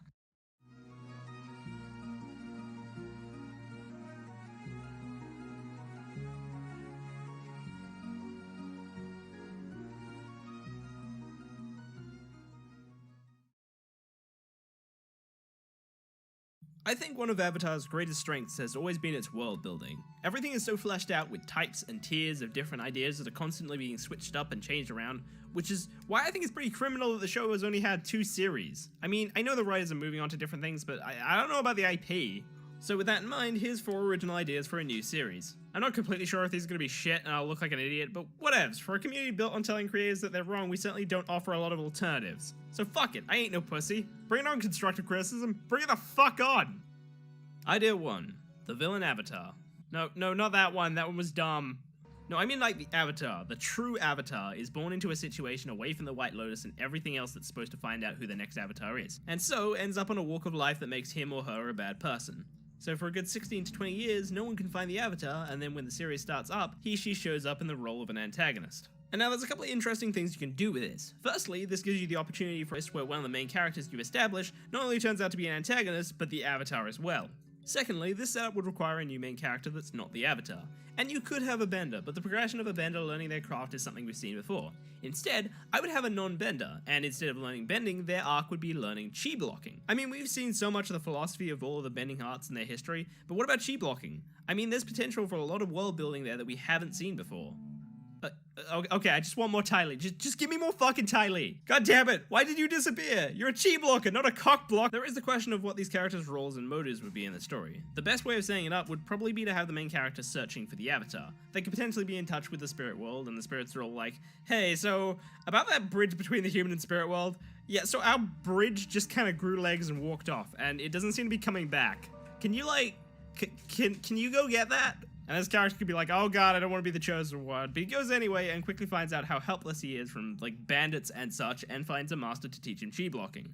The main character travels the world learning chi blocking. They pick up mysterious clues and backstory on who the Avatar is, and the clues eventually lead them back to Republic City, only to find it completely destroyed. They explore the ruins and eventually stumble upon the Avatar and the reveal of his identity as one of the city's bigwigs. But it's too late. He's already completed his plan of... This is as far as I got. Honestly, I can't find any kind of good motive for what the Avatar is trying to do and why. I mean, we've already had all of the obvious villainous political movements, anarchists, dictators, liberal. Maybe the Avatar is just a pawn of those that raise them, and the narrative around them can be about breaking the brainwashing that's been built up in them. But this makes them kind of underwhelming. The anarchist mentality that Zahir had is probably the most fitting in making them not inherently evil while still keeping them intimidating and in control of their own actions. But that's already been done, so It'd be cool to have a new equalist movement, and the Avatar could be the new Amon, but this would make the twist too obvious. There's a guy in a mask, the Avatar is missing, and this guy can take people's bendings. Oh yeah, I wonder who it is! But saying it all in Republic City, being more of a detective game as this character tries to find the villain's identity, sounds cool too, even if it's trading some of the same ground as Korra. They could have a Korra-style run at some point, even revealing the identity as the Avatar, and after the main character gets his or her ass handed to them, they learn chi blocking in hopes of finding a way to disable a full-blown Avatar, which by the way would probably make for a cooler climactic final battle than a dumpy-ass CGI robot. Oh, but that thigh gap though. Idea 2. The Hydrophobic Bloodbender. Bloodbending is looked on as a totally negative thing in the series, but because of this, there's a potential for a unique character that contrasts this. A waterbender who can only bloodbend. And the logic of this can vary from anything from not waterbending because of some principle, being totally incapable of it in trade for being a bloodbending prodigy, or my personal favorite, being scared of the sight of water. It's perhaps a little silly, and you'd have to justify the fear properly, but if they wanted to bloodbend but couldn't bring themselves to do it without closing their eyes, then the only effective kind of bending they would have is bloodbending. More interestingly, I'd like this character to be a protagonist, and much of the story for them would be wrestling with the ethics of it. I mean, it could be useful. You can lift people or even yourself across gaps. You could increase the strength of your blows in fights by controlling the muscle. You could put the character in a position where they'd have to bloodbend someone against their will in order to save them, and they'd be like super apologetic about it afterwards, but it could start changes in the other characters as they come to accept and change their views on bloodbending, eventually letting this character bloodbend them freely in fights to assist them. Idea 3. The Outcast Avatar in the Spirit World. With previous avatars, we somewhat explored the idea of both wanting and not wanting to be the avatar, but I never really felt like it went far enough. I'd like to see an avatar completely rejecting that role or responsibilities and just running away to find themselves. Maybe not even learning bending in the process. I mean, we've seen avatars learn all 4 elements before, there's no real reason to do it again, so let's do something new. I imagine a stabilized world after the events of the 100-Year War. The Equalist movement settled, the Earth Kingdom in order, everyone has drunk some cactus juice and gelled the fuck out. An era of peace. The White Lotus, however, have become the uptight Lotus and are now more and more restrictive. This is because the Avatar is barely useful anymore. They've become a figurehead designed to look pretty and behave itself. Enter your Avatar. He's ambitious, free-spirited, maybe he has crazy dreams about show business, or maybe he wanted to own a coffee shop or something, anything. But the second they learned they were the Avatar, all their freedom was stolen from them. Because of their situation, they loathe being the Avatar far more than any previous one did. And since they don't have any real responsibilities in this era of peace, they run. But the Avatar Tsundere fan club is too powerful. Before he can leave the city walls to freedom, he's dragged back and confined to his bedroom, locked in with all the books to study. Maybe he kicks the books like, fuck this shit, but one of them catches his eye, a book on entering the spirit world. Maybe one of the White Lotus will come in and see him reading, like, oh good, he's finally coming around, he's gonna behave himself. And he just smirks, cause no amount of White Lotus goons are going to be able to bring him back from where he's going. So they come back in the morning, or potentially in the middle of the night, when that one Lotus member suddenly realizes why the main character was reading that particular book, and come in only to find him unconscious on the floor. So cue the satisfying panic as the White Lotus are like, oh god, the centerpiece of our movement has become a corpse, and unlike usual, we're not gonna get another one for like 80 years. Cause the new Avatar, he loves it here in the spirit world. He doesn't have his bending anymore. It's perfect, it's liberating. For the first time in ages, he doesn't feel like the Avatar anymore. He can just live here, and so the majority of the series will take place in the spirit world. See, another thing I'd like to see from Avatar is more of an emphasis on the spirits. You know, because I think it got kind of shafted in Korra. We did have a whole book on spirits, but rather than being dynamic characters like Wan Shi Tong and Ko, they ended up being pure good and evil, save for a couple of minor characters. What I'd like to see is the spirit as part of the main cast, and with the bulk of the story taking place in the spirit world, the friends of the main character would of course be spirits. We could potentially see a relationship between a human and spirit, which of course would have some interesting problems to deal with, and we could see personality types influenced by what kind of spirits they are. It would be interesting to see spirits' opinions be based on something tangible rather than just, I am the spirit of the forest, therefore I like the forest. Like, they could start off as just spirits, but if one spirit starts living in the forest and loves the atmosphere and everything and starts caring for it, it gradually evolves to become the spirit of the forest. Which kind of helps you avoid the flat character design of, this is the spirit of evil, so therefore evil 2D character design. Also literally 2D character design, huh. To be honest, I don't really know what the bulk of the story would be. I guess the core of it would be this main character coming to terms with and embracing being the Avatar. He'd travel the spirit world initially with resentment. Maybe he'd be the first to make up and bond with Wan Shi Tong, purely based on the fact that all they both feel for humans is betrayal. Could you imagine the Avatar and Wan Shi Tong with tea and biscuits having a fireside conversation about how self-centered humans are? Because I'd fucking love that. After that, he'd start running into bad spirits and start questioning whether humans are both good and bad too. Maybe a childhood friend would enter the spirit world trying to find him and start making him feel torn between the real and spirit world, especially since now he's already made spirit friends. And the conclusion of the story would be, I don't know, him coming back to demolish the White Lotus and discovering a role as Avatar that's best for him, the world, and the spirit world. Perhaps he'll never even learn how to bend, and he'll just be the most spiritually adept Avatar in history. And with harmonic convergence being a thing and all, calling on the right spirits to help move society in a better direction could be like his thing. Also, he would get to own his own coffee shop and be history's most normal Avatar. It's different, you know? Idea 4. The Monster Bloodbender. We're clearly done with the whole family show thing after The Legend of Korra, so how about going a little darker? Alright, let me level with you for a second. So bloodbending is pretty screwed up. Watching Naruto bloodbend wolves for training is pretty fucking screwed up. Having a villain bending animals to use them as living weapons is nope. And don't look at me like it's not possible. There are some pretty ferocious creatures in the Avatar universe, and some of them are very biologically simple creatures. So one could theoretically use bloodbending to flat out take control of it and use it to devour people. As long as its head is free, it's basically going to lash out in response to anything close. Theoretically, it's a very effective weapon to use on waterbenders who can resist your bloodbending. This is also a psychological factor that no one's going to want to hurt the poor thing just to get to you, and fights around this character should be pretty complex and interesting because of that. I think it's pretty creative and deliciously messed up, but this is also going to make one hell of a hateable antagonist. I guarantee people are going to wait to close the gap, chi block him, and watch as he gets devoured by the very creatures he held prisoner. And then they have to kill the animals because now they have a taste for blood. I'm just kidding, poetic license. I also like this idea name because you can interpret it both as this character bloodbends and controls monsters, or this character is a bloodbending monster. Edginess aside, I'm also quite fond of the name Pokemon Trainer. And that's about it. 4 different ideas with mini ideas scattered in between. Look, I don't know if this video is cocky or not, but if you people from Nickelodeon are watching this, feel free to take any of these. I won't sue, you have my word. Man, I just want more Avatar. Just do something. You have a large as balls world, and you could be doing so much with it, and you're just sitting on it. So in conclusion,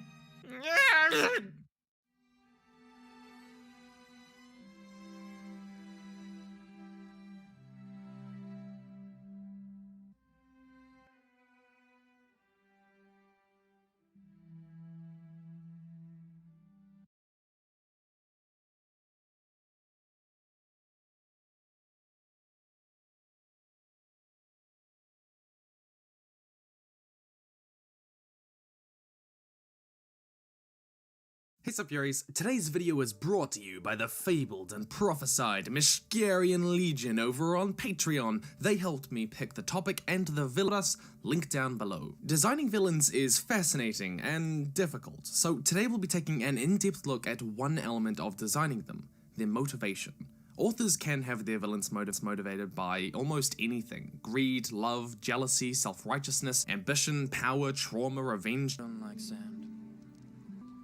Rough and irritating. But whatever it is, what's more difficult is weaving that motivation into the story in a compelling way. I'll be using the terms hero and villain, which have complicated literary meanings, but for this video, it'll be a simple way to describe the protagonistic and antagonistic forces in the discussion. We'll be breaking this down into 5 parts: communicating the villain's motivation, connecting it to the heroes, passive and active villain motives, good guy villains, and save the world stories. So, how do you write their motivation to be compelling? Communicating the villain's motivation to the reader is important, but how the author does that is critical. At its heart, this comes down to the famous axiom, show, don't tell. The whole villain monologue where they say, "And that's why I want to murder all the left-handed people, because they killed my cat when I was 6. It isn't that interesting. In Fullmetal Alchemist, Shao Tucker's motivation is communicated to the reader when he murders his young daughter in a desperate alchemy experiment to protect his state funding. This event communicates 2 things: the values behind and the scale of his motivation. That he values his position in the government far more than he cares about his family, a shocking thing to realize, and the scale scale being that this value is so intense for him that it would motivate him to kill his innocent and loving daughter.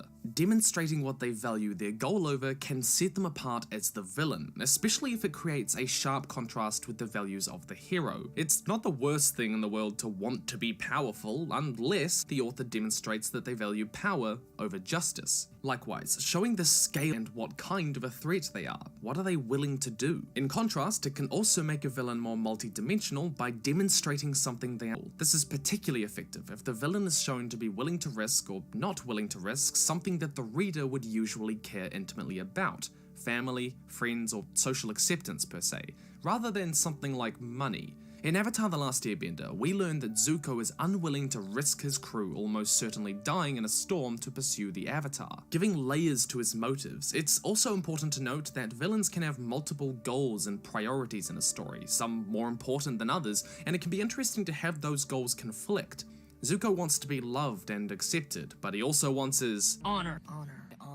And those two things aren't always the same. Of course, villains who are so motivated as to do anything to achieve their goal are exceptionally dangerous. Nextly, it's critical to understand the villain's motives within the context of the heroes. One way is to reflect the hero's motives. In John Truby's The Anatomy story, he notes that you must see the opponent structurally in terms of his function in the story. A true opponent not only wants to prevent the hero from achieving their desire, but is competing with the hero for the same goal. Find the deepest level of conflict between them. Ask yourself, what is the most important thing they are fighting about? Underpinning this is one critical question. Which motive will best bring your villain into conflict with the hero? In Alan Moore's The Killing Joke, the Joker and Batman aren't just fighting over the fate of Jim Gordon. The Joker wants to prove that ordinary people are just like him if they have one bad day, whereas Batman believes that they can always choose. They are brought into a conflict because the villain's motivation fundamentally reflects but disagrees with the hero's motivation, naturally bringing them into a conflict where only one of them can come out on top. A second method is to share the hero's motives in a way that brings them into conflict. In The Godfather, while there was a pretense of the conflict arising around joke, these values are shared by the hero, but it's sharing them that creates a cycle of vengeance and violence that fuels the conflict of the story. If the values that underpin the villain's motivation wouldn't naturally bring them into conflict with the hero, then it can seem a weak justification for their involvement in the story. The story wouldn't work so well if the antagonists were motivated by greed, but the protagonist greed. Either having such different motives that it creates conflict, or such similar motives that it creates conflict, can be an effective way to ensure that the momentum of the story is firmly grounded in that relationship between the motives of the hero and the motives of the villain. How passive or active your villain's motivation is will help shape their role in your story. The motivation of the villain usually exists on a scale between A, passive motivation, wanting to stop the hero from achieving their goal, and B, active motivation, wanting to defeat the hero to achieve their goal. One example of passive motivation is Bertha Mason in Bronte's Jane Eyre, whose motivation is primarily to stop the hero from achieving their goal of marrying Edward Rochester. This passivity of the villain makes the hero more interesting because it gives them more agency. They decide the direction of the story and the villain responds to them. The classic story of Snow White is an extreme example of active motivation of a villain. The queen's motivation to become the fairest in the land leads her to defeat Snow White in hopes to posing as a villain, because the story's tension is based around her actions forcing the heroes to react. Snow White doesn't even really have a goal in contrast, and this is a continuum. Most villains sit somewhere in the middle between these two extremes. For example, Moriarty in BBC's Sherlock series. He wants to both stop Sherlock from undermining his criminal empire, but he also has a goal to personally destroy him. Deciding whether your villain has a more passive or a more active motivation will help determine how your hero and villain are brought into conflict, and where the agency of the story lies. More active villains tend to feel more like a threat, while more passive villains tend to give heroes agency in the story. Now, I want to talk about a phrase that I commonly read in writing articles or hear in writing videos. That is that the most compelling villain is the one who believes they're the good guy, or the hero. But this isn't entirely true. Let's discuss this a little more closely.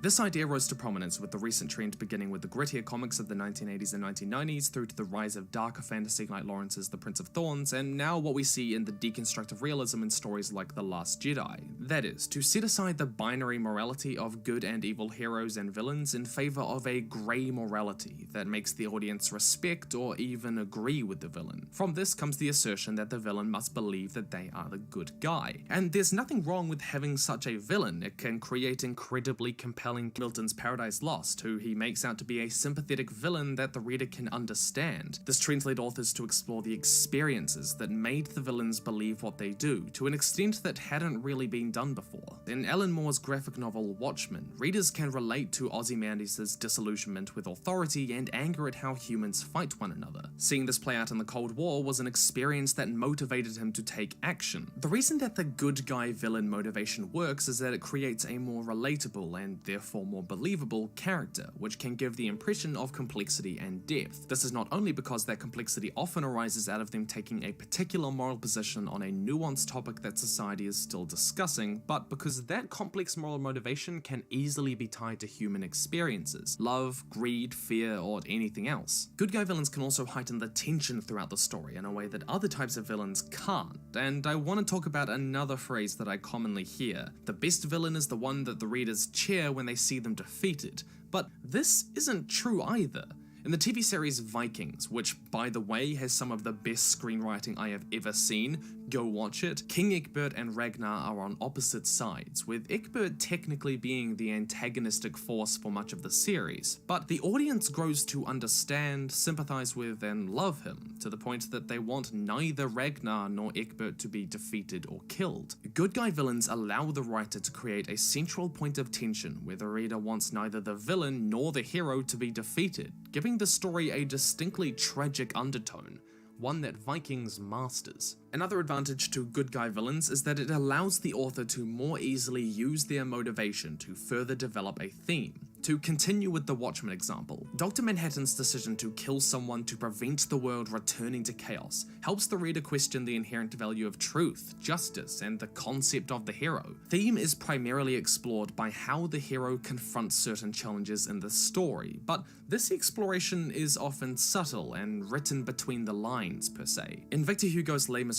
Javert's motivation of an absolutist morality of law, order, truth, and justice presents a sharp contrast to Jean Valjean's belief in redemption and separating law from morality, to the extent that Hugo used their struggle as a metaphor for the struggle between these two ideas, the theme. A morally grey villain motivation allows the author to explore a theme in a way that evil villains cannot. It more easily allows for a comprehensive discussion between multiple rational viewpoints, creating a multi-dimensional hero-villain relationship that is not simply physical, but ideological. However, one danger here is taking this a little too far and having the theme feel heavy-handed for the reader. This often happens where the conflict is so clearly allegorical, or the interactions between the villain and hero are so ideologically charged that they lack any real character arc or character experience to truly give them context. They come across more like mouthpieces. Greetings, villain. I disagree with you on your Hobbesian position of the state of nature being a war against all and life being nasty, brutish, and short. Ah, but hero, your Lockean position that the state of nature has the law of nature is clearly inferior to mine. I suppose our philosophical disagreement can only be resolved by one of us dying, representing the death of either of our ideas. Quite right, villain. But none of this means that the villain must believe that they're a good guy. People often do things that they know they shouldn't, sometimes out of fear or addiction. And it's common for people to believe that what they're doing isn't necessarily right, but that it simply isn't wrong. A great example of this is Tywin Lannister from A Song of Ice and Fire. As leader of House Lannister, Tywin orchestrated the mass murder of the Rains of Castamere, along with 300 men, women, and children. But Tywin never viewed himself as either good nor evil, really. He was motivated by duty, the survival of his house, and honor. Your honor. Honor? He saw himself as consistent, effective, and a respected leader. But reducing those concepts to good would be overly simplistic for his character. And there are some few people out there who genuinely don't care if it's wrong, or don't believe in such things as right and wrong. For example, Hannibal Lecter in Harris's Silence of the Lambs. These are each fantastic and compelling villains that don't believe they are the good guy. franchise. Forcing a villain to see themselves as either good or evil restricts how they can view themselves and their motivation to this binary morality, when in fact motivation is far more complex. This also risks undermining any themes associated with their motivation, because very few thematic ideas can be reduced to conceptions of what is good and what is evil. But let's talk about Tony Stark's weekend plans, saving the world. The villain's end goal is intimately connected to their motivation, and the magnitude of the villain's goal necessarily impacts how the tension in the narrative is built. Villains have plans that range from murdering a cockney chicken with a proclivity for knitting, to obliterating all life not just in this universe, but every universe or reality. One factor in building tension is raising the stakes in the story, what could be lost. Throughout the story, the stakes continually rise until the climactic point, often described as the do or die moment, where it feels like one wrong step could lose the hero everything. In Stephen King's Under the Dome, Barbie and Julia's pleading with the aliens to let the few dozen remaining people survive is one such moment. At no point in the story previously was more at stake, and it's here that an issue arises for save the world stories, where the villain is motivated to destroy or take over the whole world that you've built. The tension in the do or die moment relies on the reader's ability to believe that whatever is at stake could be lost. But it is incredibly difficult to convince the reader that the world could be taken over or destroyed, meaning deriving the tension solely from that possible destruction weakens any suspense for the reader. It can be effective in save the world stories to derive the tension less from the fate of the world and more from the fate of the characters and things involved. One great example of this is the episode The Waters of Mars in Doctor Who. The fate of the world is at stake with the characters attempting to stop a terrifying virus reaching Earth, but that point of tension in the story is treated as secondary to the tension surrounding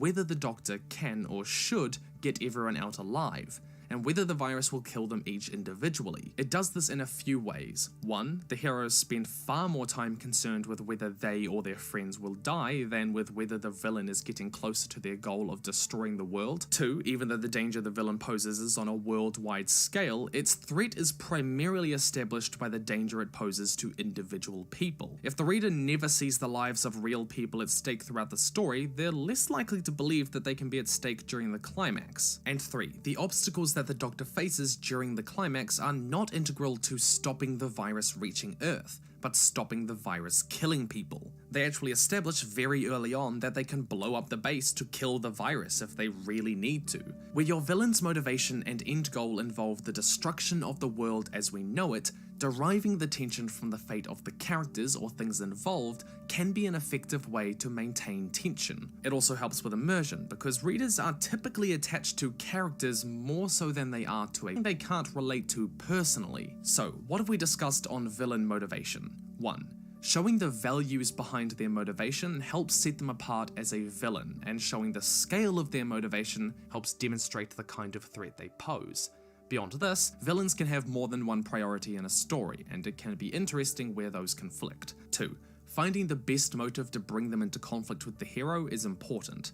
Two ways to do this are A. having their motivation reflect but disagree with the heroes, and B. having them share the motives in a way that draws them into conflict. 3. A more passively motivated villain tends to highlight the agency of the hero, while a more actively motivated villain can appear more imposing. 4. Good guy villains can be more relatable for the reader, give a distinctly tragic undertone to the story, and allow the author to more easily develop theme. However, motivation is rarely ever as simple as good or evil. And 5. Save the world stories find it difficult to sustain climactic tension. One way to deal with this is by deriving tension from the fate of those characters or things involved instead. But that is all from me. Question of the day, which is your favorite board game? I am in love with Settlers of Catan, but I've just started playing Pandemic a bit more. It is amazing. Let me know down in the comments below. In the meantime, I would love for you to come follow me over on Twitter, Facebook, or email me stuff that you made in the address and links in the description below. I try to stay in contact with the community. Otherwise, come support me on Patreon. We've got a Discord, that sort of thing. Always fun. I love you guys. This was a really fun and difficult video to write, to be perfectly honest. But anyways, stay nerdy, Subfuries, and I will see you in the future.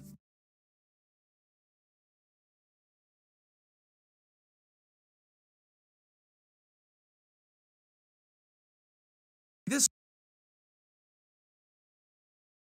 sure seems like a peaceful fantasy world. I sure hope there aren't any Dark Lords. Oh, but there is. Nobody remembers ancient history, but in the year 205 of the beginning era, the armies of Shadow fought the armies of Light, and the hero Alexandra slew the mighty Dark Lord Kandrakar with a blue arrow to the knee. He could lead the onslaught and adventure no more and was defeated. But he is returning. Wow, it sure was handy that I had this stock mentor character on hand that knew this highly specific piece of background information that I didn't ask for. Oh, I just sort of thought it was important. Why? Plot-related reasons? I just thought it might come up again. Delivering exposition is kind of like actually expressing that you love your sibling at their wedding. It's difficult but necessary. Welcome to part 1 on exposition, because apparently I couldn't figure out a way to deliver important information concisely and interestingly enough. So, what is exposition? Well, exposition is the contextual information required to understand the story. This can be the backstory of your characters, how your magic system works, how your villain rose to power, how the major pieces of technology in your sci-fi world work, how your state is ruled by super intelligent lemmings, where your characters are, how your city-state has an economy of pumpkins, or almost anything else. For example, in The Matrix, Neo and Morpheus sit down and we get this scene. The Matrix is everywhere. It is all around us. Even now, in this very room, it is the world that has been pulled over your eyes to blind you from the truth. That you are a slave, Neo. Like everyone else, you were born into bondage, born into a prison that you cannot smell or taste or touch. Now, you will often hear that exposition is bad writing, but to be clear, that is not true. Exposition is important and useful information that helps the reader understand the story and the world you've built. The exposition problem is that exposition is difficult to make logical, interesting, memorable, and believable in the context of the story. So what matters is how you communicate it. With this in mind, we can split developing exposition into 3 questions: how to communicate exposition, what information to communicate, and when to communicate it. We'll be going through the perspective character, narrative payoff, characterization, conflict, and environmental storytelling. Firstly, the perspective character. One of the big parts of the exposition problem is that half the time, the information that you're giving is something that the reader doesn't know, but all of the characters already do, or should at least. In The Mortal Instruments by Cassandra Clare, there is a scene with some demon hunters, a demon, and the main character Clary, all in a room. Except Clary is hiding, so no one else knows that she's there. We'll get this line. "Demons," said Jace, "religiously defined as Hell's denizens, the servants of Satan, but understood here, for the purposes of the clave, to be any malevolent spirit whose origins is outside our own home dimension." This exchange leaves the reader with an awkward feeling, because none of the characters would say this because all of them already knew it. This textbook definition exposition only serves to inform the reader and nobody else. The book even acknowledges how clumsy this was in the very next line, saying, yeah, nobody needs a lesson in semantics, mate. And one of the most common ways to solve this problem of exposition is using an unknowledgeable perspective character. This is a character who knows nothing of the magic, the technology, or the world you've built. And so, just like the reader, needs everything explained to them. Think Eragon, Ellen Page in Inception, Pug and the Magician, Harry Potter, Luke Skywalker, Frodo Baggins, or virtually any other fantasy sci-fi world that we loved pretending we were in when we were 12 years old. The unknowledgeable perspective character gives a logical reason for one character to communicate this exposition to the main character, and it's an easy way to inform the reader, because they would likely ask the same questions that the reader would. However, this doesn't solve the exposition problem. It's one thing to introduce it logically, but that doesn't make it interesting or memorable. In fact, it's probably one of the easiest ways to have your writing appear lazy if you're not careful. But let's talk about a really good example of the unknowledgeable perspective character. Oh, and for those who have followed the channel for a while, it is time for the obligatory Avatar reference.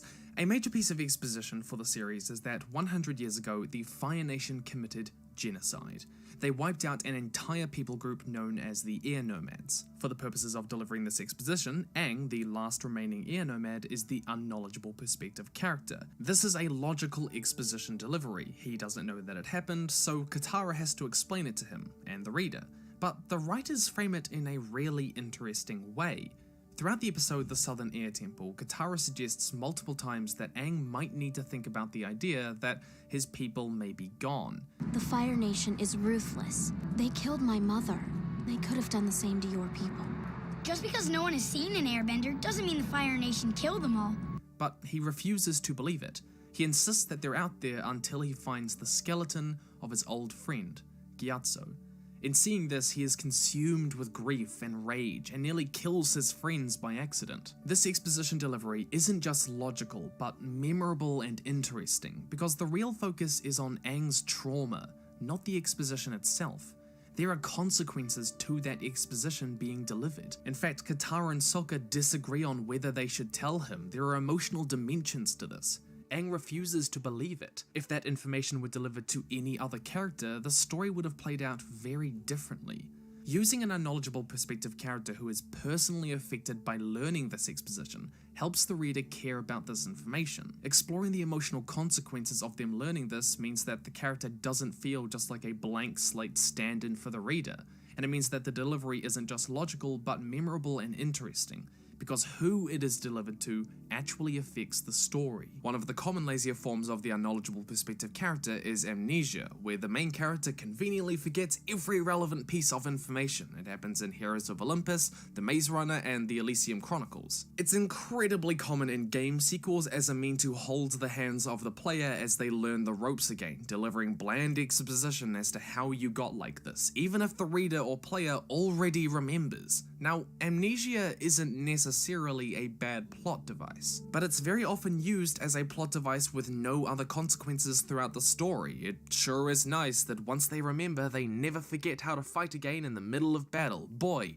wouldn't that be a more interesting and realistic exploration of memory loss affecting a character? And we couldn't have that. So if you do write with amnesia, just be careful that it doesn't feel like a simple plot device to easily communicate. It should be more three-dimensional than that. So how can we handle exposition otherwise? Another way is narrative payoff, making the reader work for it. It's difficult to make the reader want exposition because it's just thrown at the reader to grease the path of the main character into their adventure, explaining the magic system or the world and their place in it as the hero. It's just given to them. It's not necessarily inherently interesting. One way to circumvent this is to use exposition as payoff in the narrative by placing obstacles between it and the main character or framing it as a mystery. After all, the answer to a mystery is essentially exposition. A fantastic example of this is The Matrix. The question, what is the Matrix, is set up from the beginning, and Neo spends the first 30 minutes investigating and unraveling this mystery. He has to make a daring escape, he is interrogated by agents, and he has to have a tracker removed from him before he finally gets his answers. These obstacles and this element of mystery means that when Neo finally meets Morpheus, the exposition surrounding the Matrix feels more like a payoff to everything that has come before. Either placing obstacles in the narrative to get to the exposition or framing it as a mystery that the reader has to uncover helps the exposition feel more like a reward or payoff, because it sets up a goal in the narrative that both the character and the reader want to reach. However, this is a lot of setup for exposition, so it primarily works for the most fundamental information, that which is the entire story. What is the Matrix? What are the major political powers fighting over? But not all exposition is fundamental enough to deserve this kind of treatment. It would be odd to spend the first 4 chapters of the story using random obstacles as the main character tries to get home just to explain that he has 3 kids named Apple, Stalin, and Shaniqua. That probably wouldn't be as satisfying. The flip side of this is taking too long to get started. A third of your book is a long time for the reader to be patient while waiting for the world to make sense. So how do you develop these other pieces of exposition in interesting and memorable ways? Well, Blake Snyder in Save the Cat, a great book for screenwriters, offers one solution: the Pope in the pool. This is where otherwise dull information is delivered in the context of a shocking, dramatic, or humorous scene. For example, the Pope being naked in a pool. We're thinking, I didn't know the Vatican had a pool, and look, the Pope's not wearing his Pope clothes, he's in his bathing suit, rather than focusing on the information that's actually being relayed. A great example of this is in Artemis Fowl by Owen Colfer. In the first chapter, Artemis confronts a fairy and demands their holy book. He explains, "You are a sprite, Pashtok, fairy, Kadalum, whichever language you prefer to use. If you know about the book, then you know about the magic I have in my fist. I can kill you with a snap of my fingers." Artemis shrugged. "I think not. Look at you. You are near dead. The rice wine has dulled your senses. In this scene, the reader comes to understand A, there is a hidden magical world, B, it's full of sprites, and C, fairies have a weakness to alcohol. Yet the focus of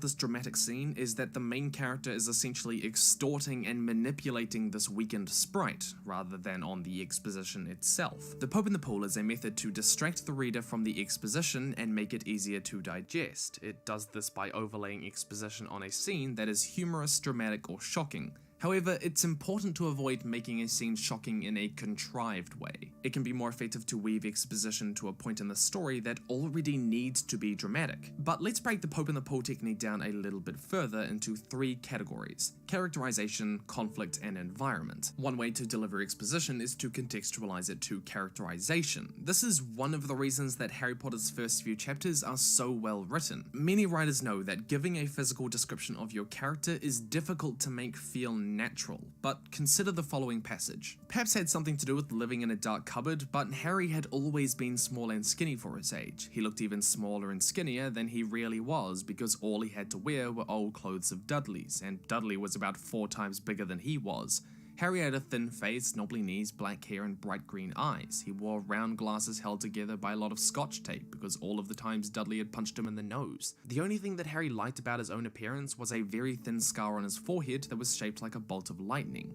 He had had it as long as he could remember, and the first question he could ever remember asking his Aunt Petunia was how he had gotten it, done in a way that reveals more about the character at hand. We essentially learn about characters through parable. In A Storm of Swords, Jaime Lannister reads through the great deeds of Sir Barristan Selmy in the White Book, practically verbatim, but it's placed within the context of Jaime comparing himself to greater men, and coming to the demoralizing realization that he has no great deeds. Barristan Selmy's exposition is delivered, but it's used to characterize Jaime. A second Pope in the Pool strategy is through phrasing the exposition in a way that creates conflict. One example of this is in Leviathan Wakes by James A. Corey, where we find this passage. We'll get the whole package. It'll be almost as good as the real thing. The inner planets have this new biogel that regrows the limb, but that isn't covered by our medical plan. Screw the inners, and screw their magic jello. I'd rather have a good belt-to-belt fake than anything they grow in a lab. The exposition delivered here is that there are 2 human societies that have evolved. One on Earth, the jargon for them being called the inners, and one on the asteroid belt, the jargon for them being called the belters.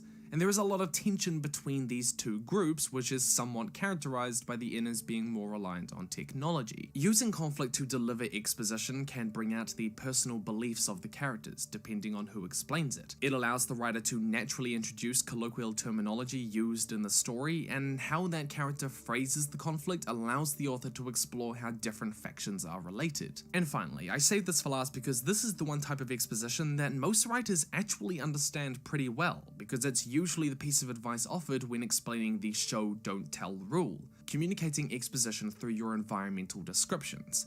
This is essentially what's in the background. In Atonement, there is a 5-minute single-take tracking shot, which is edited for copyright reasons here, where we see horses being killed, wounded, being tended to, thousands of men on the beach, French civilians crying, soldiers praying and singing songs of hope to God, and the absolute ruin of the coastside town. This is essentially an expositional scene through which we understand that this is a war zone in World War II, they're pressed against the beaches hoping to escape, they're running out of resources, likely food, and a smart viewer could probably deduce from that alone that this is Dunkirk. Environmental exposition is also particularly effective in establishing world-building elements that you can't find natural ways to bring into dialogue. We know in Fallout there has been a history of nuclear war, from the wastes, from the gas masks left around, and the ruins. The reader will always infer things about your world when they are reading, and while other types of exposition are more explicit, such as telling the reader that the air nomad genocide happened, environmental exposition is more about what you want to let them wonder about. We can infer from the opening scene in Children of Men, when there's this explosion in the streets of London, that this is a time of civil unrest,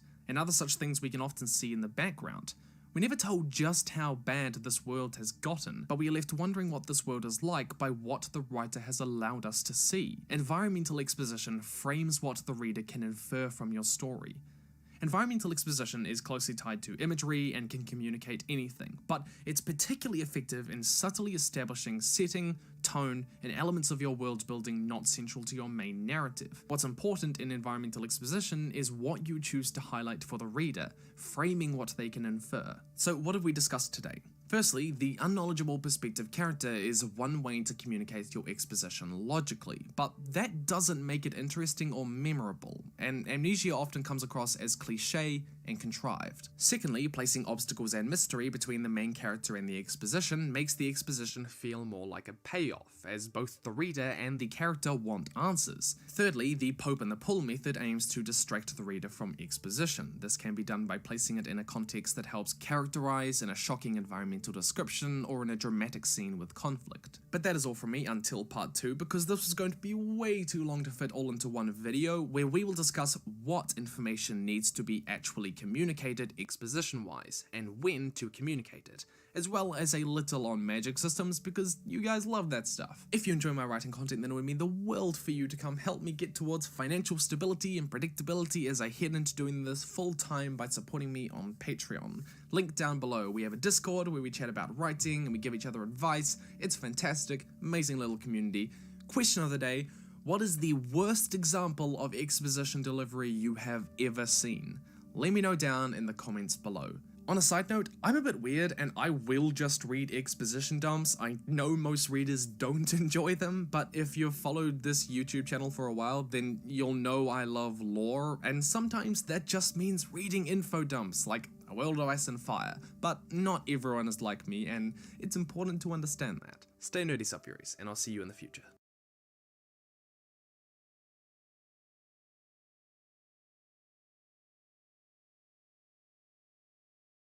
How to communicate exposition. We do this through the unknowledgeable perspective character, making it interesting with narrative payoffs, blending it with characterization, conflict, and environmental descriptions. Really recommend that you go check that out before going into this video. There's a link up in the corner of the screen. But often a more critical question is what information actually needs to be delivered. This is one thing that those who have a slight addiction to world building sometimes struggle with. The writers who build elaborate, intricate worlds where they know the complex ins and outs of their magic system, their politics, their religions, economy, society, and everything else down to the letter. Which is great, but it can be tempting to include everything, to communicate it all, because you want your reader to experience all of this fascinating stuff that you've put together.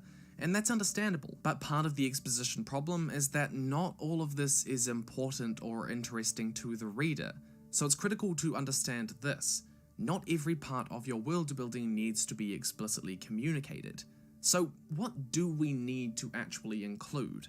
One of the only types of truly necessary exposition when it comes to your complex world building is problem-solving exposition. This is the crucial information that will play a major role in the development or resolution of the conflict. The clearest example of this is Isaac Asimov's 3 Rules of Robotics, introduced in his short story Runaround. The reader knowing these rules is critical to them understanding the development of the tension in the story, and it's also critical to understanding how that tension is resolved when the robot known as Speedy acts in accordance with the first law over the second and the third laws. In the model engines, it's not really explained how the 60-minute war destroyed the world, because while it may be an important part of its world building, it's not an important element of the narrative conflict. Sometimes background world building information is best used as knowledge that the author can draw on when they need to in creating a consistent and complex world for the reader. However, parts of your world building that are also problem solving and being used to resolve or build tension in the narrative, if character will do action X to resolve the plot,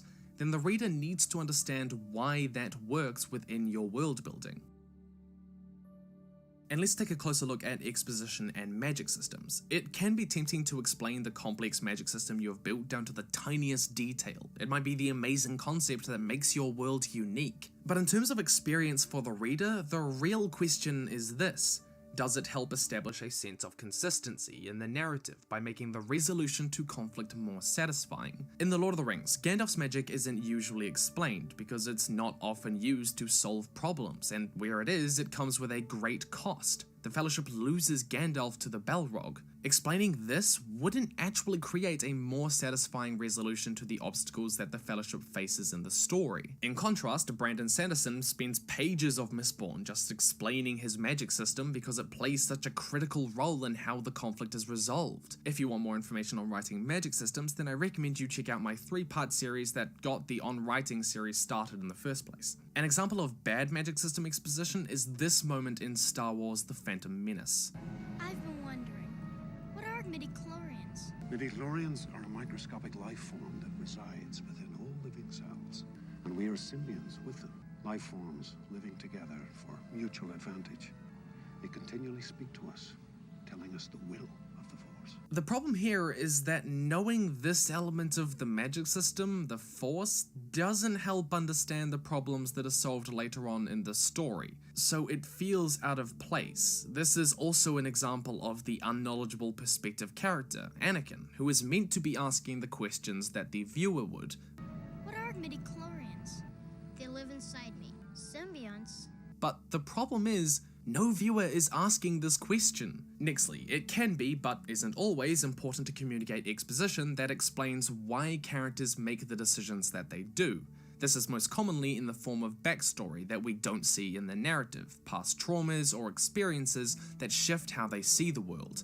In Avatar: The Last Airbender, we see flashbacks of Zuko's banishment that explain why hunting the Avatar will get him his honor back, and also why he eventually chooses to help his crew members trapped in a storm rather than pursue Aang in this episode, making him more relatable and us sympathize with him. On a side note, where you do want to explore backstory, it can often be more compelling to write out the actual scene than to have them recount it to others storyteller style. The exception to this is that it's often more interesting to have a character whose background or reasons for acting are more mysterious or outside the perspective character's understanding. In Magic to the Bone by Devin Monk, the character Xavian has virtually nothing about their backstory ever revealed, and that mystery is used to keep them interesting, with characters unsure of whether or not they can trust them. The author might know the backstory of a character, but that doesn't mean that the reader has to know it.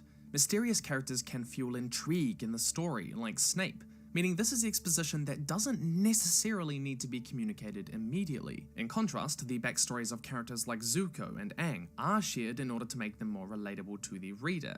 However, some backstories neither make the characters more relatable or create intrigue, so sharing them may just be raw exposition that serves no real purpose in the narrative, meaning it may not need to be shared, even if the author knowing it helps them construct and write the character. But we're not done with this topic. We'll be talking a little bit more about backstory exposition and when you should share it and what that means for the story at this time, so skip towards this if you're really keen to watch that. Finally, the reality is that when it comes to what exposition you should share, it's that you are free to include any exposition about your world or story you like if that element is important to you. You need to write the story the way you want. That doesn't mean it'll be the most compelling information for the reader, but if it's important to you, then find a way to stick it in. Just try your best to do it well. The next point about exposition is this: respect your audience. They're smart. A lot of good exposition tells the story implicitly through conflict and environmental descriptions. They can pick up that there are complex political factions at play from the propaganda about other parties. We know there was an apocalypse in the road from its ruined cities, or that a character was abused from the scars on their forearms. Even if they don't get the exact story that you have in mind, sometimes leaving a lot to ambiguity or reading between the lines gives the sense of a wider world to the reader, without having to fully explain it, and allowing the reader that creativity to imagine what it's like can make your world actually more immersive. And for our last question, when should you communicate exposition? Let's return to that point about backstories. So to clarify this point, whether you should reveal backstory is not a binary choice between intrigue and relatability. It's about when you reveal it. It's incredibly common for authors to reveal backstory, but to choose to do so later on in the story to build tension throughout it. For example, Remus Lupin is a werewolf, Snape loved Lily, and Dumbledore was power-hungry. These are three secondary characters whose backstories are revealed later on after tension builds up around them. You can do both, But there is a reason that it's more common to reveal the backstory of perspective characters earlier on. For example, there are no real surprises about Harry, Ron, or Hermione's history later on in the story. This is because revealing backstory exposition earlier on in the story is one method to help the reader empathize with the character. They get to know them better. This is most common with perspective characters like Aang. In contrast, revealing backstory later in the narrative, especially if you drop hints about it previously, helps create intrigue in the narrative. This is most common with secondary characters like Snape, so it's about which one of those two factors you want to emphasize as to when you drop it. But as mentioned before, if a backstory doesn't really add to either of these, then maybe you don't need to share it at all. While characterization, environmental descriptions, and the conflict points we discussed last video are a great way to make exposition easy to digest, one extremely effective way to make exposition more memorable is with a plot twist. This can be done either before the exposition or after the exposition. One criticism of Inception is its expositional scene in which Ellen Page is just a stand-in for the viewer to understand how the dream world works. This is an example of the unknowledgeable perspective character we talked about before, and it's nearly 4 straight minutes of exposition, but it's curtailed by this moment. How did you get here? We're dreaming.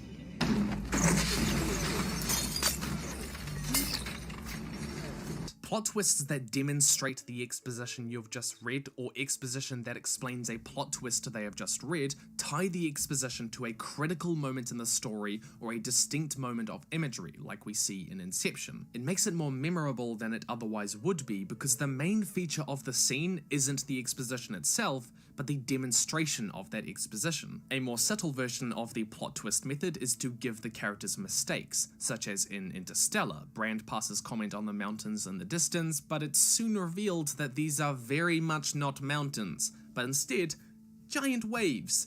The information we were led to believe is proven false through demonstration and makes the correct information more memorable. And here's where we need to talk about the first chapter. It can be tempting to start off with a grand exposition that beautifully lays out the history of your world and the setting of your beloved characters. And some great authors like Tolkien did precisely that.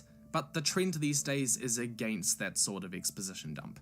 The reason is that it's difficult to care about a world, a society, or remember a magic system unless the reader is given some context in which to care about it. We are immersed and remember things about the Shire through the experiences of Frodo. We care about the 100-Year War by seeing its consequences and how Katara and Sokka lost their mother. And we remember how the dream world works by seeing how it's used to set up conflicts or resolve them. Memorable and interesting exposition almost never exists in a vacuum. Because of this, it can be more effective to use the first chapter to establish an immersive context in which the exposition can be later introduced, rather than spouting the exposition itself. But lastly, spreading exposition out across the narrative and across multiple characters can help by avoiding huge chunks of informational text that halts the action. This makes it easier to digest. It creates a dimension of interaction between characters, opening it up more as a discussion with different perspectives perhaps, giving people different ways to phrase things or emphasize things instead of it being read in a single tone, which can feel monotonous. So what has part 2 discussed today? Firstly, not all world building needs to be communicated, but it's important to communicate problem-solving exposition that controls tension in the narrative. This applies equally to magic systems. Secondly, it can be important to communicate exposition that explains why characters act a certain way to create relatable characters, but it can also be interesting to have a character with a mysterious background. Thirdly, respect your audience. They will read through the lines in your descriptions, interactions, and dialogue. That creativity can make the world more immersive. Fourthly, plot twists before or after the exposition are a great way to make the exposition more memorable. Fifthly, it's generally better to avoid first chapter exposition dumps, and rather to use the first chapter as a means to establish an immersive context in which the exposition can be given later. But that is all from me. If you like this sort of more educational content, then consider joining my Discord Patreon community for just a couple of dollars a month. We talk about world building, writing, and all that. It's great. Also, the midichlorians example is pretty bad, and I'm not even a prequels hater. I grew up on it. I have a weird place in my heart for them. Question of the day: what do you think is one of the best world build stories that is not well known? Quite obscure, perhaps. I'm really enjoying the world of Leviathan Wakes by James A. Corey, which we've referenced a couple of times throughout this series. Let me know yours down in the comments below. Stay nerdy, Sub-Furies, and I'll see you in the future.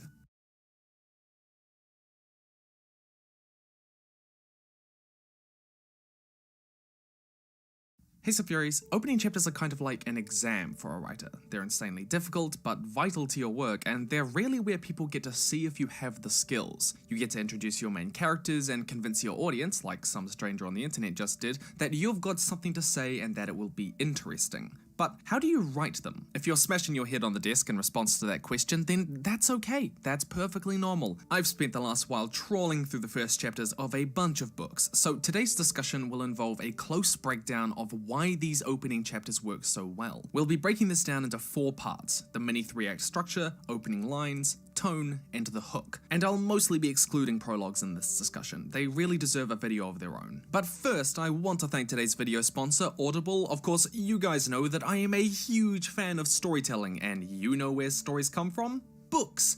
And if you want to know how to write, then, and I cannot emphasize this enough, reading is about the most important thing that you can do. And guess what? With Audible, you can listen to books. Use my link at audible.com/HelloFutureMe or text HelloFutureMe to 500 to get a free audiobook and a 30-day trial. And stick around till the end of the video to find out which book I recommend, but for now, ladies and gentlemen, onto the video. The best way to start your book will vary depending on your genre, style, and legitimate personal creative choices, but there are a number of setups that work better than others.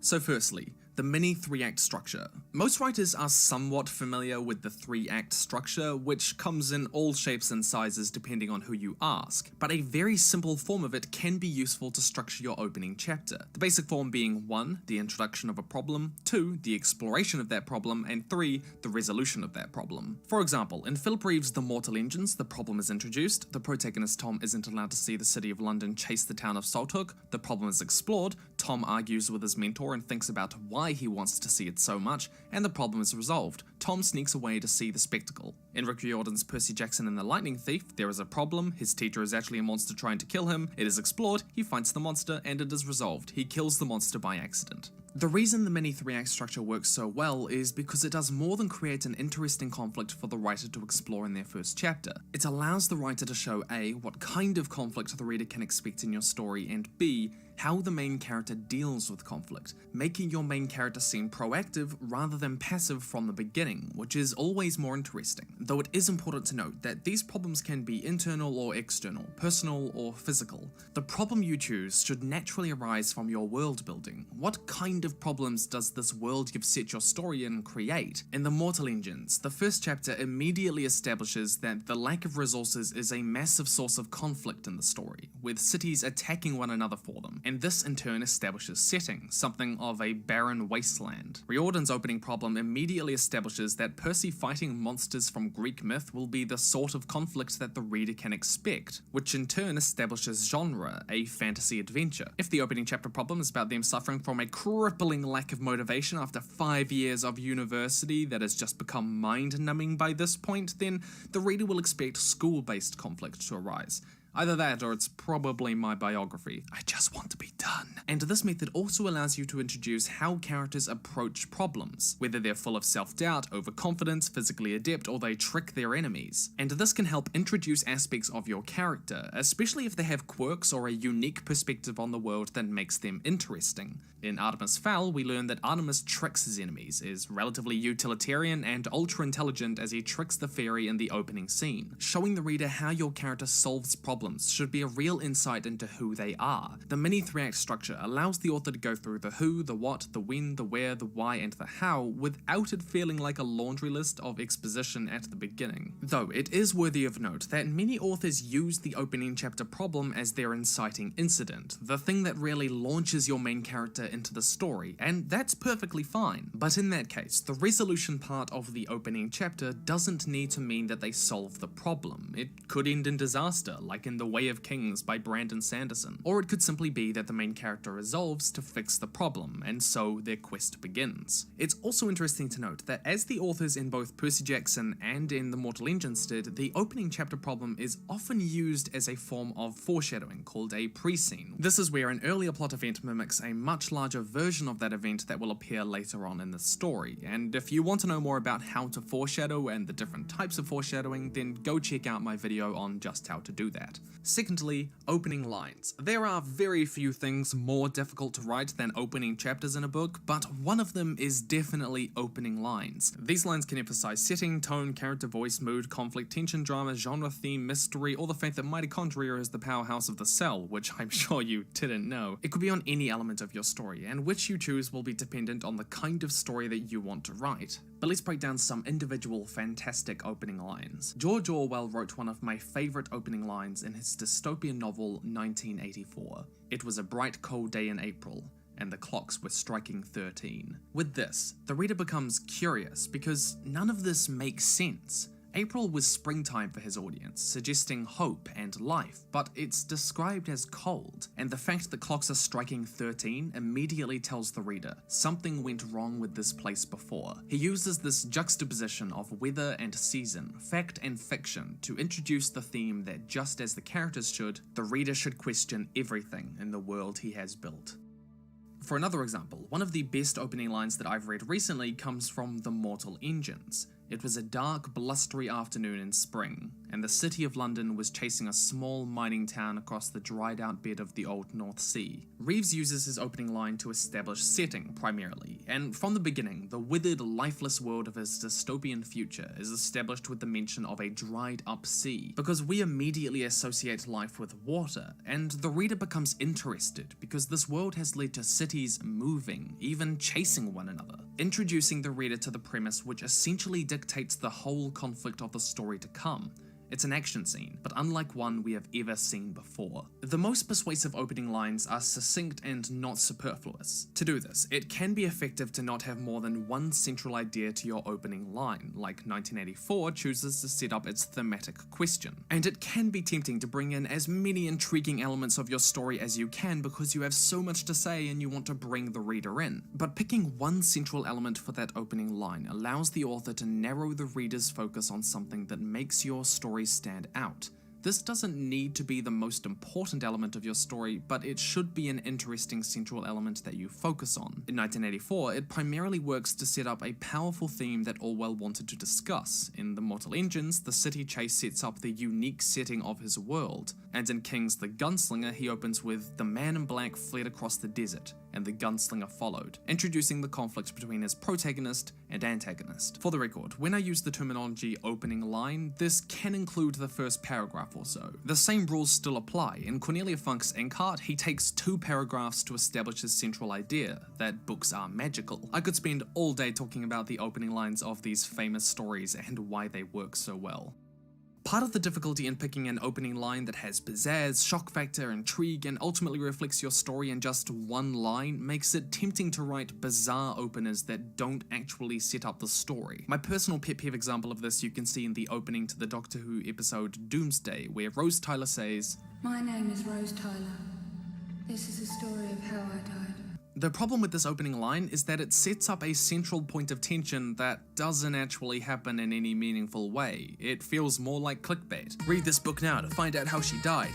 #Doctors hate her. Exaggerating a story element to make it more intriguing for the opening line creates an unsatisfactory experience for the reader when the reality is revealed, either falsely building tension or creating a misleading basis for your story. Thirdly, setting the tone. Ellen Brock, an editor who has spoken a lot about writing herself, noted that the best thing that you can do for your book is make sure the first chapter adequately represents the tone of the rest of the chapters, so the book as a whole seems cohesive. In John Green's The Fault in Our Stars, the opening chapter introduces the feeling of death hanging over Hazel's head, but it's written in a relatively funny and cynical way. The reader can tell from how Green writes about these topics that it's going to be a story that deals with heavy issues, setting a somber tone that will be told with an amusing narrator, and it matches the rest of the story. Now, this doesn't mean that if you have a tragic twist later on that you can't have a happy beginning. Twists are often accompanied by drastic changes in tone. However, it does mean that it can be jarring for the reader if the opening chapter problem is what should be a traumatic experience, and then chapter 2 is upbeat and comedic. This is partly why in Harry Potter and the Philosopher's Stone, the first chapter, which is technically more of a prologue but it is called chapter 1, skips the traumatic scene of depicting the death of with Harry's parents and goes straight to the celebrations of Voldemort's fall and the whimsical Dumbledore. It's more consistent with the tone of the rest of the story. Now this isn't a video on building tone, so we won't go too in depth on it, but we will touch on it because it's clearly relevant to the discussion. It can be built in the first chapter in any number of ways. It can be established with the focus of your imagery. Focusing on how the wind and the rain is tearing the leaves off trees establishes a pessimistic tone, while focusing on how one beautiful flower survives the wind and rain establishes an optimistic tone. It can be established by using the stakes of the opening problem. In the opening scene of Shakespeare's King Lear, the opening problem that Cordelia faces is needing to prove how much she loves her father, the king, and almost everything in her inheritance is at stake here, establishing a far more serious tone to the story. Fundamentally though, tone is less about what happens and more about how you say it. It's about the feelings that you invoke in the reader with imagery, diction, characterization, and emphasis. And finally, the hook. One of the biggest misunderstandings that people seem to have is that they conflate the inciting incident with the hook. The inciting incident is the thing that launches your character into their quest, whatever it is, while the hook, on the other hand, is the very first moment in your story that intrigues the reader and makes them want to know more. A great example of this is in The Last Airbender, and ha! You thought I wasn't gonna mention my favorite show ever, that I could go one episode without referencing this fantastic series. You would be wrong. In the opening episode of The Last Airbender, the inciting incident is Sokka and Katara chanting across the frozen avatar, Aang. A few people have suggested that the hook is Katara using waterbending because it makes people want to know more about this world, but it's actually far earlier than that. It's this moment. Only he could stop the ruthless firebenders. But when the world needed him most, he vanished.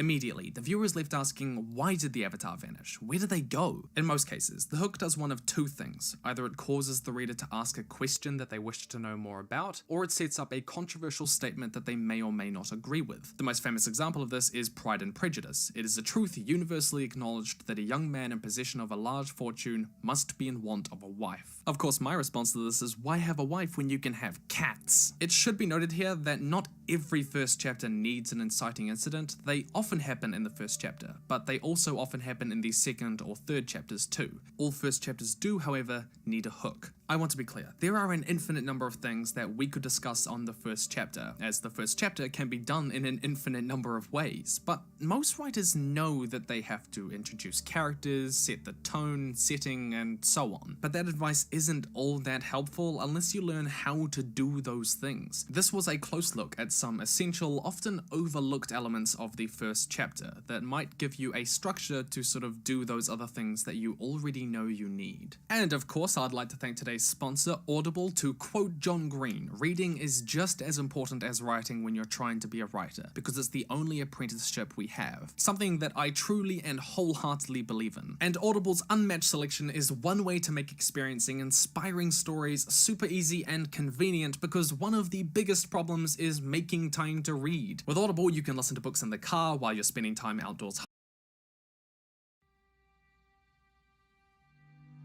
As the towering walls of the Earth Kingdom's fortress of a city fell behind him, Aang breathed in the new metropolitan air.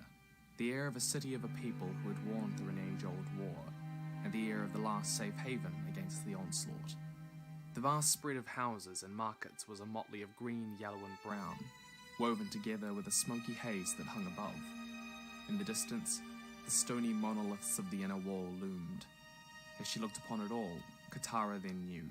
She had never known a city till she saw Ba Sing Se.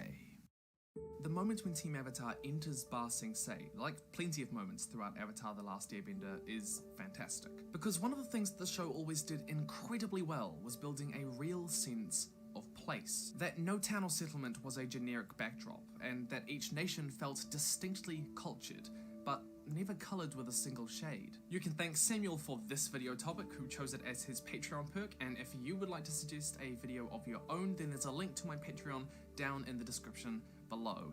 It would mean the world for you to support me, even if just for $1 a month. Also, there's going to be a Discord soon, so if you want to be part of that, then Patreon it up. There are dozens of facets to effective world building, from religions to social structure to architecture. But this is not an on-writing video where we would usually break down those individual components. So today we'll be taking a look at a very specific element of world building in Avatar: The Last Airbender. How its map and geography affects the way the Earth Kingdom has been world built, from its politics, to its social structure, to its economy. Welcome to one of the longest videos I have ever made at 2,900 words. Why do I do this to myself?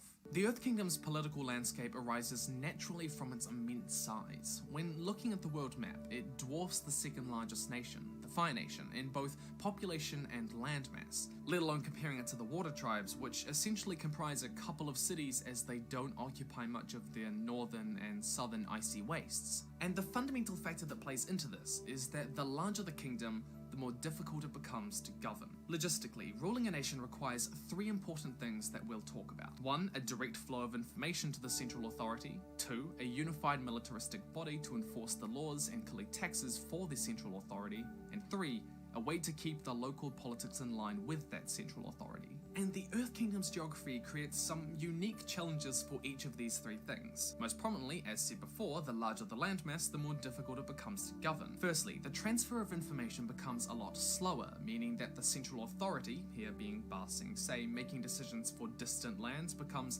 delayed or even ineffectual when they require urgent intervention. The intelligence organization for the throne, known as the Dai Li, are only described as the cultural authority of Ba Sing Se. They are the guardians of all our traditions. But only Ba Sing Se. They don't seem to have much influence outside that particular province, and I think that reflects this problem with information. It would be too slow and ineffectual for them to really bother. 2, keeping a unified militaristic body designed to enforce that central authority's laws and collect their taxes becomes a lot more difficult, as the Earth Kingdom is essentially in the feudal era, meaning that the local militia designed to do these things are pulled from the populace that they're protecting. Making them more loyal to the crown that they've never met than they are to their local leaders would require a huge amount of influence, whether it be a strong control of resources or a high increase in pay for working for that central authority. We actually see this idea referenced in the episode The Earth Queen, where she says, "But what's left of my kingdom is falling to ruin. Roving bands of barbarians are raiding villages in the countryside, and now some of my subjects are refusing to pay their taxes." And later on, we get the other side of the coin. You're on the wrong side of this fight, Avatar! That gold belongs to the people, not the Queen! There, Ba Sing Se were forced to send their own forces to collect their tax money because the local militia wasn't willing to put their lives on the line for a monarch that they had never met, and it seems that the people were taking it into their own hands. But what's interesting is that we can look at how Kuvira planned to unite all of the Earth Kingdom provinces, how she planned to get around these difficulties with the geography. When she brought the state of Yai under her banner, she required loyalty. Proclaim your loyalty, if you wish to keep your post. But maintaining that control over these remote provinces required more than a pledge of loyalty. I've heard how you help towns, by conquering them. We see that she manages to maintain that central authority by keeping careful control of resources that these towns and provinces need, without which they may either fall behind economically or, in the worst case, starve. I know the only reason you want this region is because it's rich in ore. And your pride certainly will not feed your hungry when all that is left is rubble. Kuvira managed to maintain a sophisticated system of control to surmount the scale of its landmass in a way that the Earth Kingdom monarchs hadn't ever done previously. Part of the reason for this was trains, because trains revolutionized our world during the Industrial Revolution with the quick transfer of information, resources, and militaristic force. But this isn't a breakdown of Kuvira's Earth Empire, as fascinating as that would be. No, the main point is that the Earth Kingdom didn't have those things. It didn't have trains to allow for the mobility of information, resources, and military force required for that sort of political cohesion. And without that capability, it needed to resort to a decentralized system of power. Given its immense size, the Earth Kingdom was split up into 58 states, give or take a few as to whether we count the United Republic and Zaofu and the like, although it probably wasn't split up into the states as we see in Legend of Korra. I'm sorry, Rava. I failed to bring peace. Even with Vaatu locked away, Darkness still surrounds humanity. It's likely that the provinces previously exist, but they were drawn together by the strongest of them through a warring period. And we'll talk more about why Ba Sing Se was the strongest of them a little bit later. And these provinces are relatively independent politically, as we know from the extras in the episode Avatar Day. In the Earth Kingdom, there is no universal court system, which becomes clear enough because when Aang is facing a trial, Tong says, Evidence? That's not how our court system works. I say what happened, and then you say what happened, and then I decide who's right. And each town just makes it up, but I do want to highlight how unusual this is. Having no centralized system of law really shows how decentralized the power in the Earth Kingdom really is. That is generally expected to be one of the fundamental tenets of political cohesion, but it doesn't have it. And the reason does come back to geography. Obviously, enforcing a body of law across a continent of this size would be incredibly resource heavy and logistically difficult. But it's also because of the cultural diversity that bringing people together across a landmass of this size would mean. Not every town would feel like criminals deserve to be boiled in oil. Instead, a sort of federal system makes a large landmass much easier to govern, as allowing local bodies to rule is more efficient and more stable, as locals understand their needs better than a central government would. Especially with an absolute monarch, the more people that you have to dictate to, the more likely some of them will rebel. So the less you try and dictate to them, the less likely they are to rebel. And that's why I think they don't seem to have a unified body of laws. Essentially, stability across the whole continent. I say this coming from a country with a government with practically no separation of powers. I mean, Montesquieu would be spewing. I am the Senate. And we can see this in how the monarch's power is essentially null outside Ba Sing Se. Their decrees are only ever referenced as having power within the city, with a few exceptions like conscription. But the difficulty of governing a landmass of this size is compounded by a number of geographical factors. Foremost, the Siwong Desert, which is described in the following way. I'm afraid that desert's impossible to cross. We get varying descriptions of how large the Siwong Desert is, but the most accurate one is probably the map we see used in the episode The Library, spanning from Omashu to the Eastern Sea, essentially covering nearly a third of the Earth Kingdom territory. And the important thing about the Siwong Desert is that it essentially creates an impenetrable natural barrier between the northern half of the continent, most importantly the central authority Ba Sing Se, and the southern half. To tie this back into our centralized body of laws, it would be incredibly difficult for the Earth Kingdom to bring a force down into the south to confront any city or town that really disobeys its declarations, its decrees. And it's because of this that de facto, the provinces of the Earth Kingdom are essentially independent states that I think are only nominally part of the Earth Kingdom. This is true to the extent that Omashu, one of its provinces, has its own king, Bumi, a title that would not usually be tolerated in a cohesive monarchy. It's the Earth King. He's over there. He's also over there, but that one has hard candy. Delicious! Though there may be a reason that Omashu in particular has its own king, because we know that other provinces are typically run by governors. Omashu was placed in the middle of the Kolau Mountains and on the western side of the Siwong Desert. It would be next to impossible to sustain a siege in the arid climate, let alone bring forces down from the north to attack it. That is unlike the Fire Nation, who can bring fresh troops in with a powerful navy from the south. That natural defensive position gives them a unique advantage. If Ba Sing Se tried to get rid of their monarchy, then they may just secede from the Earth Kingdom, and what would they do about it? It's also curious to note the mountain range that dominates the eastern border of the northwest provinces, creating a natural barrier between them and Ba Sing Se.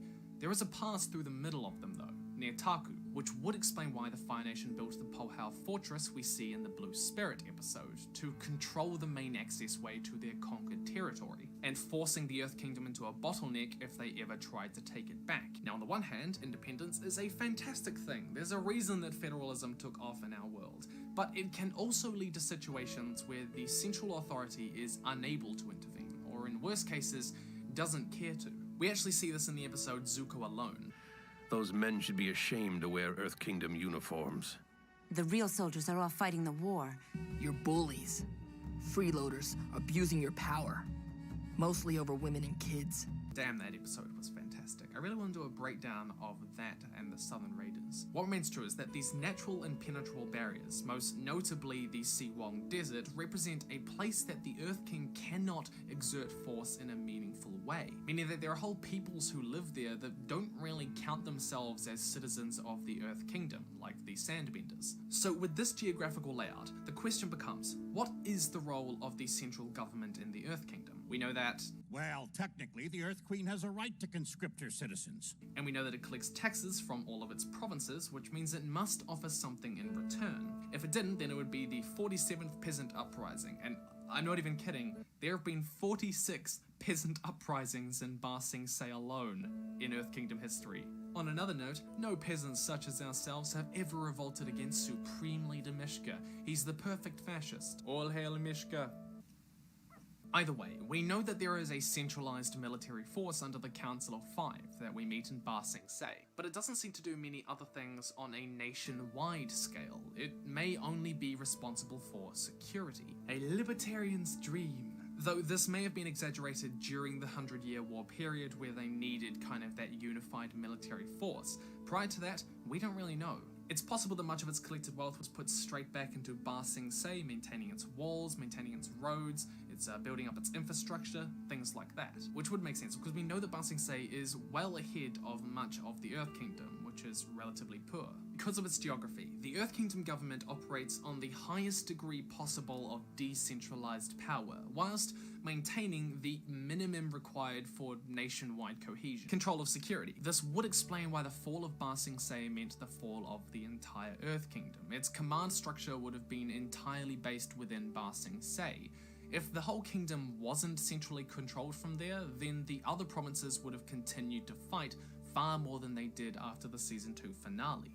In effect, the geography of the Earth Kingdom, from its size to the Siwang Desert to its mountain ranges, makes it impossible for the Earth Monarch to exert any real influence, any huge amount of influence, over its provinces.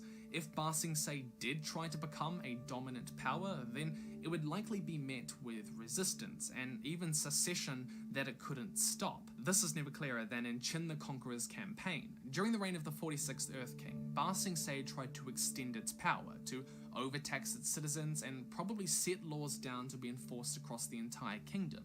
Surprise, surprise, people don't like that, and so they revolted under Qin the Great, or Conqueror, depending on what you think. And the Earth King was powerless to stop him, as he essentially took over all of the Earth Kingdom except Ba Sing Se. But let's talk about something even more interesting. Economics. My father would be proud of me. We know that Ba Sing Se was built atop the crystal catacombs of Old Ba Sing Se. We see this in the Crossroads of Destiny. In the crystal catacombs of Old Ba Sing Se, deep beneath the palace. Well, what do you know? There is an ancient city down there, but it's deep. And this particular geographical feature is much more important than many would realize. Cities are usually built around water sources, be it rivers or lakes or the ocean. That's why most people tend to live on the coast. But Ba Sing Se is curiously in the heartland of the continent, with only a small river flowing into Lake Laogai in the outer ring. But this underground feature may mean that Ba Sing Se doesn't need to rely on the ocean or lakes or rivers, because it seems like Old Ba Sing Se was built around an underground aquifer. Think of it like a huge body of fresh water beneath the earth. For earthbenders, this would be easy to tap into and use. But it's notable that the city with a population the size of Ba Sing Se requires a huge amount of food. And by all indications, this food is grown inside the city. It doesn't get brought in. When both Aang and Korra enter Ba Sing Se, we see the vast amount of land that is dedicated purely to crop production, much of which would have been rice, a crop easy to cultivate, and hence why it's a staple of the Earth Kingdom diet.